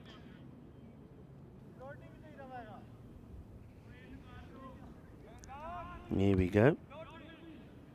So gets a little bit straighter.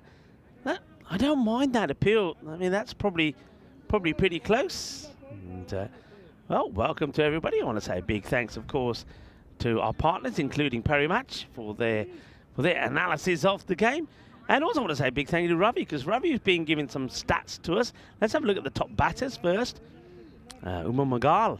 Oh, we go with wicket takers first. All right, we will go to batters. Umar Magal, 700, Mohammad Ishan, 714. Amir Ali is up there as well with 414, but we won't see them again. They didn't finish in the top 4. Hashim Mir Ali right up there as well. And then, of course, Umar Magal is the leading wicket taker. We'll keep with that one for a moment. Umar Magal, Palwinder Singh, he bowled very well. Mohin Safdar with 14. Mohammad Asif, Pakakir, and also Asad Rabbani. Rabbani, of course, with a lot of his slower deliveries. So that's your top 5 wicket takers. And batters, of course, Ishan. Ishan is well ahead with that 700 runs to his name. Ooh, there's still funny things happening here in our system. I wonder if we can have the top. Let's try the top batters again. So I know Ishan was right up there, and at one point we saw. I know that with these, we seem to have something going astray with all the graphics. So I think we'll just take a. But when we got them ready, we'll go back to them. Well, at least we had a chance to look at the bowlers. And also have a chance to, there we go. Ishan, 714. Umar Ali, won't see him again, as I said. 300 difference between top and second. Hashim Mirali also on 414. And didn't he bat well the other day for Catalunya Colase? Zulkarnain Haider continues to show brilliant form with the bat for Badalona Shaheen, 377. And then also from the same side, Asjad Butt, 341. Asjad, of course, started things off with a century in the very first innings. Not really sure why we're having this delay at the moment. It's the delay to do with something. Not 100% sure. It seems to be some discussion happening out there. But it gives us an opportunity to perhaps go to the European Cricket League. Perhaps we can have that up there for a moment. We can have a quick look at it, and we'll go back to it when we get another opportunity. We've been looking at some of the groups coming up on the what's called the Champions League of Cricket. In fact, I think we can put that on hold for a moment, Andres, because I think we are ready to go. I'm not sure what that delay was about, but we are ready. Maqbool is still out there with Sufyan Ansar, who comes in far too late for me. That gets played away and gets bowled in from the fielder out there on the boundary.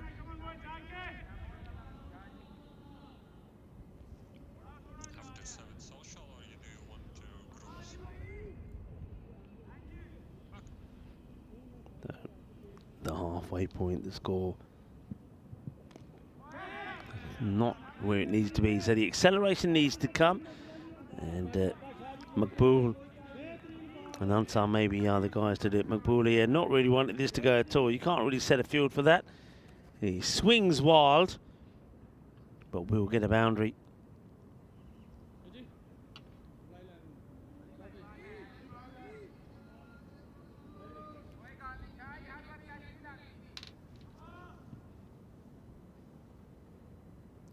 Ali Saeed is the bowler.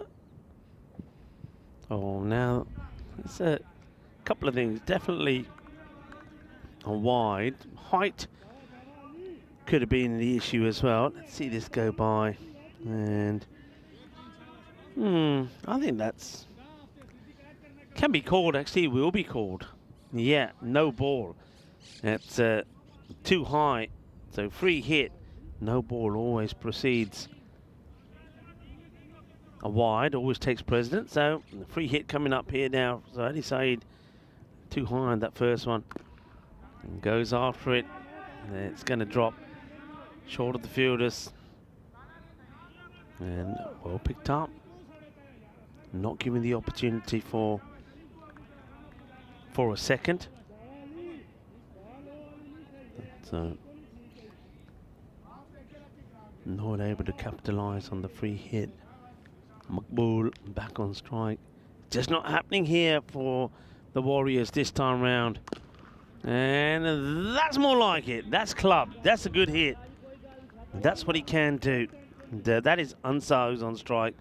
I can tell you that because I said yesterday that that's not Maqbool. That's what we're seeing. That's Ansar. And I know it's Ansar because he looks like the bear of Romania. He reminds me of Moise. Similar build.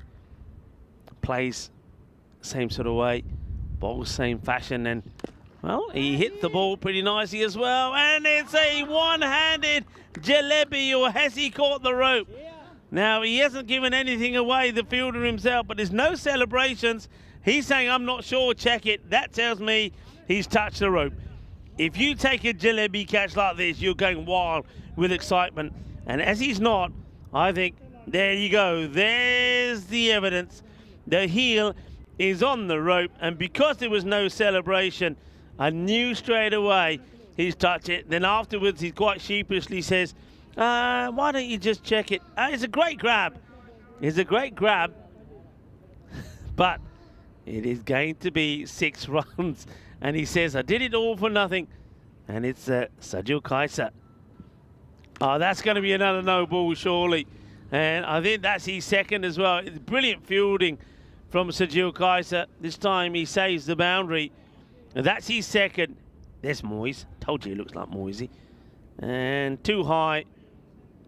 They'll get a couple, the free hit and also the one. So free hit now coming up. And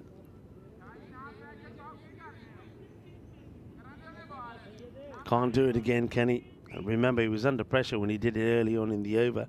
Over's gone 21, so this is the start that Ripple Warriors wanted for the second part of their innings.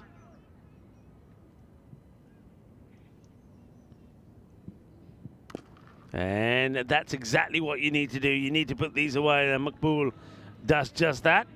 So crunches it away. It is the end of the over. And Shaba, 27, I think, come off that one. That's correct, 27 off the over. And they started, Ripple Warriors, we waited a long time for it, but finally, and it's Ali Saeed with all the issues that he had with getting the legal delivery in. There was 2 no balls in that. And that's the problem. That's the extra balls, that's the extra runs. So 27 off it. And they're finally on their way. But that's just one over. Can they maintain it? Got 2 batters that can do. Sufyan Ansar waits patiently as Bakhtir Khalid. Now Bakhtir, he's got to be careful it doesn't go too short. Let's see if he does take the pace off a little bit more of this ball. No, he goes with pace on straight away. It's in the air and it's going to go for 6. 6 runs. And well, Bakhtir saying, it weren't that easy actually. I think the field has done pretty well here. Let's look at this again. This is Saeed Anwar. He's trying to keep the ball in play. 6 runs, so the fight back continues now from Ripple Warriors. Scuffs it. Just be a single. It's very similar to what they did yesterday, actually, in one of those wins against the Raval, because they looked nowhere. The first 5 overs, there was hardly anything. Then they went wild in the second, and that was a match where they scored about 101 runs in the last 5 overs. So after just scoring 41 in the first, they went big in the last 5. So we know they can do it. Firmly hit, fielder does well, good bit of fielding, and I think the fielder's almost celebrating a catch. It bounced. Maybe he doesn't see it because he's staring right at the sun.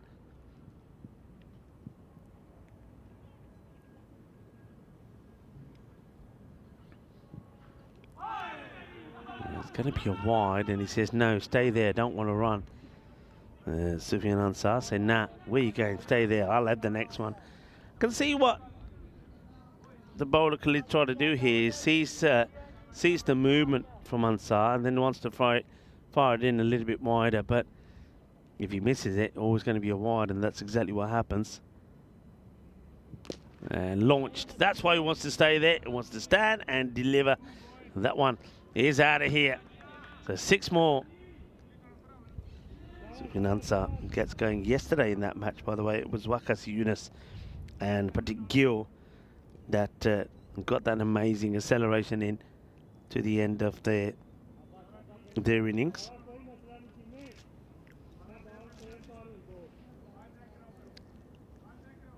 Complete difference, isn't it? The first 4 overs where Murad Ali and Aryan Zaman was so good.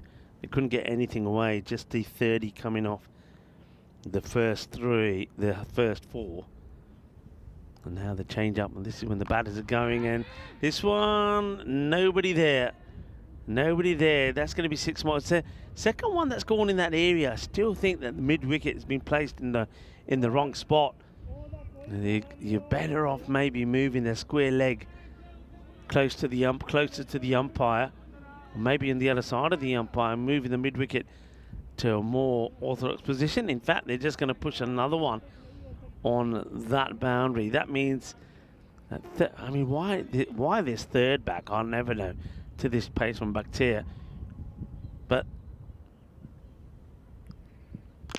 in the air, and that's going to be 6 more. Says Kadir Azmas. Ansar doing what we know he does best. I mean, why he's coming low down in the order, I don't quite understand why he's coming here at number 6, but at least at the moment he is scoring runs, scoring quickly. Maybe that was, like I said, so what I was in the process of saying when Akhtar got out, maybe it's all about leaving him for some of the also bowl type of bowling. And good to have you with us here, Rico Full, going solo again here today. My last day for a couple of days, but enjoying your company and enjoying all of your comments. Keep them coming. And I know that a lot of people have been tuning in and well, sending me lots of nice messages about the cricket here in Barcelona. And I appreciate all your comments. And I use this as my platform to thank you all very much for them and your support for the European Cricket Network. Taki comes back onto bowl. This gets dragged to one of the 4 fielders now on that leg side boundary. Long on, mid-wicket, square leg and behind square. And they haven't put the third. The third now comes up as long off is also back. So 4 on the leg side. That one's been tamely hit. It'll be a single. So Ansar gets another one to his name. He moves to 46 now.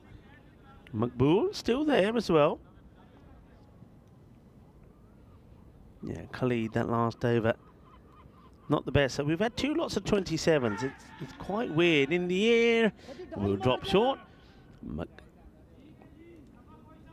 Makbul. Remember, he could have been gone. Could have been gone on 4, but he was dropped by Murad, wasn't it? And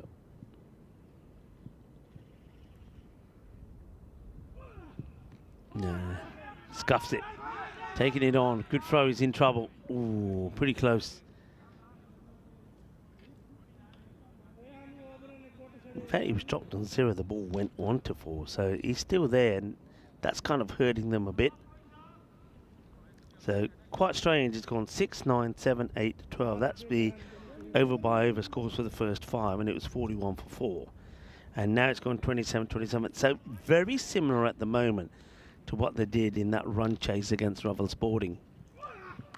And that pattern continues. Yeah, as I said, against Raval Sporting, chasing 141. They literally only had about the 41 of the first 5 overs. And that's what they did here. And then the acceleration came big time. And well, they're on the way to that 140 score, so they're doing exactly the same thing here. Taki slower, but this is being well picked. It's another one that's going to be out of the park. 6 more as Makbul making them pay at the moment for the dropped opportunity. Taki's over comes to an end. It's not the worst. It's not the 27 that the last 2 went for, but still there's 16 from it. And the recovery keeps on coming. 112 for 4.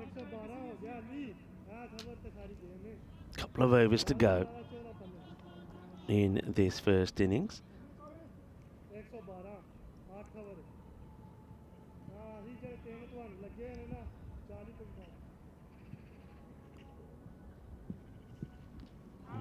Doyle doesn't go anywhere. And Julian Dawson said to me, hope the graduation is a wonderful occasion. I'm sure it will be. And hello to Barbary, saying hi Rico, hello to everyone. Yeah, so listen, I know Corey comes in tomorrow. He's arriving, I think, at some point today. Now, it is Peacock Friday. So make sure he's in his Peacock Friday number.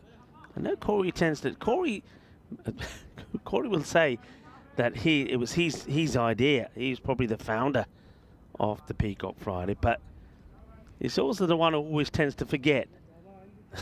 I know that I had that with him in Malta when we did a little bit together. So let's see if he remembers. That's another teaser. It's going to go into the tent. The bounce is in, and there's another one. Well, there's Simon, there's Nilkesh, Mihal is in there as well. Incoming, boys.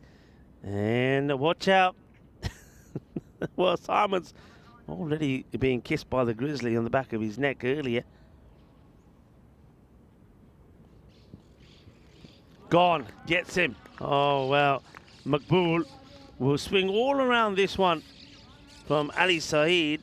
So Ali Saeed, after going for 27, we've seen a lot of this, haven't we, from teams. Bowlers who have gone big time, get given another chance, and Ali Saeed is one of them.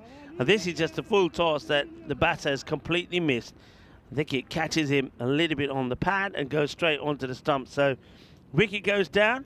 Maqbool, though, remember, he was dropped on 0, so he rode his luck and does get to a healthy 40 or 14. And he certainly is part of the recovery. But he is going to have to go here, bowled there by Saeed. Next bat comes in. And, well, we've got 2 Ansars here. That one's going to be just up in the air. So Sufyan Ansar has been joined by Akil Ansar.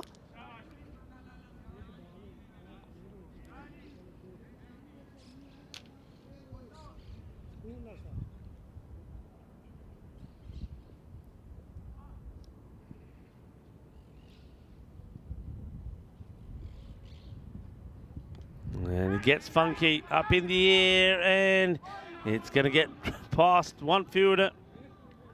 Another one gets a foot on it, and the throw comes in. And surprisingly, they're only going to take the one, and I can see why. It's probably because Sufyan probably wants to stay on strike. So it gets funky. Fielder coming in, couldn't quite get there for the catch. I suppose if he threw himself at this, it's one again, not a lot of fielders like to do that, but you take off and dive forward at the ball. He could have at least had a play on it. And over comes to an end. Sufyan will walk back to the striker's end. The 9th over comes to an end as well. And Ali Saeed, after going with 27 of his first, only goes for the 9 of this one. And does pick up a wicket as well. He breaks that partnership between Sufyan Ansar and Maqbool. It's 121 for 5.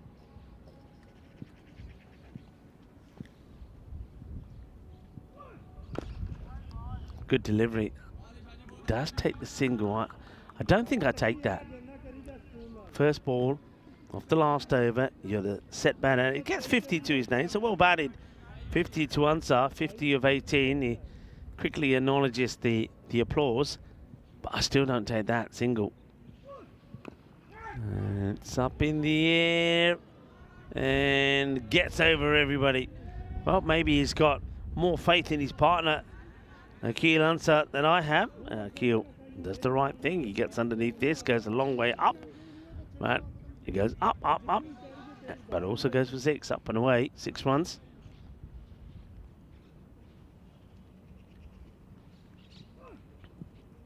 It's a good comeback from the bowler, from Taki. Coming around, does like to bowl around the wicket, doesn't he? That's his plan always. He likes to imitate a left-hander's bowling action and angle. More the angle than the action, I suppose. Yeah, it's high in the air and over the fielder. It's another boundary. Well done to Akil Ansar. A few people saying Ripple Warriors, maybe Ansar is the answer. Like that.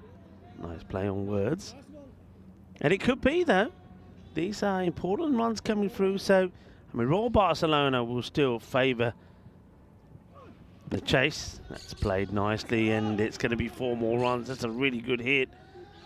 Gets it beautifully timed and placed in the gap. Uses his feet well and launches into it. 4 more runs. So a couple of balls, 1 ball to go. We should be, again, it's going to be around just about that par score, isn't it? Now, that's too high. It's called by the umpire, so no ball called. Throw the ball in quickly, they say.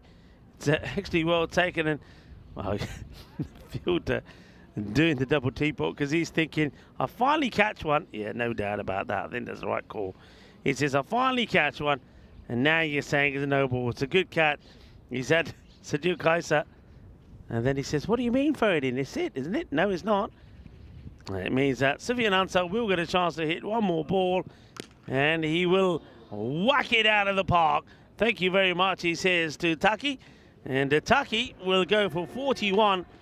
And just like that, with the no ball and the extra ball in there, it will be 146 for 5. So Ripple Warriors, they've done it again, you know. 41 off the first, and they score 105 off the second 5 overs. They make a habit of doing that. What a good finish. But it just goes to show once again with Royal Barcelona. All right, this time round, they had Murad Ali in the attack, and that's what he can do. He is key. Now, they didn't have him last time. They only had Zaman, who bowled beautifully well as well. But other than that, they're struggling on the bowling department. We saw that in the last match. That's why they were chasing 200 against Magic CC Barcelona. So they've got to find a way to sort that out. And so that one's nice to hit down the ground for the catch, getting put down. And I think Shafat Ali Saeed, when he comes into their side, I think I said that wrong, didn't it? It's Shafat Saeed Ali, I think. When he comes into the side, can certainly make a difference on the bowling department. He's a very good all-rounder. But that one went horribly wrong.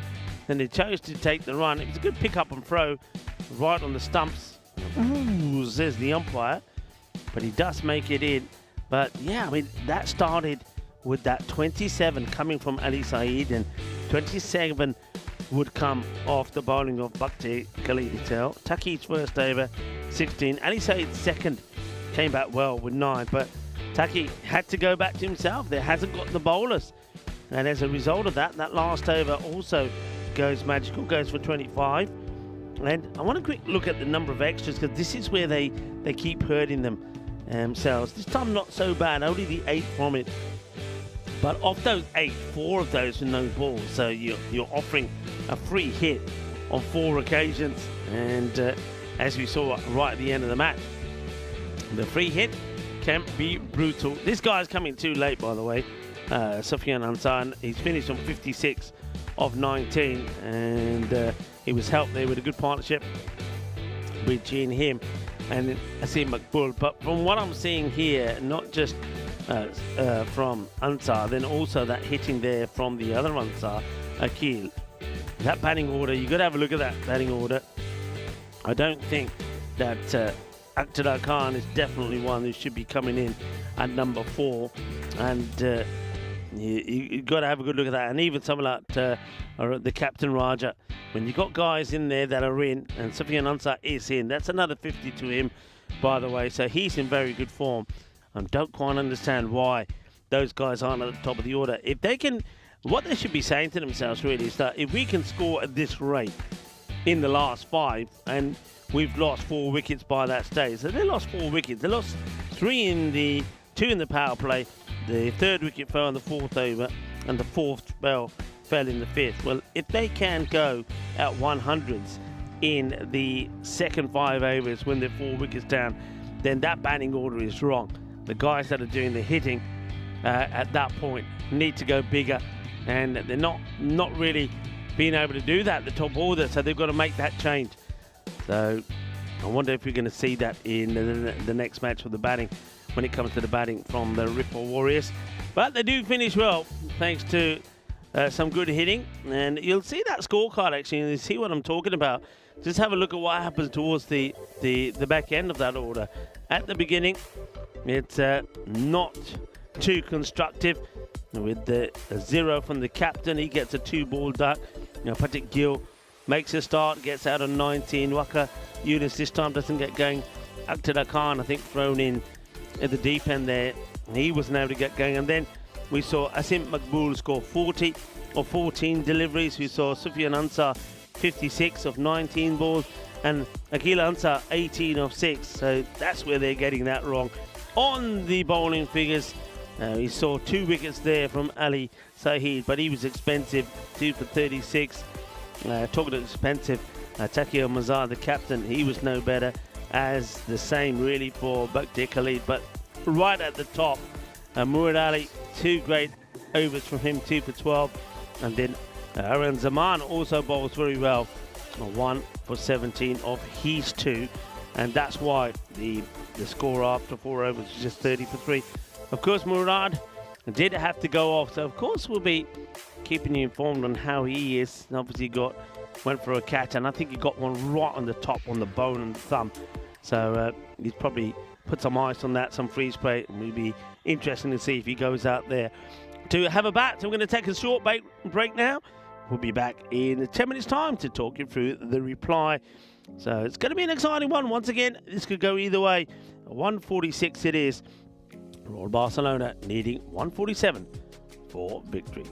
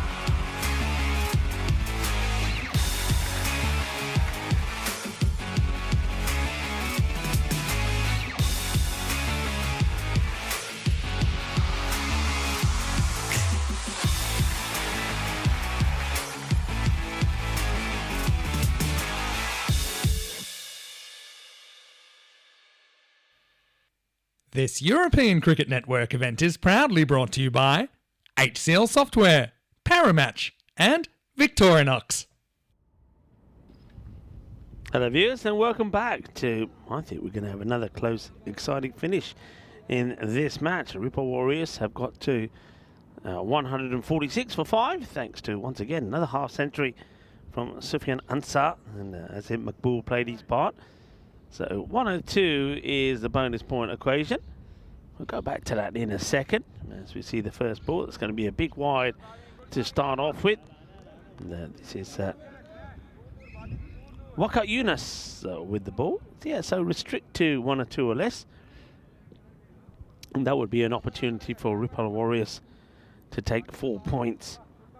Royal Barcelona, though, they are still searching for their first win. And could this be the one, if they bat the way they did, chasing that 200 for a victory in the last match, then you should see them get there. A bit of foot fielding from Akhtar. He does well. He has to come across from long off into that long on position. That's a lot of ground to cover. Gets there and he makes a stop. So well done, well chased. And that'd be just a couple. Amir Hamza has got Munibur Rahman out there in the middle with him.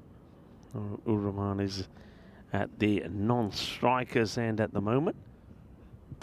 That's beautifully hit straight down the ground. That is 6 runs. Smashed away. In fact, just bounces first. Yeah, bounces first actually. 4 runs. Getting carried away there. 4 carreras. 6 runs, I suppose, is off the bat of Amir Hamza. Welcome back to everybody in the chat. Everybody's chirping away nicely today. And always plenty of banter as that is hit up and over. And then I think also just bounces just before the rope. So 4 más. Nice start from the left-hander. Amir.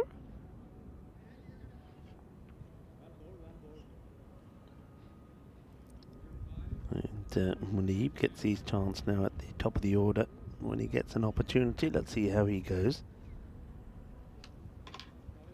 So a few little changes, subtle changes. He's still got, of course, plenty of good batters out there. They played out and, well, that's still going to go to 4. It's very slow to get down, is the fielder. And Faizan Amjad, he's not able to stop it. And I think that is, yeah, it's the captain trying to make the stop. Raja Waka gets a hand on it, but not able to stop it going to the boundary. So it's another boundary. So Waka, Yunus has just gone for 15 off the first 4 deliveries.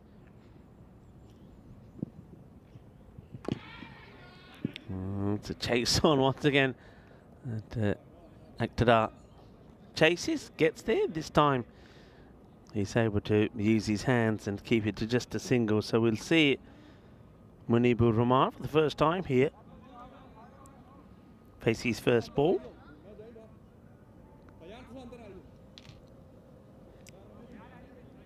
Still the likes of course, Sergio Kaiser to come and bat, and Sufyan Lahi, Taki himself. They've got batters in there, we know that, and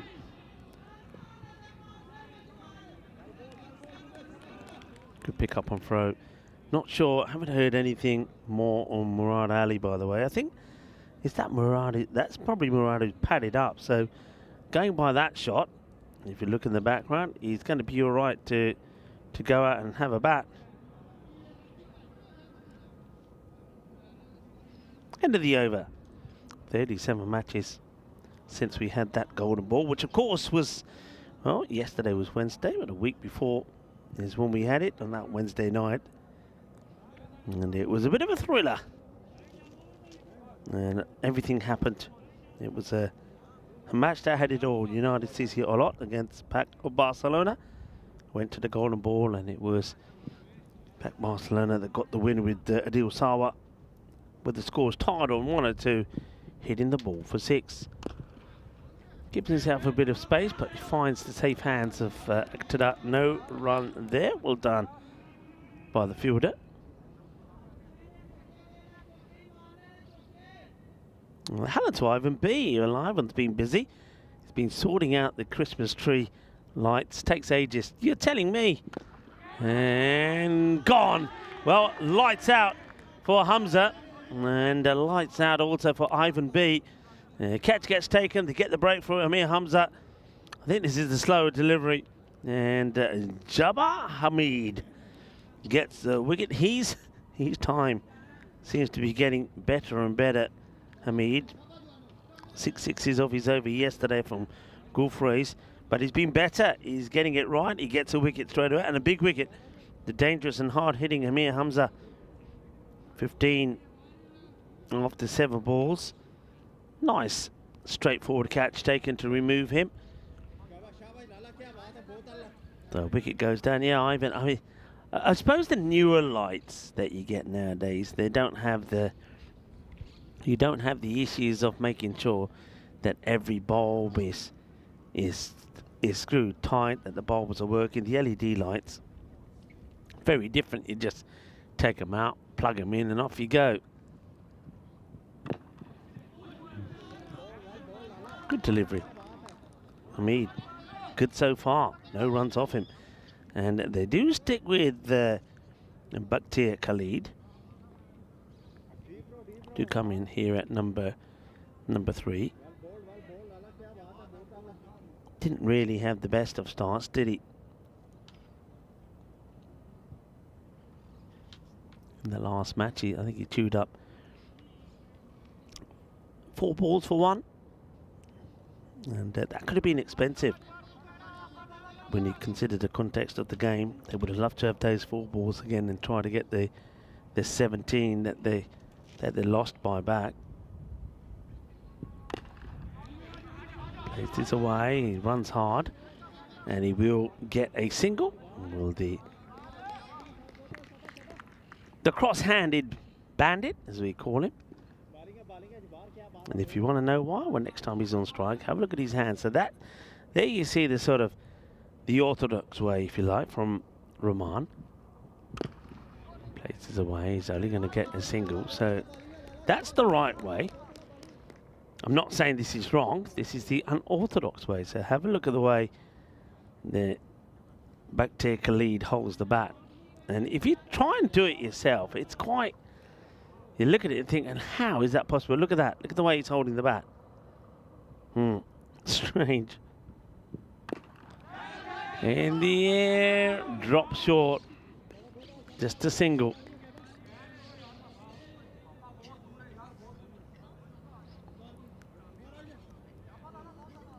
Hamid, what a good over that is. 1 for 3, 19 for 1 at the end of the second over. So the first over going for 16, and then that one only going for just the 3 runs, and picks up that wicket as well. That's your standings. Royal Barcelona got to start winning matches, haven't they? Got to start winning matches, and they don't want to lose ground to any more of those teams above them. Remember, as per Group A, the top 4 do go through. Hello to the Trippy clan. Nice to have you with us. Anybody else sorting out any of their Christmassy stuff? Gone. Full and straight.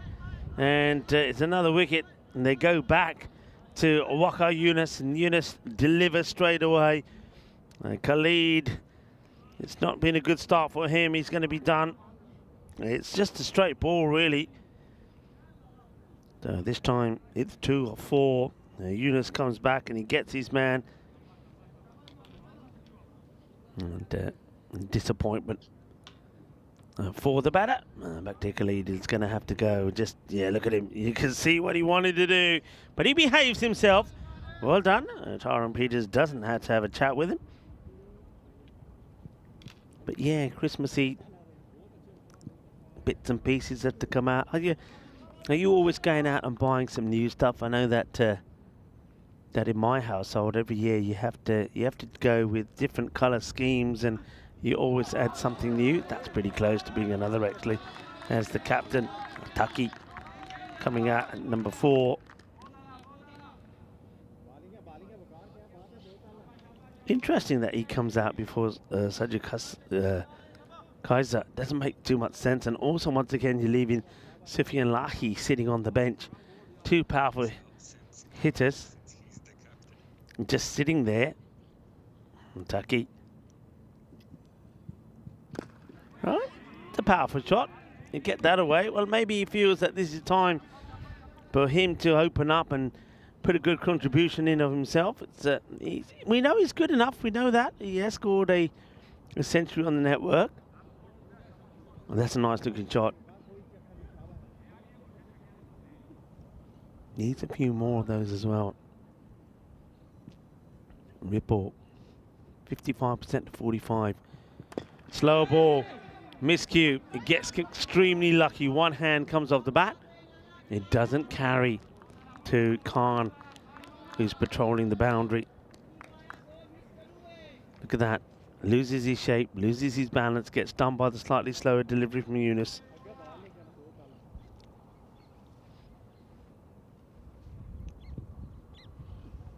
And gone over the fielder. It's going to be 6 runs, powerful strike. As Rahman gets his first one away. It just was in the slot, wasn't it? And he's able to get the power in the shot. Yeah, always get something new to put on the tree. But yeah, I think it's one of those, isn't it? I think the excitement of getting all the bits and pieces out, you don't mind, do you? I mean, you got to remember where you put them. In the air and call it. Oh dear, call it. Yunus, what are you doing, man? What are you doing? That's what the fielders are there to do.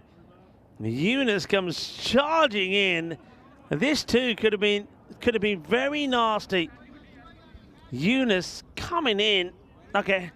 Oh, he's running around like a headless chicken. And he takes that out of the hands of Jawad Farid. That's a big moment because Rahman, who just hit a 6, could have been removed straight away. Instead, gets dropped on 7. And you got to say that's Yunus's fault there. 3 overs complete, 31 for 2. I mean, I suppose they're better than where their opponents were. Their opponents were 22 for 2. But their opponents also then went on and scored 105 runs in the last 5 overs. Having said that, with the likes of Sufyan Lahi and Sergio Kaiser not out there at the moment, I suppose there's every possibility that Royal Barcelona could do the same.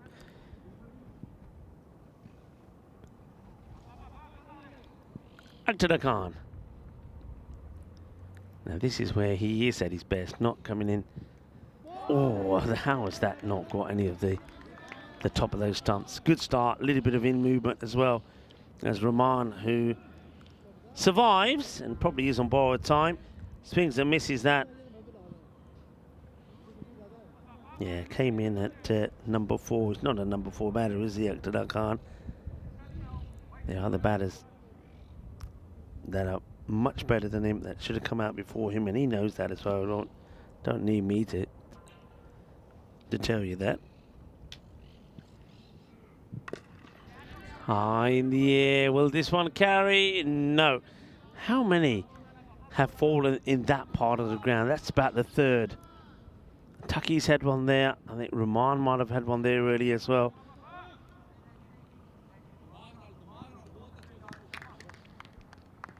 Good start there from the man who's got his collars up. Smashed. Oh, that's a good hit. That one's out of here, surely. I don't think that one stays in the complex. That's gone. The other side. Walloped. Taki goes big. As, well, it's the afternoon clan is coming together. Tim Harner is in there. We see Tim Redmond also joining in. Joining in the fun. The Trippy clan was there as well. Julian Dawson. Welcome to you all. Welcome to the Fiesta here in Barcelona. Flatter and too much for Sufyan Ansar to do there. That's going to be another boundary. Now this is better now, making their start a little bit earlier than their opponents did. Koigalni, don't worry, we'll get there. So yeah, hello to everyone. Hello also to Ghulam Mustafa also joining in. We are having a fun afternoon. So Christmas decks talk. I know Ivan B was getting his lights out and checking they're all working. And well, this one is going to be well stopped, actually, right there on the boundary. Does well, the fielder. Doesn't get sucked into getting himself into a position where he's not able to stop it. Yeah, the excitement of finding the decks, getting them out, say, oh yeah, remember this, I'll remember. Yeah, that's great. It's not so great when you put the plug in and nothing happens and it goes a bit, but putting them all away, oh, you know. And that is going to run away from the fielder. Can he get there? Just about does. Won't go to the boundary. That's Gill chasing it hard. The end of the over, and not the way that Khan would have wanted. And he'll go for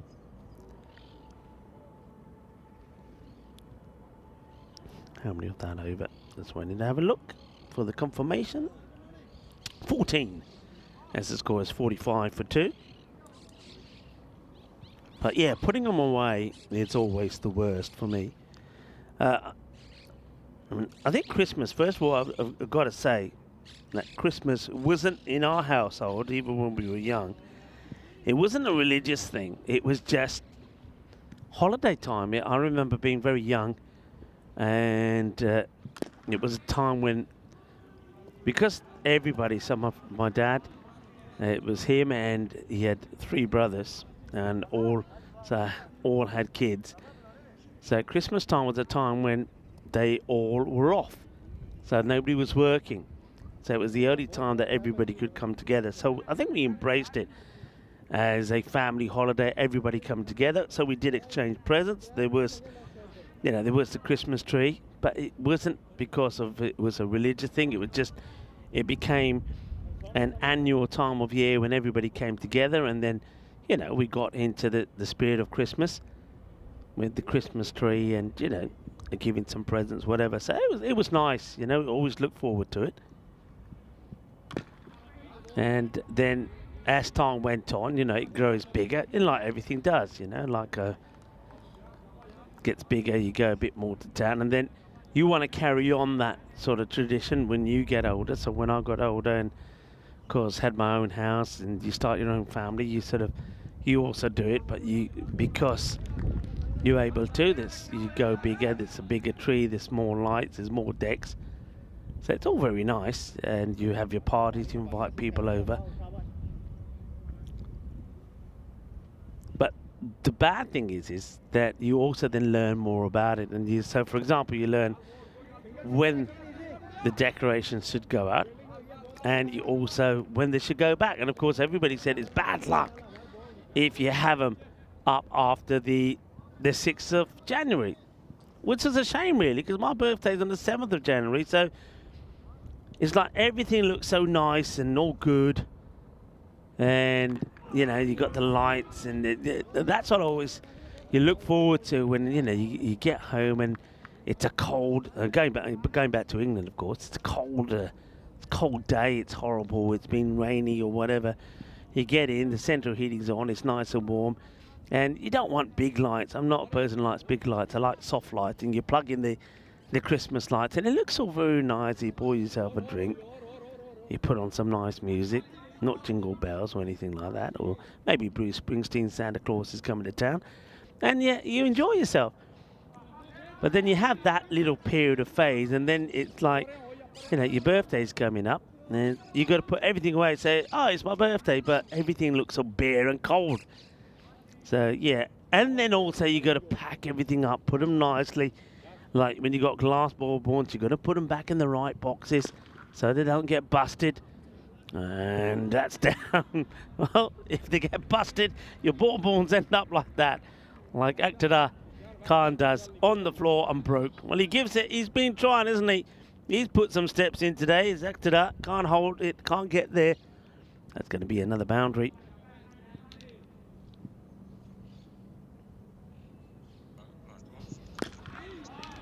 It's up in the air and dispatched. So the fight back continues in fashion. 14 came off the last one of Khan. And this one, well, with that going all the way, that's going to be 17 of that over. That's a good hit. And Taki is going well, as I say hello to our audience around the globe, wherever you're tuning in from, whether you're watching via fan code, hello if you are, namaste. And if you're tuning in from YouTube, wherever you are, which part of Europe, great to have you here with us, talking a little bit about Christmas decorations as well as watching the cricket. And I know that here in Barcelona, I'm told that tonight the lights go on in Barcelona. So I might even have a little wander in some of the central part of Barcelona and see those Christmas lights come on. I know that when I was out and about on the open top bus, I did see a lot of the lights are ready to be turned on. So I think they're going to look pretty spectacular. So yeah, maybe that's how I'll spend my evening. But thank you for joining us wherever you're tuning in from, and it's always good to hear from you on the chat. And like we always say in the chat, if you are new, welcome. Don't forget to hit the like button and subscribe as well. Tell your friends, tell your family, and join our family, the European Cricket Network family, bringing you the action at the moment from a very sunny Barcelona. Gil with a bit of spin. And no run there. Gil does the fielding of his own. 62 for 2. Rahman, not where he wanted this at all, but will get a single. Gets the strike and hands it over to Taki. Taki's made impact. Last 2 overs. For 14 and 17, so it's been better. They need to go at 18s though from here on in, so they still have yet to hit that mark. Very well bowled. You know where he's going to be, Gil, and it comes in between the stumps and the keeper, bowling round the wicket, goes right across here. It's trying to get it in the gap and will. And a little bit of dancing. A little bit of rope dancing. I won't call it line dancing. Rope dancing from the fielders. That's well struck.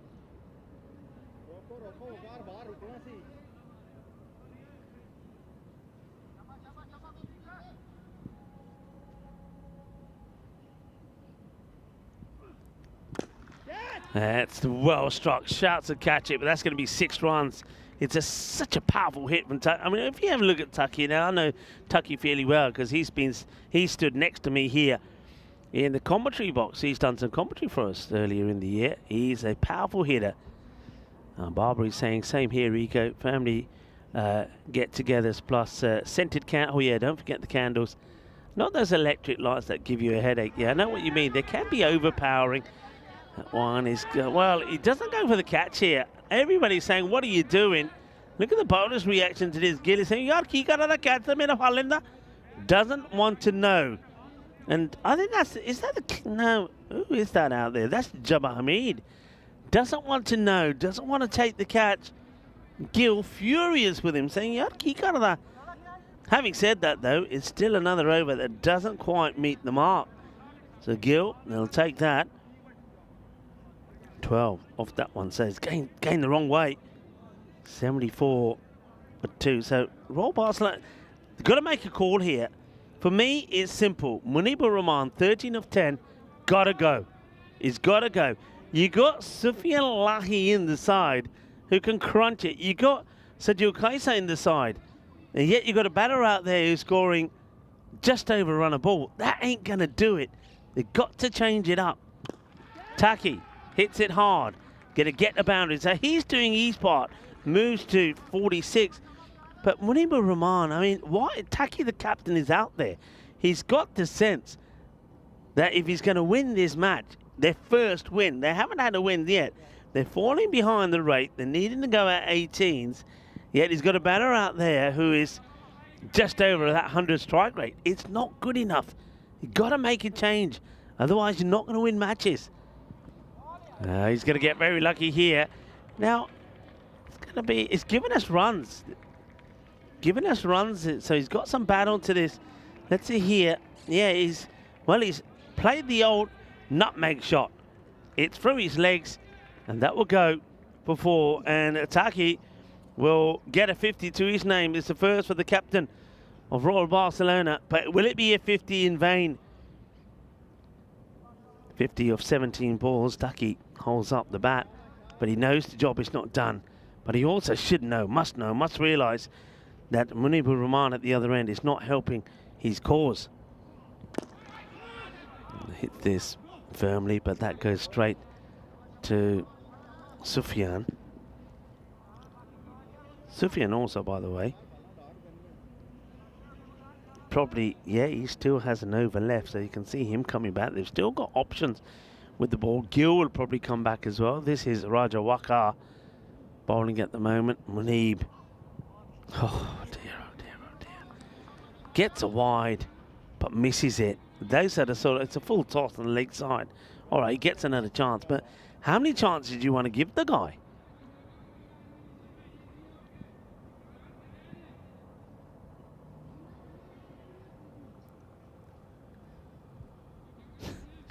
Jules. All right, well, maybe he's going to do himself a favour. I don't catch this, you know. Well, Akhtar drops it, and that's exactly what I would have done. I'm not being funny. If I'm in the field and I'm watching this match and I'm the captain is bowling, I'm going to turn around and shout to the fielder here, to Akhtar Khan. I'm going to say, "Na par rande. Nahi sanu chahiye. We can nahi sanu chahiye. No rande, theek hai." Because Rahman is losing the match here for Royal Barcelona. I'm not taking his wicket. I'm leaving him out there. This is the wicket you do want. And that's why, because he's hitting it big. Taki goes boom, a boom, boom, boom, shakalagea, ole, ole. That is gone. Adios, pelota. It's powerful, hard hitter. Goes down, makes it look easy. But he's got to do something about his partner. Now that 6 there off at the end. Is that the end? Oh no, I think still one more to come. Slow ball. Plays it out. Will just take the single because he will then stay on strike. See, the thing is, if Munib is going well, he doesn't want to take the single. He takes 2. End of the over, they get 18. So it's the first time they've got what they needed from the over. Raja Waka, the captain, is the man who goes for the 18. 92 for 2. These two being together for till what time? Look at the Royal Barcelona guys. They're shouting and screaming at the captain. And finally, yeah, wow. They're, oh, hang on, is he going? The umpire's saying, what's going on? He's saying, yeah, I'm being retired out. Finally, and this is not, the thing is not the captain. They are screaming at the captain. Now, what's going on here now? He was going, now he's going back. Why? What's going on? Oh, I don't understand this. They're screaming at the captain. Now, the umpire gets a message and say, oi, buddy, oi, ja tu, otte number on there, tu ja. And he's saying, okay, me gaya. Finally. So, he's scored 14 of 11, and it's not the captain. They all were screaming at the captain saying, yaar, ki kar rahe hain, baar kar rahe hain? Kyon? Enno? Haan, enno. And then in the end, finally, the umpires get the message, and Munib Rahman will go 14 of 11 balls that he chews up. And who have they gone with to come and replace him? They've got options. I think you've got to go with someone like Sajid Khosa. You could go with Sufyan Lahi. Also, Murad Ali, if he is fit enough. And it is Murad Ali. So Murad Ali comes out. Personally, I go with Sufyan Lahi from what I've seen from him already. But whoever it is knows what they've got to do. Gill, he's going to be trying to get this ball outside the off. And I think Taki's going to be trying to hit it outside the off. Well, that's going to be just the one. Murad will get to the other end, and he's going to be trying to launch this from the word go. No pace in the ball though, and it wouldn't hurt Gil just to flight the first one up just a little bit. Yeah, Jules was saying no decks in ECS because he's got 2 cats and the cats will have them. I know in our house we've always had dogs, and the Christmas tree would always be gone. First ball, adios. So Murad Ali, he comes and he goes. So he's gone. This is where the likes of Munibur Rahman says, well, at least I didn't get out first ball. Thing is, you're better off getting out first ball, because if you're not clicking, get out of the way. Murad goes for it. Doesn't get the ball where he wants. Well bowled one, Gil. Because another batter can come in and go. So, all right, Murad, if I'm honest, wouldn't have been my first choice. He goes for 0 off the first ball. Well done to Gil. Golden duck. There's Golden. Bit of the old Goldie action. So Murad goes. Now, this is the man I would have gone for. So, Sufyan Lahi. Him. And then after that, of course, you got Saju Kaiser. Firmly hit. Fielder does well. That's good fielding from Yunus, because the sun, if you look at those guys on that boundary, I don't know if you can get a shot of them at any point on the leg side boundary. Sun is right in their eyes. They're all squinting. And if you've got shades, it's good. If you haven't, it's tough. Shades and caps required on the leg side. Well, what's going on here? I think Taki's having to go at his own team here, because they're giving him a hard time. He's saying, Yar Minorando, let me focus. And that's why he's saying, I know what I'm doing. Let me focus. He clubs this one away. And that is a big strike. That brings 100 up. They're needing to go at a magical pace. They need this to be a big over. Gil, back to his mark. It's a chance, and watch this one into the commentary box, just out of my reach. There it is. Good hit. Whacked. And, well, if Vinny Sandhu was here, that would have been around about. Well, it would have been giving him a bit of a close cut.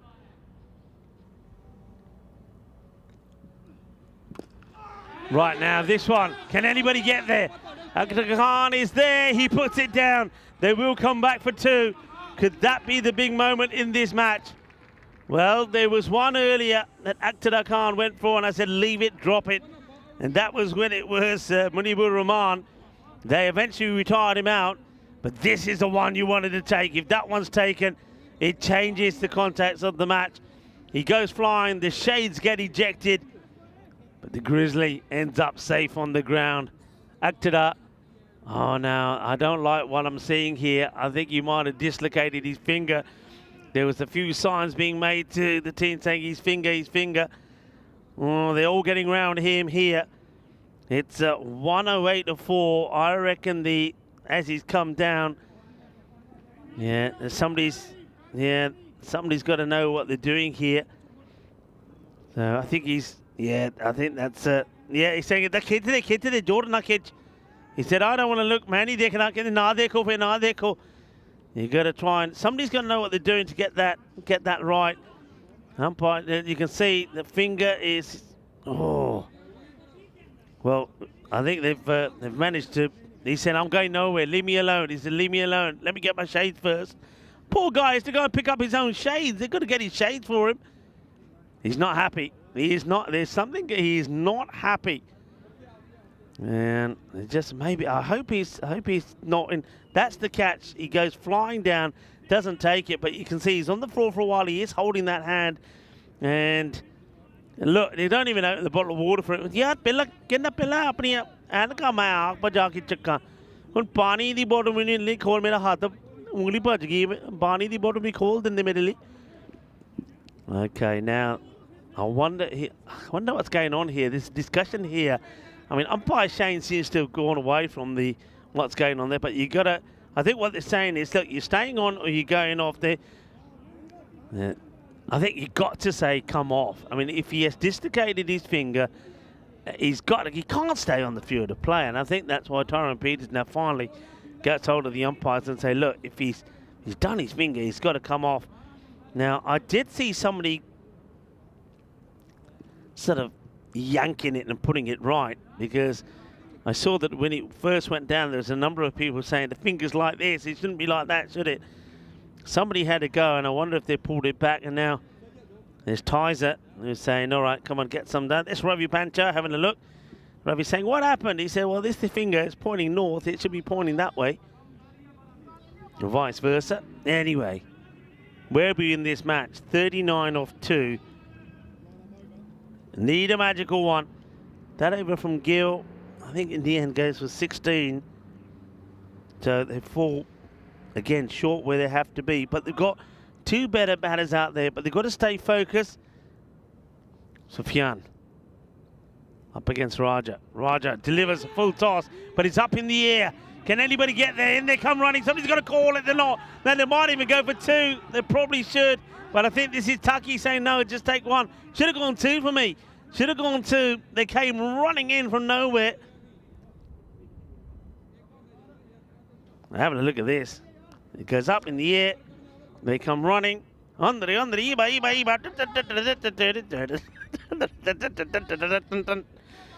I like it. I like it. They only take 1 though. Taki misses it. That's why you run 2. At this stage, you've got to take 2. You've got to rely on Sufyan being able to get back on strike, putting it away.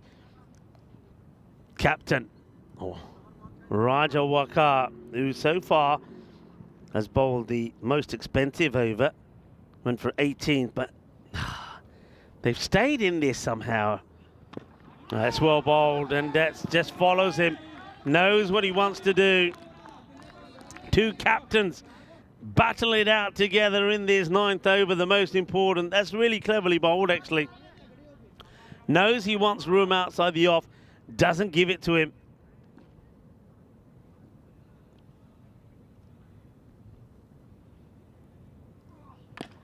Now, place that away. It's going to be just a thing. See, this is why you take the second. I think they might be just checking the height on this and see that the umpire at square is just saying, can we just have a look at the height? Well, here it is. So let's see how he tacks it. So I think you're not going to get a call on this one, are you? No, I think that you've got to trust the fact that that ball is coming down. All right. Only the 2 or 4 balls, these next 2 have to go to the boundary to give yourself any chance, really. And it won't. Just a single. And Royal Barcelona still searching for that win. They're going to go down again here in their 4th match. And they've got the point. 1 of 3 would have got them the point, but it's not a point they want. They want to win. Ripple Warriors will hold on after putting 146 on the board, 101 runs, 105 runs being scored in their last 5 overs. But Royal Barcelona, they just couldn't get that big over. They couldn't get the momentum going. And this one will get crunched away. That will be 6 runs. But that means that 30 required in the last. Not impossible. But I just think, I mean, you got to go back to it, folks. You can't be in a run chase like this and have a batter who has scored 14 of 11 and just leave him there. And in the end, it was the captain's own players that were screaming at him to retire out of Munibur Rahman. And in the end, eventually Munib himself started to walk. Then the umpire said, where are you going? Then he said, you can't just go. You got to tell us. Looked like he wasn't going to go. Then he does go, but it's happened too late. And Taki is on 80, by the way. 80 of 28. And only if we see something quite amazing in this last over, which is going to be bowled, by the way, by Sufyan Ansar. So the 2 Sufyans will go head-to-head here. Only if we see something amazing will we see a win. Right, that's 1 off the sixes. So far, match alive. Sufyan, this is the guy that they just kept sitting on the bench. Smashes one out. This is what he can do. And if you don't believe what he can do, you just had to see the 73 he scored in 24 balls in the last match, and they kept him sat on the bench. Good ball. Has to take the single. That means that all of these neck-ons have to go big. Taki seems to be happy to get on strike. Now, every ball has to go for 6. And that really now is the match. That's it. It's done. Just don't understand some of the tactics that we're seeing from some of the teams. And Royal Barcelona here again, their batting order just makes no sense at all. Oh, misses out on that one. Sufyan trying to get the big 6. And that's it. The match is done, isn't it? They're going to fall down. I mean, Sufyan coming in at number 6, the guy who crunches 73 in the last match. Sadio Kaiser scored 39 of the 13. We don't even see him going out there in the park. It doesn't make much sense. That one gets played away. It will be a boundary. That's going to be 4 runs, but it's just consolation runs these now. These are just runs that make the deficit. They reduces the deficit, could help out with net run rate. Just another point for all Barcelona. So 3 points for them in the standings, and the Ripple Warriors will extend that lead over their opponents. These two will play one more, and it's one that Royal Barcelona certainly cannot afford to lose now. If they do, then I think they're hoping that Girona, who we've yet to see, will be the side that will have a few hiccups along the way. But remember, top four go through, so they're going to need more than one team playing badly to try and make it through. But they have it in their own hands. It's in their own destiny. And I think, once again, Taki Mazar gets it wrong. He gets the batting order completely wrong. He's got good plays in there, like Sadio Kaiser. There he is. He's listed at the top of the order. We don't even see him. And then you've got a batter who scores and crunches 70-odd runs, not coming in. A Bakti Khalid, a man who scuffed 4 balls for 1, comes in before both of those batters. And once again, he uses 4 balls to score 2 runs. So, Taki Mazar, you're getting it wrong. You've got to sort it out. You've got to get it right. Ripple Warriors, well, their captain, Raja Wakar, will be more than happy with that result. Now, I said 1 apiece probably will be the case. If that is the case, then Royal Barcelona, by my accounts, should be picking up their first victory. But we're going to have to wait and see what happens. This is the way it started. Amir Hamza, not a bad start in that first over. He played some nice shots. But he would then go to, you have to say, it's a good delivery from Yunus. They came, and after going for a few runs, he gets the ball in the right place. If there was Yunus, first of all, though, taking the catch, he would remove Amir off the bowling of Hamid, and that was Bakhtir going bowled by Yunus. He's not a number 3, is he? He's not a number 3. He's no way is he or even Murad Ali for that. And Munibur Rahman coming in before the likes of Sajur Kaiser or Sufyan Lahi. That's when they got it wrong. And Taki at that point was going, but if you look at the over-by-over scores, and that tells you the main story. If you look at the over-by-over scores, they never really, I don't think once did they win an over. The best they did was 18 coming off over number 7. Other than that, they never got close. There was a 17 in over number 5, but it just never happened, and they weren't able to, and didn't make the changes that they had to make. So another loss for Royal Barcelona, and there's certainly nothing royal about them at the moment, as they're making too many mistakes. And Taki Mazar holds his bat up for his 50, and he does go on and score 81. But I mean, for me, he's scoring 81, and dare I say it, he's thinking more about himself than his team. And scoring 80-odd runs is great, but you've got to be thinking about winning the match. and I don't think he focused on that, whereas Ripoll, they capitalised on all the mistakes that were made. Now this one is the catch that was dropped. Now that could have been the key one. He dropped one earlier. That was when he dropped Munib, and I thought at that point, yeah, you take that one.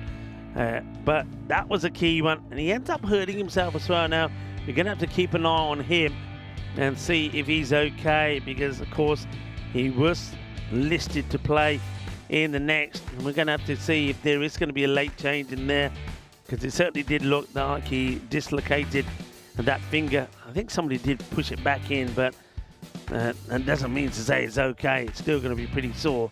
And to me, it looked like he was, and perhaps it just, from his reactions, that maybe he was in a little bit of shock. So that's the highlights for you.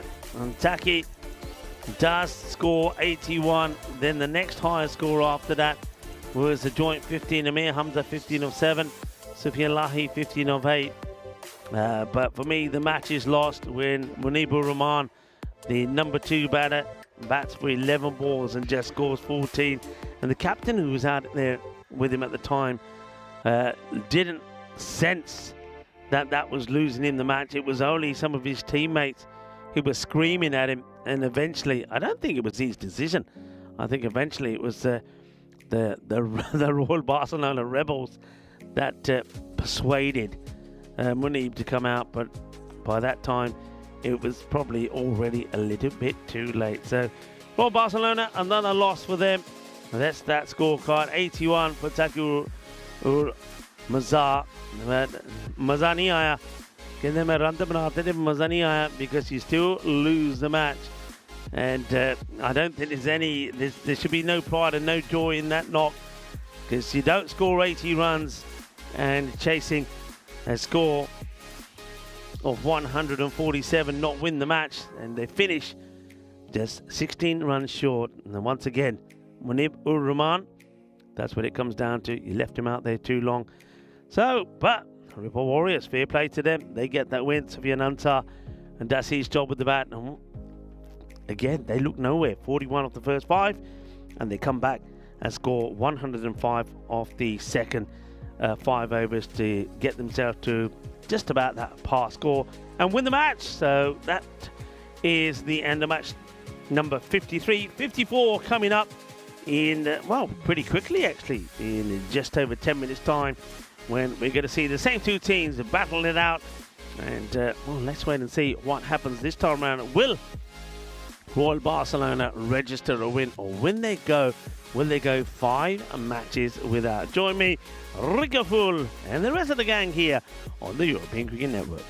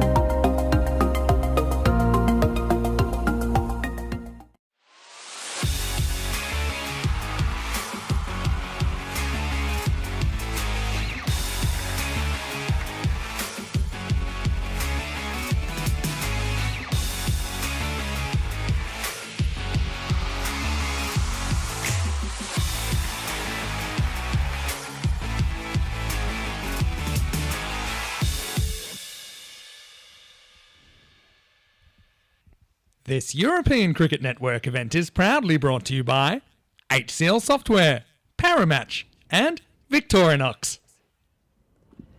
Hello folks, and welcome back as we get ready for the final match of the day on match day 11, and it's once again the Ripple Warriors who got that win over at Royal Barcelona. That means that Royal Barcelona have now lost 4 on the spin. They wouldn't want to make it 5, because when you have a look at the way the table is looking already for Group B, they're falling a long way behind. And Ripple Warriors, well, they're making a steady upward move on the table. They're getting themselves into the top 4. But Royal Barcelona, this is a big match for them. They've got to try and win. They've got to try and find a way to get out of the habit of losing matches. That last one, and especially when you consider that up until the 7th over in that last match, the match before, that they were on the hunt for a 200 chase. Then they fall flat in the chase of around 140. So they need to do better. I think their captain knows that. He had a good game, scoring 80 runs, but I think he got his batting order a little bit wrong. Big match coming up. Let's see what happened at the coin toss. Ripple Warriors to call. Tail is the call. And that's a tail. I will with that, we're going to bet. So there you go. Thank you very much to Tyrone Peters. Ripple Warriors winning the toss, and they're going to keep doing what they're doing. And they're going to have another bat first and see if they can do and go bigger than the 146, which was enough for them to get the win first time round against Royal Barcelona. And Barcelona, though, they've only had a short time to recover from that loss. And I just sensed that there was, a few things brewing in the camp. I don't think they liked some of the decision-making there from the captain, Tucky. You can see that they were the ones that were screaming out at him to replace or retire out Munibur Rahman. Eventually, that was done, but I think it happened just a little bit too late. One thing I'm noticing there is Murad Ali is listed to play, so that is good. And so far, also is Iqtidar Khan. Of course, we were a little bit concerned about him when he landed quite heavily on his hand when he was going for that catch. So he's at the moment he's still listed. So there's been no changes there. So I suppose that's good news. And Murad Ali also in the side. Bakhtir Khalid hasn't really clicked as yet. And Sajid Kaisa, I think he must be seething that he doesn't get a chance to get out there. And Sufyan Lahi comes out much later than he should. Sun's starting to come down. Not only will we be looking at the beautiful skyline here from the Montjuic Olympic baseball and cricket ground, but also I think we were looking forward to some very good action. It is the last match of the day, and normally some crazy things happen in the last match. We've already had plenty of random questions and random chit-chat. We were talking about Christmas decorations earlier, but of course that in this 4th match everything is welcome. It all goes in the last match of the day. Welcome to all of you if you're just joining in.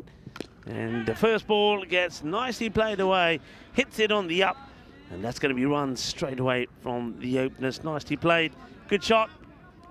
And you've got the pace attack of Murad Ali, and he's caused problems, but Maqbool this time manages to get that away. That's a nice shot from Asim. He's out there with Sufyan Ansar. I like that move, Ansar. He too, I mean, Ripple, I suppose, a bit like Royal Barcelona have been playing about or toying about with their batting order as well. Up in the air, that's another one that's going to go all the way. Doesn't quite get the short ball right here, Murad. Wants to go for a ball that's around about chest height and straight at the batter, but that sort of holds up, and that's a good-looking shot. Doesn't shy away from it. I think that was the issue early on when Murad bowled in that last match. He and, of course, his opening partner, Zaman, bowled very well. And they didn't quite fancy it, but this time round, different ball game. Goes short again. This is another one that gets played out towards the mid-wicket boundary, but they have got a fielder placed in that area. Mid-wicket and long on are back. So Maqbool plays his part well. Remember, in that last match, they really struggled in the first 4 overs. That's what Ripple Warriors have They've done it on more than one occasion. They don't have the best first overs, but they come back well in the second part of the innings. And this time he gets it right as Sufyan Ansar swings and misses at this one. He's seeing a lot of batters staying focused and hitting down the ground or on the leg side. There's probably one thing that where Group A for me at the moment, just thinking about it, was slightly different. I think you had more batters that were playing shots on the offside as well. Certainly we've seen a lot of good hitting here today, but most of it has been on the leg side. And, well, just as I say that, this one will go out on the off. Or maybe you heard me. The fielder can't catch up with it. Good chase. Kavi the coaches get the field in the net. Syed Anwar, but can't stop it. It's going to be another boundary. So it gets good elevation. That's good shot. That's good shot selection. That's what I'm talking about. Play the ball on merit. So another one gets away. I can hear another chopper in the background. Maybe it's coming this way. Maybe it's not.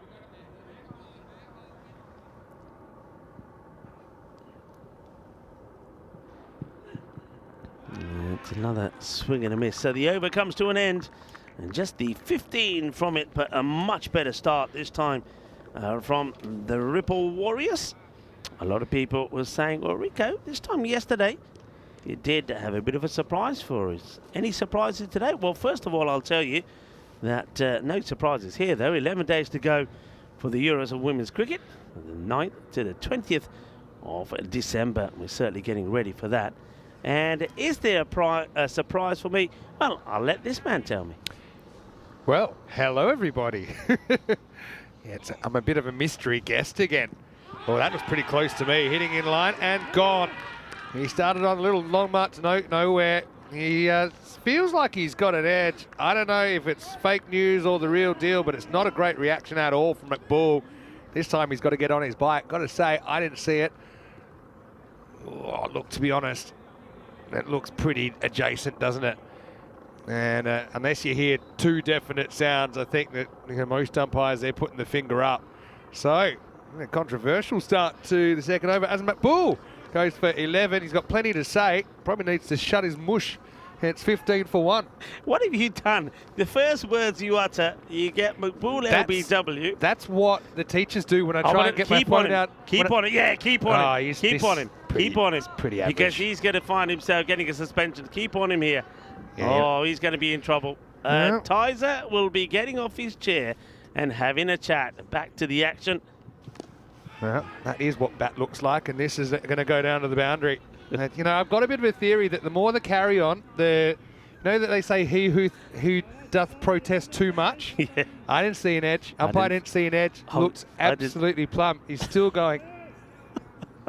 He's still going. But, anyway, it's Vinny Sander here, Mr. Maximo. If you didn't realise where the voice came from, I did decide to come down for the last game because I know that you've got 3 days off, Rico, so I wanted to at least send you off well. A bit like McBull just got sent off. I think you sent him off. That's well. Rico at the end of the day when I said he's got to take tomorrow off. Well, if that one gets given, I can understand a bit of a reaction. But yeah, I was going to say that's the reaction that when the teachers catch me watching ECS on my phone in class, because we're not meant to have the phones in Spanish school. But you could see Murad in the side. Obviously, Zaman. But I mean, it's a bit of a basic, isn't it? That even if let's just say he does hit it. I mean, who knows? Only he knows. You can't carry on that way. And Tyrone, he was already a bit short of patience towards the end of the last game. I could tell. The first thing I did when I walked into the stadium with my school backpack on was here Tyrone trying to settle everyone down, and you sit there and no, you're not going there, and this, he's got his hands full right now. He has. So it's like, when you go into the principal's office and the principal's clearly having a bad day. Yeah. That's what McBull might be dealing with at the end of this game. McBull is going to be in trouble. He certainly is. All right, Zaman, he's been bowling well. That's that slower ball. He just keeps straying. Look, if he just gets his a little bit straighter, I think all of these appeals, he knows it himself. This ball is going down the leg side from the moment it leaves. It's It's a good length, but not the right direction. And the thing is, though, if he keeps appealing like this, sometimes the ones that are close, the umpire will turn around and say, nah, you've had your lot, I'm not giving it. Maybe. A little soft pressure there. I've got my theory every third appeals out. I think I've talked about that before. Last ball of the over will be one. And, well, won't be one, actually, because it's well fielded. It'll be a dot ball. And Ripple Warriors are 19 for one at the end of two. So, buenos dias, everyone. Buenas tardes. Wherever you're watching from around the world. And I know you must have gone through this already. It's one of the few times I have to come in. I haven't heard a word you've said all day. But happy Thanksgiving, everyone. Yes, it is. Yeah, happy Thanksgiving. You know, we had a few American students, and quite a few of them actually were missing today, I noticed. But, yeah, well, there's a little bit of a replay of what you missed. It's the quickest costume change that I've ever seen. The pads came off, the gloves came off, the helmet, the cap. Maybe he's gone already. Who knows? Yeah. I think he might be. He's in the principal's office. That's where he is. We need a solitary confinement cell, don't we? In ECS cricket sometimes. It's going to be hits into the gap and it's off the back foot.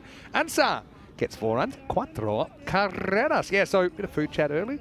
Probably go tonight. Now, I don't know if I go the full turkey. I know quite a few places here, they do offer the Thanksgiving dinner. Nah. And I even saw, 100 euros for a turkey that they'll prepare for 12 people, minimum 10 people or something. But I might just go the chicken wings tonight. I thought you did that already. The American style. Did you not do that yesterday? Not exactly. Okay.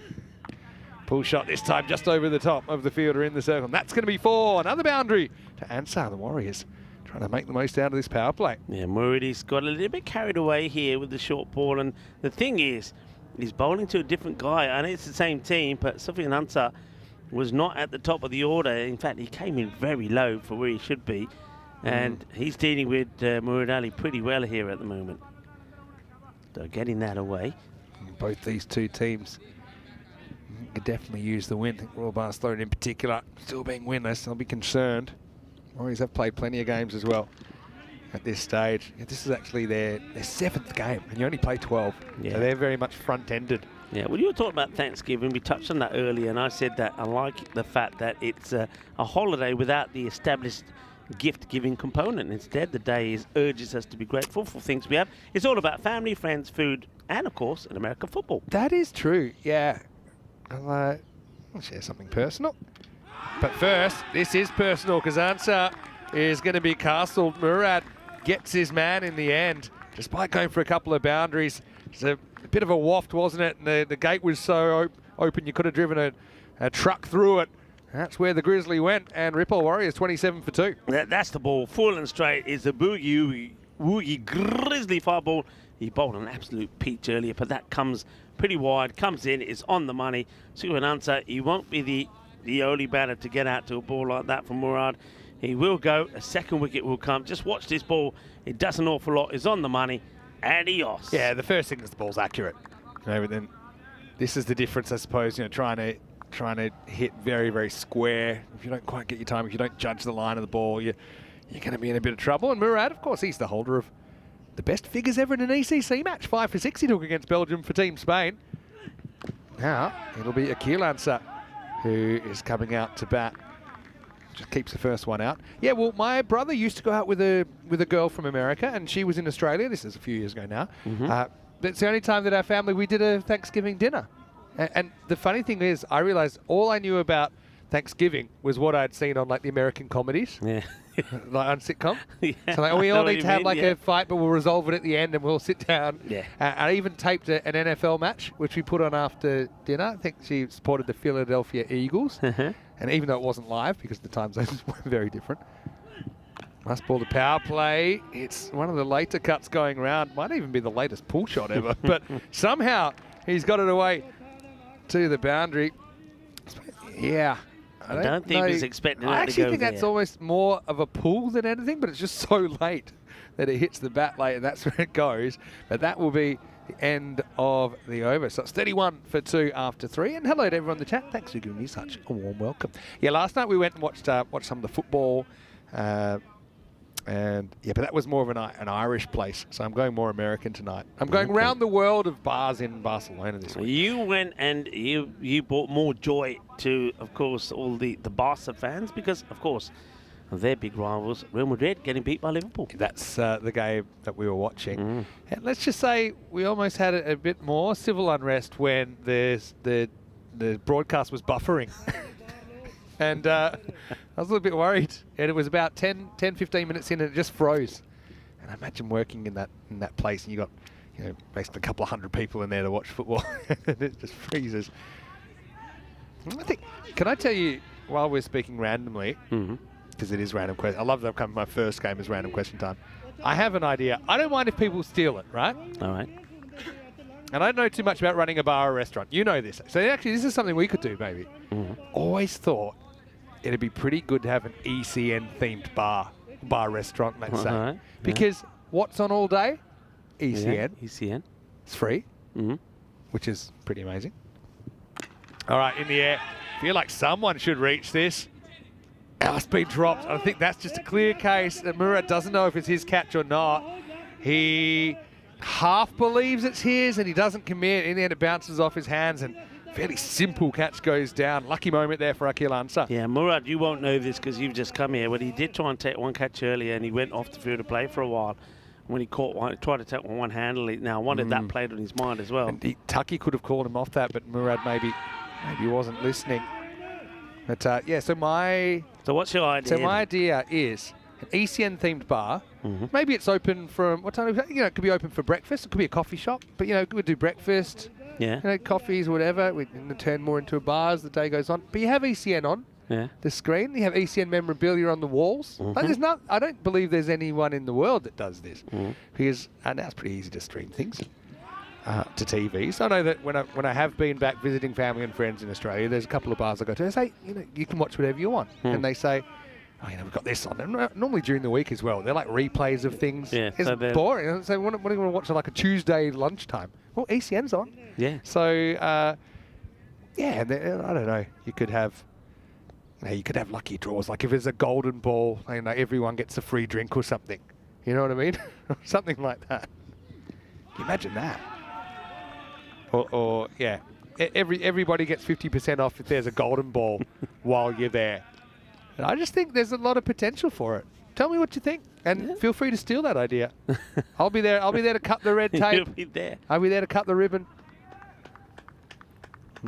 Yeah, I'm waiting for the reception. I think it'd be good. And you could always have ways to interact with everybody on the chat. We could be saying hello to everyone in the bar. Yeah. There might be computers where you can line up and you can log in and you can chat if that's what you want to do. This is a nice little flick, actually. Great use of the wrist, and it will get to the boundary. That's extraordinary timing. How talented is this guy, Pratik Gill? Yeah. He just dismissed that one, VVS Laxman, circa the early 2000s, 4 runs. Yeah, that's a really good shot. Beautiful placement. Fielder thinks he's got a chance to get there. Tries the old foot fielding method. He's not going to get there. It will be the end of the over. So 4 overs now complete. 39 for 2. Think of the menu you could have. Think of the menu. You could have things that are called, like the Bermuda Triangle. It could be Bermuda Triangles could be like sandwiches cut in quarters, made like triangles. Yeah. Give us your ideas. What's on the menu? So maybe some ECN themed cocktails you'd have and mocktails. I got plenty of ideas, just not a lot of dinero. So it's going to be a wide. As Gondal comes on, bounces off the keeper for an extra one as well. Yeah, we sort of touched on once before, didn't we, about cocktails named after ECN or just cricket in general. I mean, the Maximo is probably going to be like your Long Island iced tea. It's going to have, it's going to be the You're just going to have Maximo the everything on it. Yeah. But I think So let's say we're doing ECS and we're finished by like 6 o'clock in the evening or whatever. Yeah. I mean, this could be anywhere in the world. So I have thought when I've been in this, that would have been out. He's missed the target. Jeez, we've had a lot of direct hits though in this tournament, haven't we? And I saw a compilation of them on our social media, European cricket as well. But in Australia, for example, the game started like in Perth when I'm on vacation. They start at about 3 p.m. and they go to about 1 in the morning. So that's perfect. But say it is in Europe, at night when the play finishes, we can be showing ECN classics. You can be showing some of our favourite games. Points at there, Fielder comes across and it gets a nice kind bounce as that's Sajil Kaiser that feels that well. Kroom likes the internet cafe element. I suppose people just use their phones if they wanted to chat. Yeah. I love that. But I suppose this is groundbreaking. You could have real chats using words with people. Yeah. You could have the chat room, which is just, rather than tables where people say apart. You don't have a few individual tables. Yeah. But you could have a circle where you join the chat and you talk to a person, not by type. Can you imagine that? Yeah. So you're kind of all in a circle facing this and you're talking. It's like a bull ring kind of thing. And maybe there's kind of there's big TVs on the floor, so you can watch the game at the same time. Now you're going budget's to a blown different out pretty level quickly. Yeah, there's budget. I'm fleshing it out a bit more in real time. But I do like the idea of an ECN cafe/restaurant/bar that's ECN themed, watches ECN, because then people wander in and then they'll probably discover ECN. That's one of the things, we're still pretty niche. That one's in the air. I think it's got the journey. It does. Maximo straight into the gap as well. Yeah, nice hit by Pratik Gill. Smashed pretty well. So we'd have to have, obviously, there'd have to be a golden ball feature of everything, wouldn't there? There'd have to be I think when there's a golden ball, the bell gets rung. Yeah. Something happens. I don't know where the balloons come Ding, down. ding, ding, ding. Yeah. And I mean, you don't want it just to be monetary, but it would be that somebody wins a cash prize at the bar at that time. So I don't know. It's like, all right, whoever is, a whole bunch of balloons fall down, and then one of them has like a golden ticket in it. See, I love making games up. And everyone's just madly popping the balloons because there's a €100 voucher in there. Okay. I recently have to quit my job as a commentator to now run this full time because it's getting pretty involved. You have to quit too. Because I know you know how to run a restaurant, and I don't. Oh, that's another option. Well, they're running hard, trying to get some significant runs on the board. What's on the menu? Have we got any ideas? What's on the venue? What's on the menu? Well, there's got to be a lot of things. You can have we say magic over, so there's got to be a magic pizza with several options. Then you go supersonic with more stuff. Oh yeah, they're the sizes. Yeah, that's your good. sizes. So and the same with burgers. You've got the magic, the supersonic. So you'd have normal, magic, supersonic, hypersonic as well. That's a very good idea, Rico. This is why you're on the organising committee. All right. Burger. I suppose it's got to be a Maximo burger. We had a Maximo burger. I don't think it was the main factor that place was forced to close was it that, or did you start to go in there and started playing the piano? It was one or the other. The creative differences between the owners, but it wasn't the Maximo burger. That's going to go, and it's going to go easily for 6. And look, that screen has had more balls hit it than even the screen down here, I think. Yeah. Even though it's miles past the boundary, that's the Tyrone protecting the screen. It's also protecting him from the players, not just the balls this afternoon. That'll be the end of the 5th over. Hey, 58 for 2. Hey, come into the box. Let's talk. This is an open discussion. Vinny Sandu here, Mr. Maximo, with Rico Full. I am in my civvies again because I have come from school. But I want to see you in your school uniform. Yeah, with my you look like my school principal, actually. Little school tie and a blazer. Yeah. I want to say well done to you because I know you've been covering me a lot. I love coming down and I love kind of catching up. It's always a nice surprise. It's the best way to catch up with what's been going on. Corey is here tomorrow. I know you've got an important 3 days ahead. I know you've got your daughter Sonia's graduation coming up this weekend, right? So I have, yeah. We'll cover you. We're a team. We'll cover each other. I had to make some last-minute changes because of the flooding. I got a message through yesterday from Renfe, the train people, saying all the trains are still suspended. Really? I didn't even realise. How are you going to drive it? No, luckily I got a flight. Which is what I once tried to, I had the train, but I found a flight, so that's good. Happy to hear that. Yeah, but so obviously the issue caused by all the rain and the flooding here still causing lots of problems. That's a great delivery, isn't it? What a good ball. Yeah, excellent. Out. And if you can keep delivering those, you're going to be in pretty good shape. That was an excellent piece of bowling by Saeed Anwar. Very famous name, Saeed Anwar. Hey, I never asked you yesterday, what's your teacher's name? Do you have to say sir? Or miss? It's pretty casual. We're adults, some of us. Actually, we have 2 main teachers. Great Yorker. That might still go for 4. Luckily it doesn't. But excellent bowling from Anwar. Oh, Diana is actually my teacher. But not Diana, the ECN photographer. There's another Diana. She's from Colombia. And I've got another guy, Raul. Raul. Who's actually from... There's always a Raul. From Cuba. Yeah, but there's lots. One of the strategies is they have, you interact with a lot of different... There's a Laura, Lorena. But yeah, there's a lot of different teachers. And this is in the air. Catch a ball. Never saw it. Oh, dear. They never saw it. I think that's 4. I think it has been called for. 4 runs. But yeah, it just disappears through the hands. I mean, he's not looking directly into the sun, but he's definitely sun adjacent, isn't he there? Shadil Kaiser, I think. And that ball just scoots.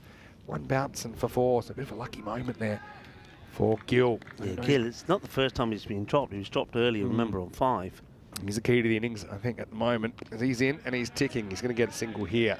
What else could I tell you? Oh, yeah, and I've got a very good private shoot. I do an hour a day with Ruben.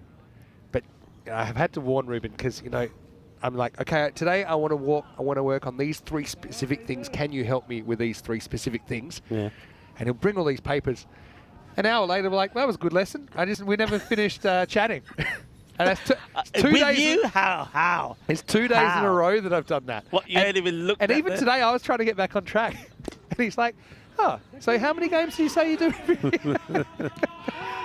Okay, I think he makes it here. It's a great pick up and throw, but I think he does get in, so let's have a look at this. I'm with you here, but hey, Slow-mo often throws up a few surprises. Good throw. Had some power. He's definitely a bit concerned about the ball hitting him here, but bang, down goes the bat. So he's safe. Yeah, it does make it. And it's also at the end of another over, so still, I mean, we know that Ripple Warriors can really accelerate towards the end of the innings. It's not quite happening here at the moment. As that over, it's a very good over from Anwar. I think that's the 8 runs come off that. It's 66 for 2. So I like some comments here. I think egg in the hole probably is on the menu. Egg in the hole for sure. I like Alan's idea. Every time there's a golden balls happy hour. I think you can even, because golden balls, on average, we should have one every 3 weeks. Yeah. That's actually the frequency. Well, 3 weeks. That's 6. Ooh. That's one way to do it. And we know he can hit a long ball. That's exactly what he does there. Maximo. 6 carreras. Wow, Ilahi, welcome. Yeah, he's blasted that away. And that is smashed. Tim's saying, get Tyrone Peters in the commentary box. We wanted to have the 7-second delay on. If Tyrone's in play. I don't think he's in the mood today. Not today, he's not. Good. But we have had Tyrone. Tyrone's called a golden ball. One of my favourites. I've done a lot with Tyrone, I remember. I think probably he's covered me before. Yeah. I think it's golden ball 34. It's the one. Shetty. Is it Shetty? Shetty. They're in Germany, right? In Germany, yeah. Still one of my favourites. Yeah. I'll give you the exact number. It was a great one, yeah. Anyway, this is Sufyan Lahi. Well, you're finding that. Yeah. Sufyan doing the bowling. And that's going to get past the keeper. Might even go all the way to the boundary. It will. So that's 4 more. It's golden ball 32. 32. 2nd of August 2022. So we had 2 in 2 days, actually. There was only 2 games between that golden ball and the next. Yeah. But it's if you need the context. You can go back and look at the golden ball compilation volume 4 and you'll hear. You can just Google that or you can search for that on YouTube, and you can hear Tyrone. Shetty, is it Shetty? You know what? Shetty, come on! That was fantastic. Do you remember? We didn't think they were going to go back to him. Oh, that's been clubbed, and that's another one that's going to go all the way. Bolle.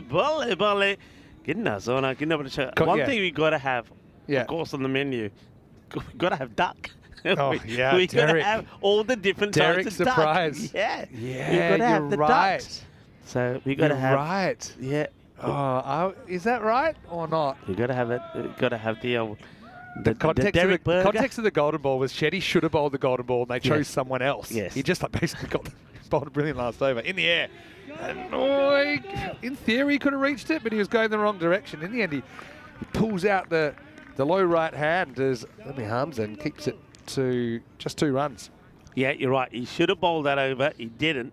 But then who was the man somehow of it the fell in his moment? hands 3 metres from the stumps because the bowler missed it, and he was backing up, and he's flicked it onto the stumps. And that's why Taylor's like, is that Shetty? Is that Shetty? And the celebration. The celebration. Ripping his shirt off, ripping clothes off. It was like he That was a scored good the run. goal to win the World Cup. It was. Dushadalahi trying to recover from a bit of a rough start to the over. I suppose he has. And he goes for 15 in the end. Plus, I think it was a leg behind that over, so 16 total. And at the end of the over, it's 85 for 2. And she was 4 leg buys in the over, so make that 19 in total off the over. Hey, Hawks kettle on your back, and they've got the big 4 plate tomorrow, don't they? They play in a huge quadruple head up, and we'll get to see Girona for the first time. And we haven't seen them yet. Supposed to have Girona here, wouldn't they? And Rebel Sporting, well, I know that they've had very few highlights, haven't they, so far? But they get 3 more games tomorrow to try and make a bit of an impact. Yeah, won the last one here. Last night. Now this one, nobody's there. And well, this is a great save. But this is amazing. He's actually got way more room than he thought. And if this is actually in the middle of a hand, which I think it is, I think he pushes it out. But look, maybe not. Maybe live it seemed like it stuck in the middle of his hand, and he deliberately sort of threw it away. slaps it back, doesn't he? Probably is happy enough at this stage to not risk and running out of bounds. Probably didn't know exactly where he was. Good fielding, I suppose. Zaman coming back. Marian Zaman. Gill on strike. Gets a slow. Was a good piece of bowling. Yeah, nicely bowled, nice and slow. Takes the pace off it.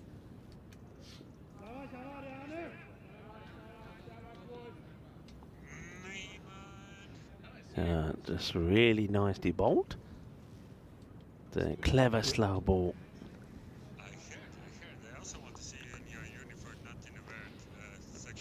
I'm getting lots of scary messages that people want to see me in my uniform. Well, this one is uniform for Gil, who loves to put the ball out of the ground. This is no exception. Maximo! Say smart. After missing the slow ball, he certainly times the next one up nicely. It'll be a good time for him to click now, get into the end of this innings. They're still falling sort of below par score at the moment, expecting around that 130. I mean, they got away in the 140s last time. Royal Barcelona really, you can see they're really trying hard here for Barcelona to get the win, and they're going to get a wicket. The slow ball, which gets chopped onto the stumps of Gill after going big down the ground. After getting a 6, he's going to be out. Good, clever bowling here. I really liked Aryan Zaman. His bowling has been top draw, and he gets the wicket. The slow ball once again. That's a good time to get a wicket. Gill will go with the score on 92. Interesting little battle between those two. Actually hits him in the arm, I think. And Gill, so he's just threw the shot a bit early, just didn't time it up. We actually see the short ball sometimes being quite an effective tactic. I suppose a lot of players are very front foot. They're looking to come meet the ball. They're kind of charging out of their crease a lot of the time, so forces them to play a slightly more difficult shot. It can be a risky tactic as well, but Gill is going to have to go for 30, and at the end of his innings, it's 92 for 3. Is Rajawakar, and he's going to live pretty dangerously, getting off the mark. More things. I'm still on this because this is kind of food chat and random at the same time. Like a magic spray Bloody Mary. Yeah. That's got to be on the... That's a cocktail. That's got to be... Yeah, that is a... magic. And I don't know, like when they make it, you end up, you spray something on. Like what would it... Like you spray the Tabasco sauce on. Is it Tabasco in it? Normally. Yeah, there is, yeah. Just drink them and don't make them. And that is a dot ball. And Zaman's got used that slow ball really well. He's got excellent figures, 2 for 12. And he's one of the reasons Royal Barcelona are on top right now. It's 93 for 3 after 8. Cocktail or food names? I'm not going to let this go yet. Let me know in the chat. Dave wants the job. Can he make the egg in the holes? Well, it's nice of you to donate your time. We don't have a lot of money. But, yeah, if he wants to... Dave can also... he can be the live musician. Yeah? Yeah. Yeah. And Andrus is in the background. He's pushing the buttons. And he says, like, you might have the Dane Kirby, which is like, was it 7 types of thing in the cocktail, because he made 7 ducks. All right, in the air and 6. Maximo, enough from Rajawaka. I know that he's just yet another hit of the Warriors can send to the crease. He's a big man, isn't he? Made that look very easy, just a little push. Yeah. The other thing is, I think we have to have some of the items themed on some of the team names. Yeah. Go wherever you like with this. I like that- this from Dave. The Barcelona Sunset cocktail. Yeah. That's nice. Mhm. Like a tequila sunrise, but you have a Barcelona sunset. It's just one, called yeah. Barcelona Sunset. Yep. And that's going to be 4 more. Good hitting from the captain. Raja Waka hasn't been at his best all the time today. Remember, he got out in a strange way earlier when he stepped back onto his own stumps. But, well, this time he's making sure he's not making that mistake again. Some good hitting from Waka. Seems to know where he is this time, which is always something that helps. Can take it to some interesting places. Gundar, not a good Cricket. start to his second over. And that's up in the air. Shouts to catch it, but this is going to get everyone, and it's going to need it. Well, I reckon he's going to throw that over the rope anyway. 4 anyway now, isn't it? Yeah. Actually, it was an interesting one, actually. Did he release it before his foot landed? That was actually going to be pretty close, but obviously because the flick didn't go backwards. Here we go here. It kind of stuck in. I think he probably did release it in time, but unfortunately, a bit of an own goal. Sunset watch. We're probably... It's always the end of the first innings. That's where we are now. Let's go. It is. It goes down so quickly behind those mountains. It's well bowled. Really good length, and had Rajawaka stretching. Yeah, team. I like team name ideas. Look at all the planes up there. That's quite sensational at the moment. If you can get the floodlights in there, and what we see about look at the line of them all lining up. It's unique. What we some of the views that we see from here. Yeah, and there's the sunset as well. Definitely an orange phase now. 2 to come in the 9th. This is going to be up and over the top. There's no one back there in the end. It's been called 4 runs, so Warriors trying to fight back to something competitive. All happening in the 9th, as we know. That's Including a good the sunset. solid hit. And yeah, including that sunset. So 19 at the moment. Like a Barcelona Royale with cheese. I feel like that could work. Oh, the Big Mac. We might have to speak to the McDonald's people about that. Yeah. Big Mac. Oh, we call it the Big Muhammad Amgan Khan. So that's how we get around that. Uh-oh, that's a full toss. Adios. That one's gone. 6 more. Maximo. Answer to 40. Gondalin's up in the naughty 40s too. Yeah. And at the end of 9 overs, 118 for 3. Yeah, big over, 25 coming off it. That's why we say all happens in the 9th. And Gundal, he won't be happy with the way that he's finished. 44 come off his spell. And everything happening here in the last. There's so many good ideas here, and they're not all food related. I do like Adios Pelota whiskey on the rocks, right? So that's from Thomas. That's excellent, Thomas.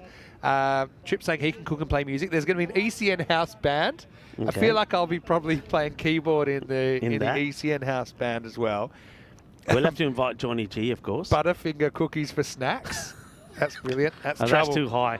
That's too high for sure. I mean, they might as well... when the catch goes down, they could run if they want to, though. That's Murid Ali, who is having a mare with his catching. He knew it was no ball, and then he probably would have just let it bounce. Yeah, that gives you a nice look at his waist there, doesn't he, with the jumper?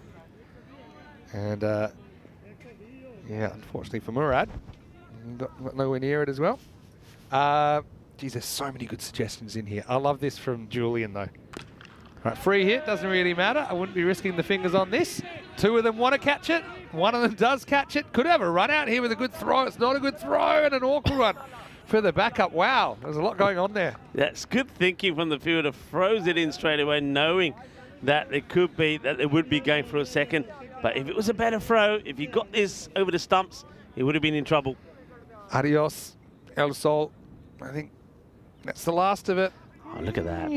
Beautiful. The yellow and the orange. Time for the pink and then the purple. Do you know, Julian, I love people that think outside the box. He says, and I think I'll adapt what he said. Yeah. To see if people have had a bit too much, you shine a torch in their eyes. Like the concussion test in Carter. You have to do the concussion test. So you have to torch in the eyes and then, read what's in front of you or whatever. Yeah. But I think that you could definitely teach the staff the concussion tests. Slower ball, but it's a hit-me ball. It gets pelted out of here. That's another biggie. And absolutely smashed. So boom, shakalugya. It's another one that's out of here. All right, so where are they at now? 128. Could be heading 140. Keel answer to 48 of just 23 balls. Yeah, Kareem wants to have drinks with Booney and Booney Max. We had Booney Booney Light driving us last night, actually. Booney Light. It's Sajwal. That's hit pretty hard, and they said, "Oh, well, the fielders' reactions were better than those that were on the bench." What did that hit? That's hit something. That's hit one of the chairs or the table. That's been clobbered. But if that wasn't straight at the fielder, say it Anwar, it was always going forward. Just have a look at this. And they just got out of the way. It made the sound of ball on table, similar to the sound of ball on your monitor. Actually, that one. 2 to come. Keep the suggestions going in the break. Cube is going. Cube is on the way down. Every time I come Why is it you come down there, McBool loses his wicket straight away.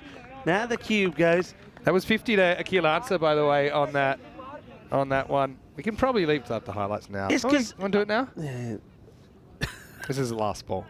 More suggestions, please. These are all good. do it. Get it. Get All it. right. We got. Oh, yeah. Don't forget the Pepsi. How we many- got Pepsi as well.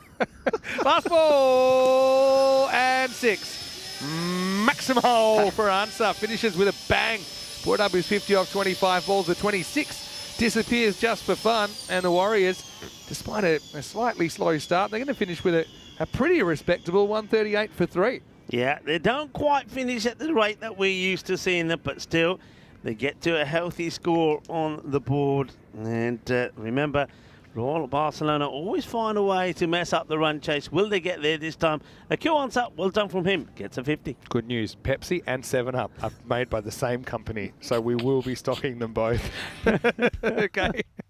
Anyway, let's have a look at the first innings of the final game of the day, match number 54. And look, two teams that can really use the points, and particularly the Royals. Obviously, they need it early because they got one here, but then it was tantrum o'clock, wasn't it, as Maqbool, he was telling anyone that would listen, and even those that wouldn't, that he got some sort of inside edge. I think mostly it was in his mind, but it all came off. And to be honest, his departure didn't seem to hurt the Warriors too badly. They finished pretty strongly without him. Yeah, they did. He would go, but then we saw some good hitting from Gill.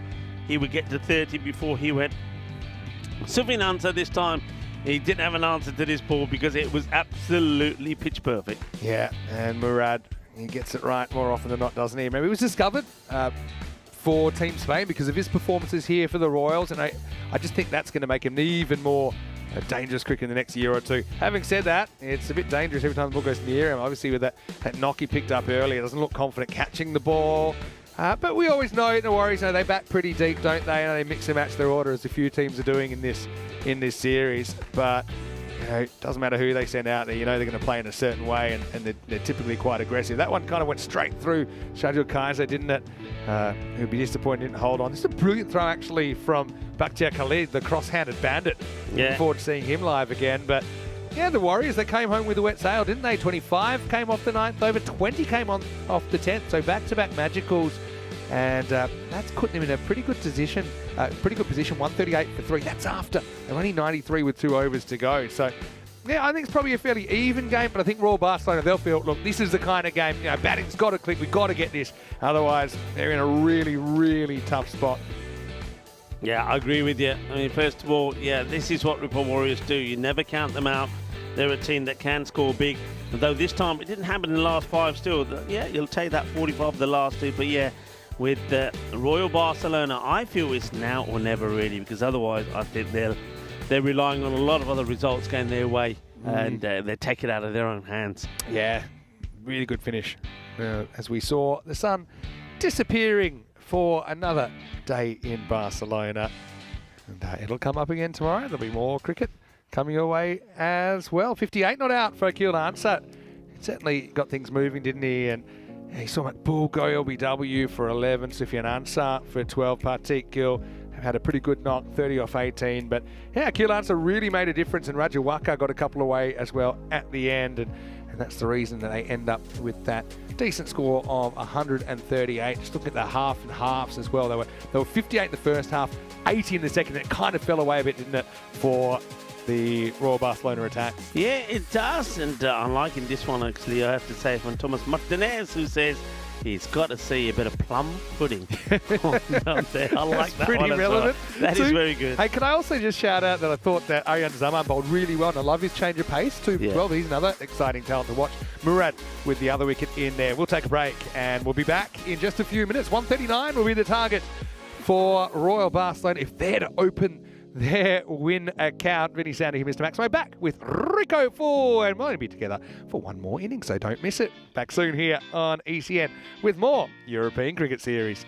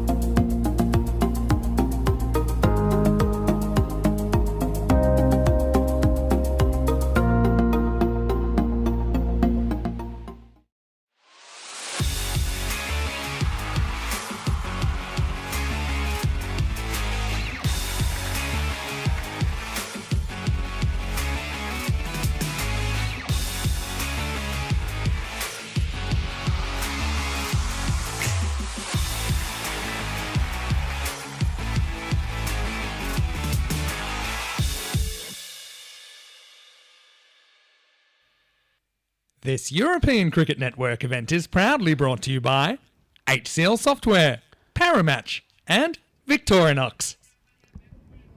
Hello, cricket lovers, and welcome back. Well, we're having a bit of a party here. Well, it is the last match, and all sorts of random questions. We've had a complete different twist to food chat as well, and glad that you can join us. I'm glad that Mr. Maximo Willie Sandu has been able to join us here as well, where Americans around the world will be celebrating, of course, Thanksgiving on what is Red Planet Day. Well, it is Red Planet Day, so look out for the red sky around us as well. Let's have a look at the bonus point equation.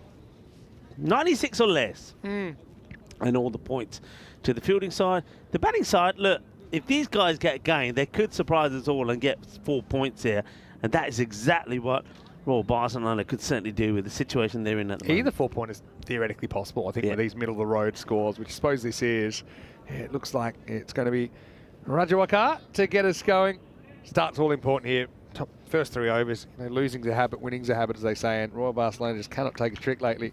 Here we go with the chase. 139, the target. Sajid Kaisa is on strike. First one is just in towards his pads. He times it beautifully. Maximo, a perfect start for Royal Barcelona. Yeah, now he's a guy coming out the bat, opening the batting, who did not even come in the last match. Couldn't understand it, and this is why this guy has to be at the top of the order, out there with the other big hitter, Sufyan Lucky. Sometimes you can tinker a bit too much, I think. Given it is tournament play, he will play 12 matches in this phase of the tournament. Well, this is a bit of a false shot in the air, but it's going to have enough to get over the infield, and it's going to run away. Well, 1 bounce, 4 run, 6 and 4, and Kaiser, well, he must be hungry because he didn't get anything in the last game. Didn't get that opportunity, but he moves to 10 in quick time. Yeah, gets it out here on 1919. I don't know if you remember this guy, Vinny, but birth of Australia's finest all-rounder, Keith Miller. Amazing. He's one player I would love to see in the modern day. Apparently he was just so talented. Yeah, brilliant, a glitzy batter and genuinely fast opening bowler who was often at his most dangerous of his short run. Keith Miller. There's video of Keith Miller. You could watch him from kind of early 50s, I suppose would be, something like that. Definitely.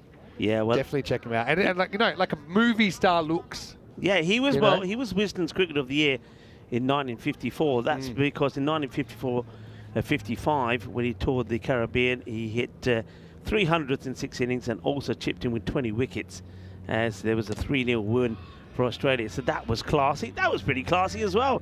And that gets whipped away as Sajid Kaisa gets another boundary. Yeah, that one about knee high, but just helps it round. Gets away and in the end, it doesn't quite carry to the boundary rope. I know Richie Beno said Keith Miller would be probably the first player he would pick in any team of all time. He used to say that. Or he definitely in his world level. I think one of the 4 best players he's ever seen. And he still would say that, in the 21st century. Yeah. Interesting. Can we, and I'm going to pivot back, and some more ideas. Yeah. Phil G has a bit of a saying as well, which I think we could put in the cocktail menu. It's the G-O-R-N-E, gone. I like that one. Hey. It's around the wickets, not really working, I think, for the most part. Elahi will just see out the last ball of the first over, and Royal Barcelona on target, at the moment at least. 15 without loss after 1. And we went so close to a golden ball last night on the 1 week anniversary of our last golden ball, which was Wednesday night, week 1. Maybe we'll have one tonight. I suppose it's that kind of score, isn't it? Yeah, I think it is. I think anything, I said this earlier, between that 125 and the 140, I think there's always a chance. And it is, of course, the last match of the day as well in the night time. The sky looks absolutely stunning on, if I said already, it is a Red Planet Day. A day all to do with Mars, but we could be on the red planet when we're looking at the sky up here. That's going to be easy runs, isn't it? It's not a good delivery. It's short, it's horrible, and Sajid Kaisa says thank you very much and plays it away. Yeah, Hamid gets this wrong, doesn't he? It's shorts down the leg side, and there's no one down there. It's almost like just gifting a few of these in the early stages. I also think the staff at the ECN, we need a name for it. But I don't know, the ECN bar or the ECN restaurant or whatever. they got to have 2 uniforms. They need one normal and Peacock Friday uniforms. Yeah. That goes without saying. And obviously Definitely. everyone would join in. I think it's just over the line. I think it's a good call. Yeah, good one. So, Yeah, on a Friday. And on a Friday. you get a Peacock Friday specials menu. Yeah, good umpiring. We're going to have a Peacock Friday Happy Meal. Yeah. Yeah, you don't want... I think that we... Gundy eggs. Can that be on the menu? All right, this is in the air. And anyone reaching? Not quite. Watch the bounce. Pretty well done, actually, by Waka Yunus that time. He was able to knock it down, keep it to 1. Yeah, because you know they have like huevos sucios, dirty eggs. Have you heard of that? Yeah. Dirty you eggs. could have, Gundy eggs. Gundy meatballs? Oh, Gundy balls. Gundy That's balls. probably better. That's Gundy balls. Yeah. And what is it? It's like, like quite a messy sauce on the meatballs. You can have Gundy balls, but Gundy ball. what you do is like 1 in like 100. It's like full of spice. Yeah. And Oh, if you I love get that. you get your golden ball. That's the golden ball. Gundy And you ball. get a prize for getting the golden ball. Gundy ball roulette. Yeah. Ilahi gets score. Wide. One does miss the line. Umpires have been brilliant, I've got to say, throughout the series. They're They've holding their been very good. concentration. You're always going to get, especially certain places more than others, the players like to kind of serve it up.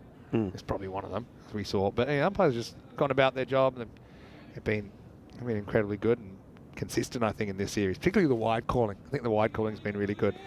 Probably jinxed them now. Here's Kristaps in the background. Just sneaking around from our crew, true 2 circles. That one is more like it from Ilahi. 3rd time lucky, and Maximo says Carreras. Look at the style in this shot and the way he holds the pose. Arriva, Mundia, arriva, Adegla. Oh, that is beautiful. That is exquisite. That is 6. Yeah, he really held the face, didn't he? Felt a bit bad that Corey doesn't have anything on the menu, but what could it be? What, give us a Corey corn dogs, maybe? Corey corn on the cob. Corey on the cob. It's developing. And it has a little, has a little toothpick in it with a little picture of Corey's head. Yeah. Corey on the cob. That's it. Corey on the I feel like this is a conversation I'll be continuing. I'll probably come and... Corey is starting tomorrow. I'll probably come at this time tomorrow. Yeah, you got to come and pester and say, by the way. Because I feel like, let's see how he's going at the end of 4 games on his own. We all know his endurance isn't quite the same as you or me. And when I said, look, so we're going to have a Corey energy drink. See, yeah. A hyped Corey, I think, could be on the cocktail as well. Remember when Hype gave us, I think we put him out of business. They gave us so many free drinks. That's the end of the over, by the way. So 2 overs down in the chase, and the score is 29 without loss. So, yeah, pretty tight at the moment. Kirana, we'll see for the first time. Tomorrow, Ripple Warriors at the top of the table, but if you just for games played, you got Kalanda up there. You got Catalunya, Hawks Catalunya, that they haven't lost yet either. So there's still plenty to be written here. Yeah, give us your ideas, because Corey, when I asked Corey, he said, "Well, why aren't you going to do the first day?" And he said, "It's last day of course, and it's just Monday to Friday." This is lifted up, and it's probably going to bounce just inside. Here's Cuatro Carreras Ilahi with his second boundary. Yeah, so Andrus has suggested ice cream with sparkles for Corey. It's not for Corey, it's meant to be about Corey. Maybe, I don't know, can you have like a decorative dummy or something? Misses out on that one.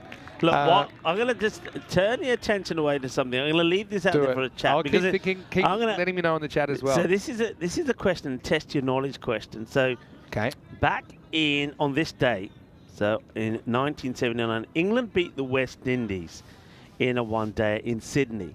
And what year was that, now, sorry? In 79. Now, what was unique about this win? The West Indies needed 3 of the last ball to win. What was unique, and something then happened after this match? 1979. England taking on the West Indies. In Sydney. In Sydney. And the West Indies needed 3 to win of the last ball. And then something happened. And then it changed something in the game. Can anybody remember? We'll leave that out there. This is a great teaser. Give me a second. Just before I was born. I am interested in that period. Changed something in the game. Now, no, it's not underarm. It's a similar kind of situation. And obviously it changed something, so it wasn't like the lights went out or something like that. Nothing like that. I'm not going to look. I'm gonna try and narrow it down. Yeah, that's open to the chat as well. It also made me think of an Australia versus West Indies game in the West Indies in '99 where the crowd stormed the field. Yeah. And that was the same situation. It was 3 to tie, and they ended up calling it a tie when it was pretty dark. So it's not that either. England or West Indies, something. What could possibly happen that would? I'm assuming it changed the game, so it's like change. Can you give me a clue? Like they had to change a rule. That's right. Yeah, had to change the rule. So, I know. Here's my guess. You got it. I genuinely don't know this, but here's my guess. Right. Go on, go for it. Up in the air and probably 4. 4 runs. Yeah, 4 runs. I'm going to say that because England put whoever was fielding. Put everyone on the boundary, they then introduced the inner circle. Correct. So you couldn't just have everyone on the boundary. Is that right? Correct. That Cricket is IQ. correct. Sorry for ruining it for the chat. That was good. That really made me think. That was correct. So, yeah, you're right. So what happened is that the West Indies needed 3 of the last ball. Mike Burley positioned all his fielders, including the wicketkeeper, on the boundary. 100%. And the SCG were outraged, and afterwards the rules were changed, and couldn't do that any longer. Yeah, because I mean, limited overs cricket is reasonably new, and they probably used to think, oh, the last ball is too bad. Like if you need 3, then the captain will put his fielders wherever he wants. But then obviously they had this is before they started what we now know as the power play. Yeah. So they used to just have, even throughout the 80s and even early 90s, they wouldn't always have a power play. They would say, okay, you can't have more than 5 outfielders. But you could have them from the beginning if you wanted. People wouldn't. That's the no ball. We've seen way too many of these. It's the old Disney on Ice, isn't it, from Faizan Amjad. He had some fun out there last night as well, I remember. Well, it's a great skid from here. That's 2 eyes. Definitely a no. So the first one from Sufyan Ansar. Yeah. So, yeah. So this actually takes me to, I played a first grade final at the WACA in, I think, 2010-11. That one is hit. Is it well enough? It is. Only just. Almost a fingertipper, but the free hit is cashed in. Maximal will bring up the 50 as well. Things aren't really going to plan. Sergio Kaise is trying to make a point here. How this guy never featured in that run chase from Royal Barcelona, but he's out there to make a point, and he's doing well. Look, we actually made a lot of runs, but they made a rule that you couldn't just bat the whole time. We had a higher position, so theoretically it used to be you could just get a draw, but in first grade cricket. Sometimes they'd be 4-day games if it was an Easter weekend, but if not, they were normally 2-day games, but they were extra long days. But what happened after, there were a few instances of teams batting and just being able to bat for 2 days, and the other team wouldn't even get to bat. So they would make 500 or 600, and then they might declare and say, okay, you can have 10 overs or something, and you could concede. They're like, okay. And so they wanted to force a finish. So you still got a bit of an advantage. I think we could bat 110 overs into the second day we batted, or 120, and the other team still had to face 80 overs. So they had a chance. Something like that. This is up in the air, and that's going to go for 4 as well. Kaisa gets an poco de suerte there, but he'll get the runs, 4 runs. But I remember they needed like 8 and over for ages, which you didn't used to see in those days. This is the WACA. It's a big ground and everything. We had a couple of international bowlers in our team and everything. But it got to a situation that towards the end they needed kind of 12, 13 and over, and because it wasn't a limited overs game, and they had to chase the target to win. A draw wasn't good enough for them. We had everyone back, and I remember it was so subtle, like there's another one back, and then I kind of realized it's like kind of 5:30, and they still kept getting these. They stayed on the rate. That's a good shot as well. That's going to disappear. Maximal seis carreras. Just feel like this chase might be a foregone conclusion, unless the Warriors can find a gear. They certainly didn't start the day too well. They're not finishing it too well either. They're not. This is just easy picking at the moment. Then I just realised eventually there was a moment I looked around, There's like nobody around me. Because it's a stadium. I'm just like, where is everyone? Like, that's up in the air as well, and that's going to disappear as well. Maximal Kaiser having a bit of a party here. Es una fiesta de noche aquí in Barcelona, as this opening partnership is now worth 70. And so, yeah, I went back as well. So I've actually done that. You've done I went back as well, and I realised, okay, every time, if it's just one, but then I've got to admit, it started to annoy me. And I think eventually, because I was like, I want to get a couple of cheap dismissals here. This is in the air. And they started running to me, because I was back and I was keeping to like Jason Berendorf, so I'm, a good 20 metres back. And twice, I'm like, I'm not going to be greedy and hit my stumps. I used to be really good at throwing. I'd throw it straight back to Jason's follow through. Yeah. Twice he missed the stumps from like 4 metres. And I'm like, you're killing me on the buys count here. So once the buys count was against me, I was like, oh, whatever. And I kept back, so they would pretty much be able to get a buy every time. Every time, because I was back. But yeah, but it doesn't matter. They couldn't win, could they? Yeah. So but it's been a really, really good rule change, playing condition, and the power play, and typically it was the first 15 overs was the next iteration of that. Okay, we got the circle, but one of the criticisms was teams were still too careful early. You'd often see 1 to 2 runs an over in the first 10 to 15 overs, and they're like, oh, we don't want to get bowled out, we don't want to get bowled out.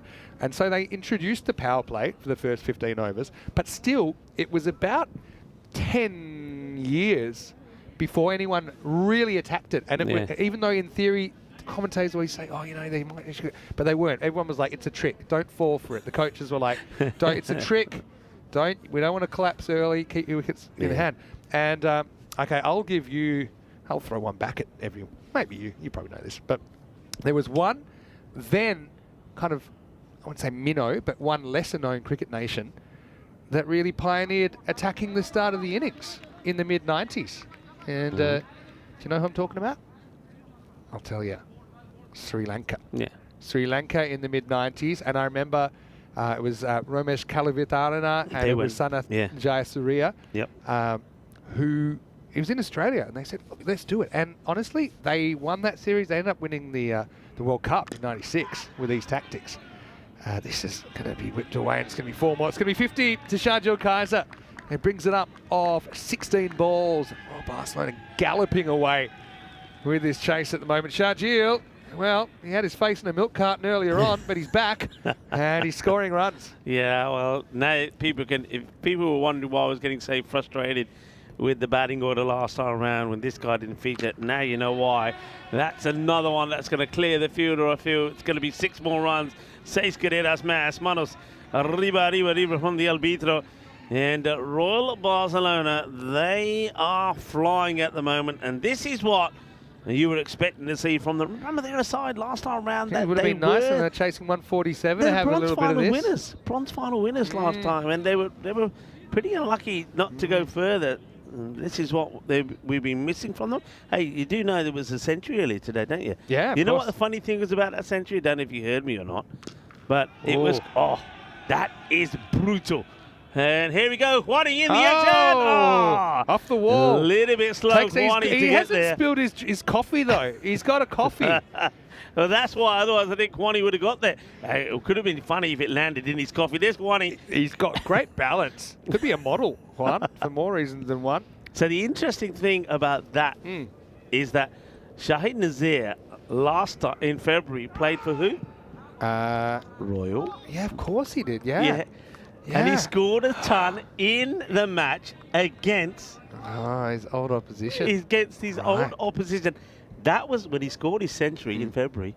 That was the match that was the golden ball. Yeah. The 154 match. Nazir, I think, might hold the record for the most time between 2 centuries, because he scored one back in 2000. I think it was 2023 before he scored one again. Yeah. And then he scored, I think, a couple, right? But, yeah, very interesting. Akhtar Khan goes for 16 in the 5th over, and Royal Barcelona 87 without loss after 5. Should we come into the box? Come into the box, because it's come and say hello. It's the principal and the naughty student here. I'm a good student, though. No, I don't think you are. I am. I don't think you are. I'm disruptive in like a way that I feel everyone's learning more because of all the interesting questions that I'm throwing up. Yeah.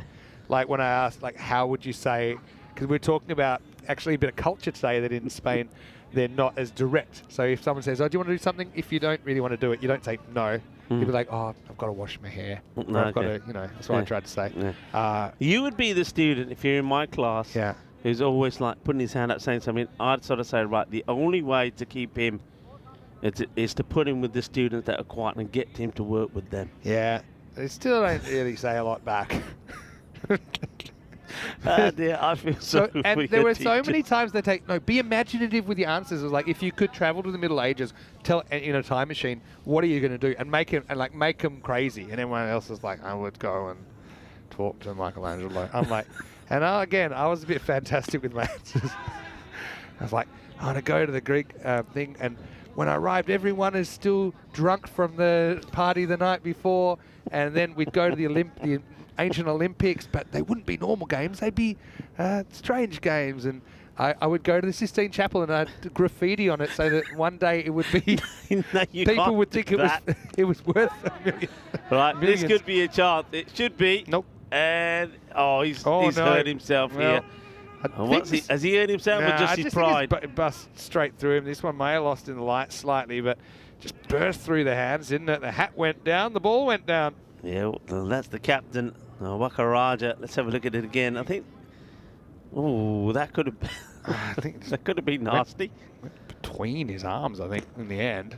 Just hit down the ground for a single. Yeah, so no, I think it's been a good experience. Who knows? Depending on the schedule next year, I'm going to try and come back and well, I mean, I've finally got to get down to what I'm meant to be doing with Ruben. We just keep chatting every day for an hour.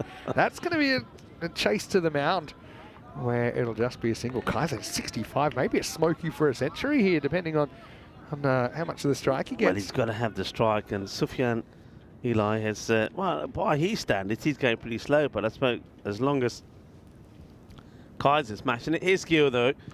And this is a miscue, and this one should and will be taken. And how about that? He does a backward roll, and then he's nicely done there by Akil Ansar.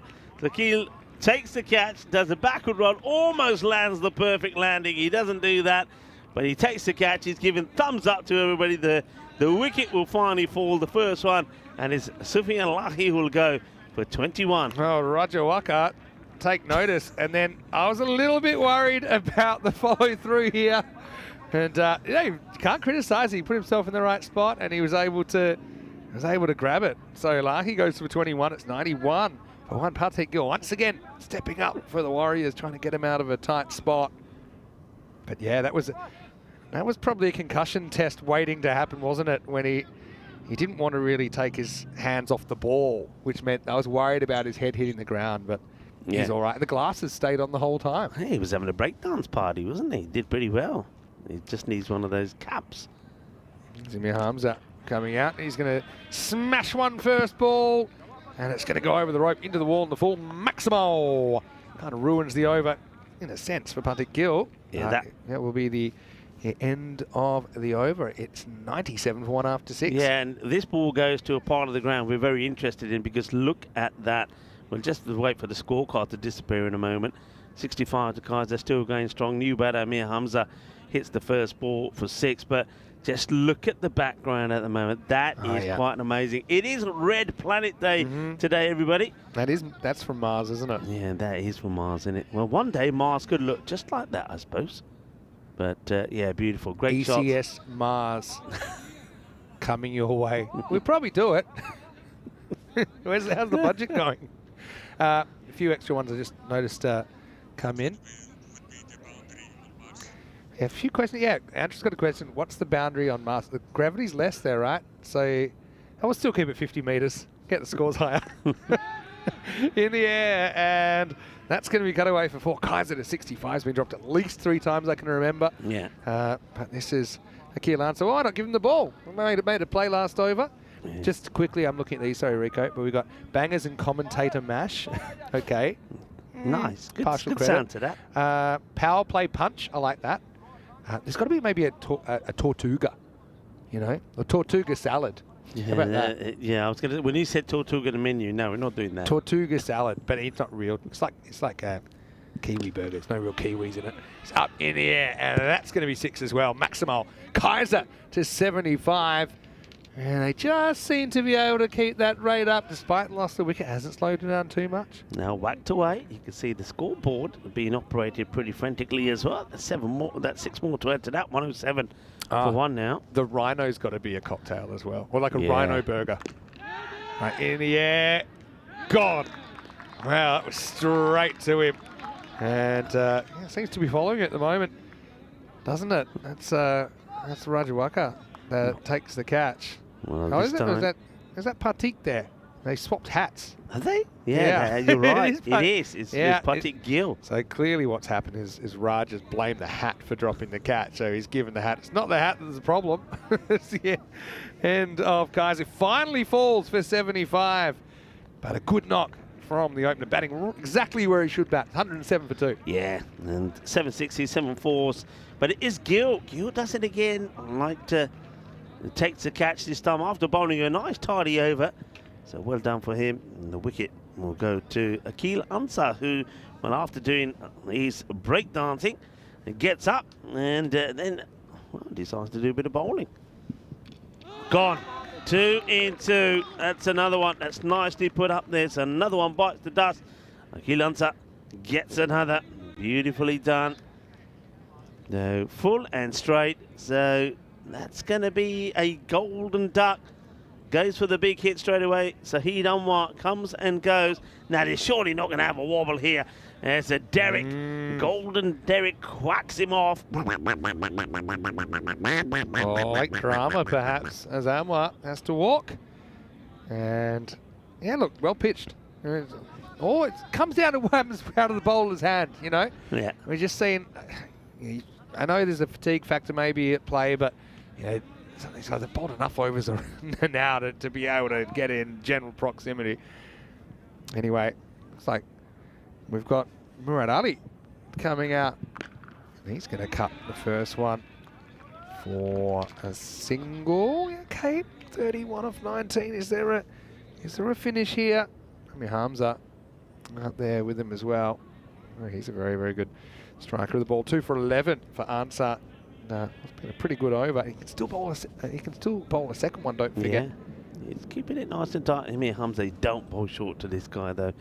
They haven't put anybody down in the square leg area, which is that's terrible awful. Bowling. I don't know why you change what you're doing, and this wouldn't have hit a second pitch. No, I mean, and it's probably a no ball for Foot. Yeah. Yeah, I think you're right. I think that could be a no ball because of the foot. Let's have a look at this here. Yeah, that's a no ball. That's a no ball. Back foot on the line. That's no ball. Yeah, so actually, they're going to call a no ball. Yeah. But I mean, what's he doing here, Ansar? You know, he's been so good. He's done some good things, but it's going to be... Poor keeper's gone 4 byes there, Matt Ball. His mood's not going to improve. Anyway, free hit to come. And hit pretty well. It's going to be 4. Let's see how he was with this ball. I mean, let's keep an eye. Surely he makes the correction now. Let's see. No, that's another no-y. That's another no ball. Look at the back foot. That's the back foot on the line. That's no ball. That's another no ball. Hang on, they can't call over. That's another no ball. I'm sure that foot is down on the line. Don't tell me. Yeah, that foot there. Yeah, that's it's got to be a no ball. That's a no ball. Looks like he might get away with it. That's a big... I mean, I can't believe that's the second one he's done it on the trot, so the umpire should be on it anyway. That was a free... But yeah, I mean, sometimes seeing is believing. It's, just... I don't think the score people believe it. So they're waiting for the no ball call. The umpires are in conversation here as well. Yeah, I mean, what's happening? Now the umpires are saying, well, what's going on here? Are they? Is he coming back to bowl? What's happening now? I think they might be control Zetting it. No? Yes, no, maybe. There's been a few emotions flying around this game. Well, actually, it's been called into the over. It's been called into the... I think they're just talking about who they want to bowl here. So it's going to be Gill. Yeah, Gill's going to come back. 22 off 18. He didn't seem too happy about it, did he? I wonder if he knew why it was called a no ball, and if he did know, why would he do it again? Yeah. Maybe he didn't notice. All right, we're back. And we're starting with 6 runs. Maximo runs into action. We'll have to field that one off the wall. Fire a throw out to second base. I was having he was a good Spanish conversation partner. I was talking about when I used to play baseball and some things I found interesting. And just couldn't quite get that one on the full one. Has finished his coffee though. Yeah. Coffee Well, did he? Or did he Or spill it? maybe. That one is going to straight to the fielder, so it'll only be a single. Interesting. But Hamza's certainly come out and he hasn't wasted any time, has he? Just 15 to win now of 16 balls. They will get a point out of this game, the Warriors. But yeah, they've played 7 of their 12 games now, Rico. You do know you'll have to put out a call to Don Mundo. Oh, Because you've got to have Empanada. Oh, yeah. That's 4 runs. That's in the gap. That's going to be 4. Nobody's stopping that. Yeah, this is the Warriors. They're certainly pretty much out of puff now. Seems like this is a done deal. Only 11 required off 15. Yeah, definitely Don Mundo's in there. Last call, because I think we're pretty much done. Tortuga salad I like. Golden ball big. I'm trying to think what's in it now. That's 6. So I feel like we might be 1 ball away from heading to downtown Barcelona. Vamos a salir, Rico. We are almost done. Maximo for Hamza. Yeah, good shot. Goes down on one knee and he crunches it. Adios, Bolota. 6 runs. That means just 1 more of those. And it's done. 5 required for victory. Oh, wow. Yeah. I wasn't expecting that. It just shows you the future is not written. I saw a full toss. I fully expected to be hit out of the ground. Instead, it was smashed. It was smashed back at Gill. He's so lucky he's caught more of the shoe than his foot. Because Did it? It's bust his shoelace open.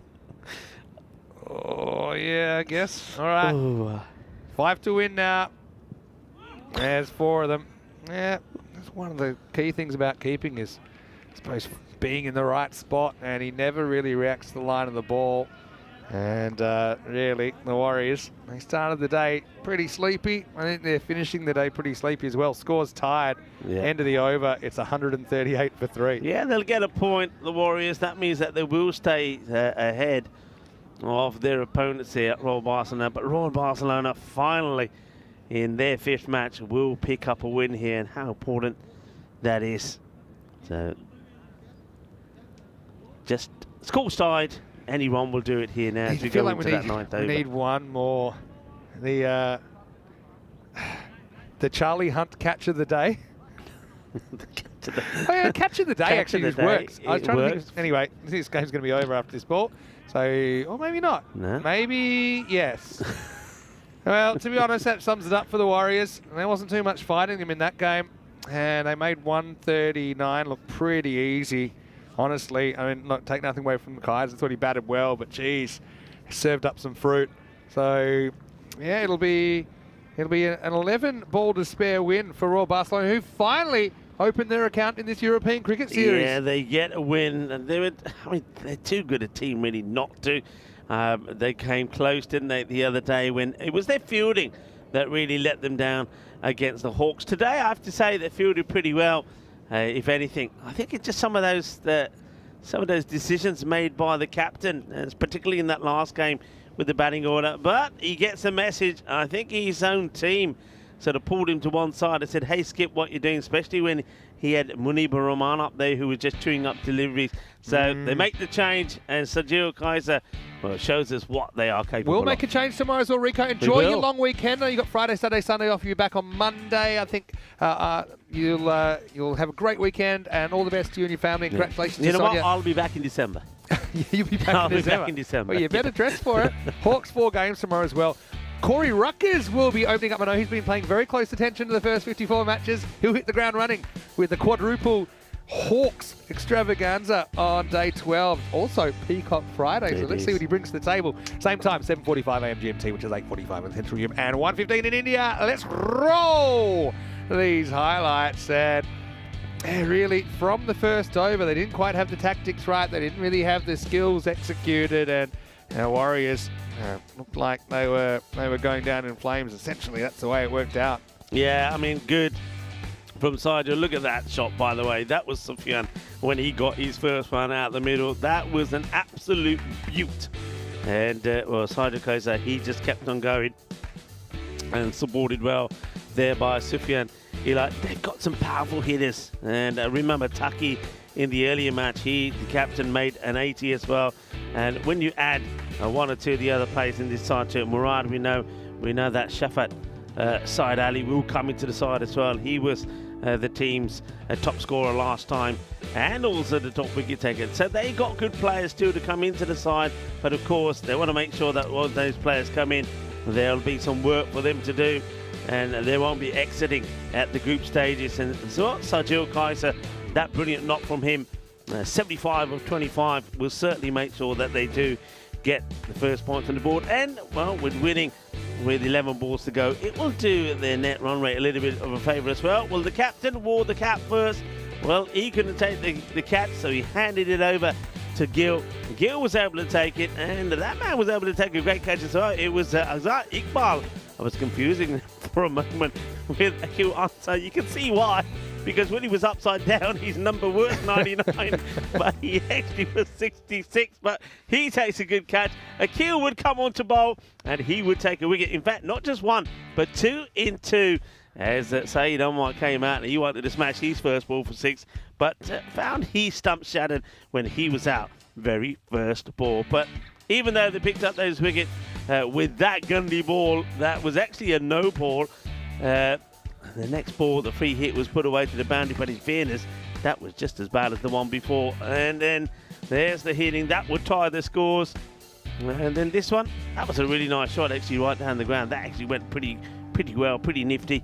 But good hitting. We saw the scenery in the background as well. This could have done some damage. We never know. It still might do, as Gill puts a foot on the ball. And that almost sealed it. That tied the scores. It's hard to watch that, honestly. I think it just assumes the ball's going to get hit.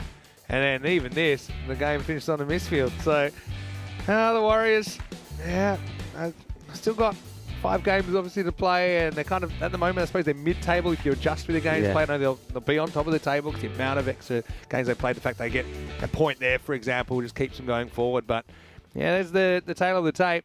139 for 3 in 11.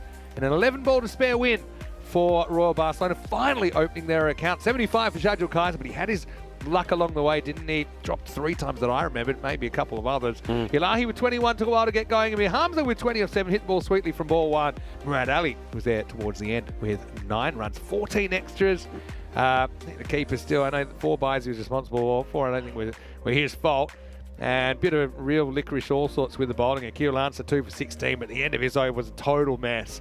1 for 27 for Partik Gill. I think he's probably one of the players you can count on to pull you out of some tough situations. And the Warriors, they sure have been in some tough situations. Waqar opened up but didn't have too much success. Sufyan Ansar likewise didn't have too much luck. He ended up with none for 28 off just 7 balls bowled. Let's welcome you into the commentary box there. I want to say a big thank you to everybody out there.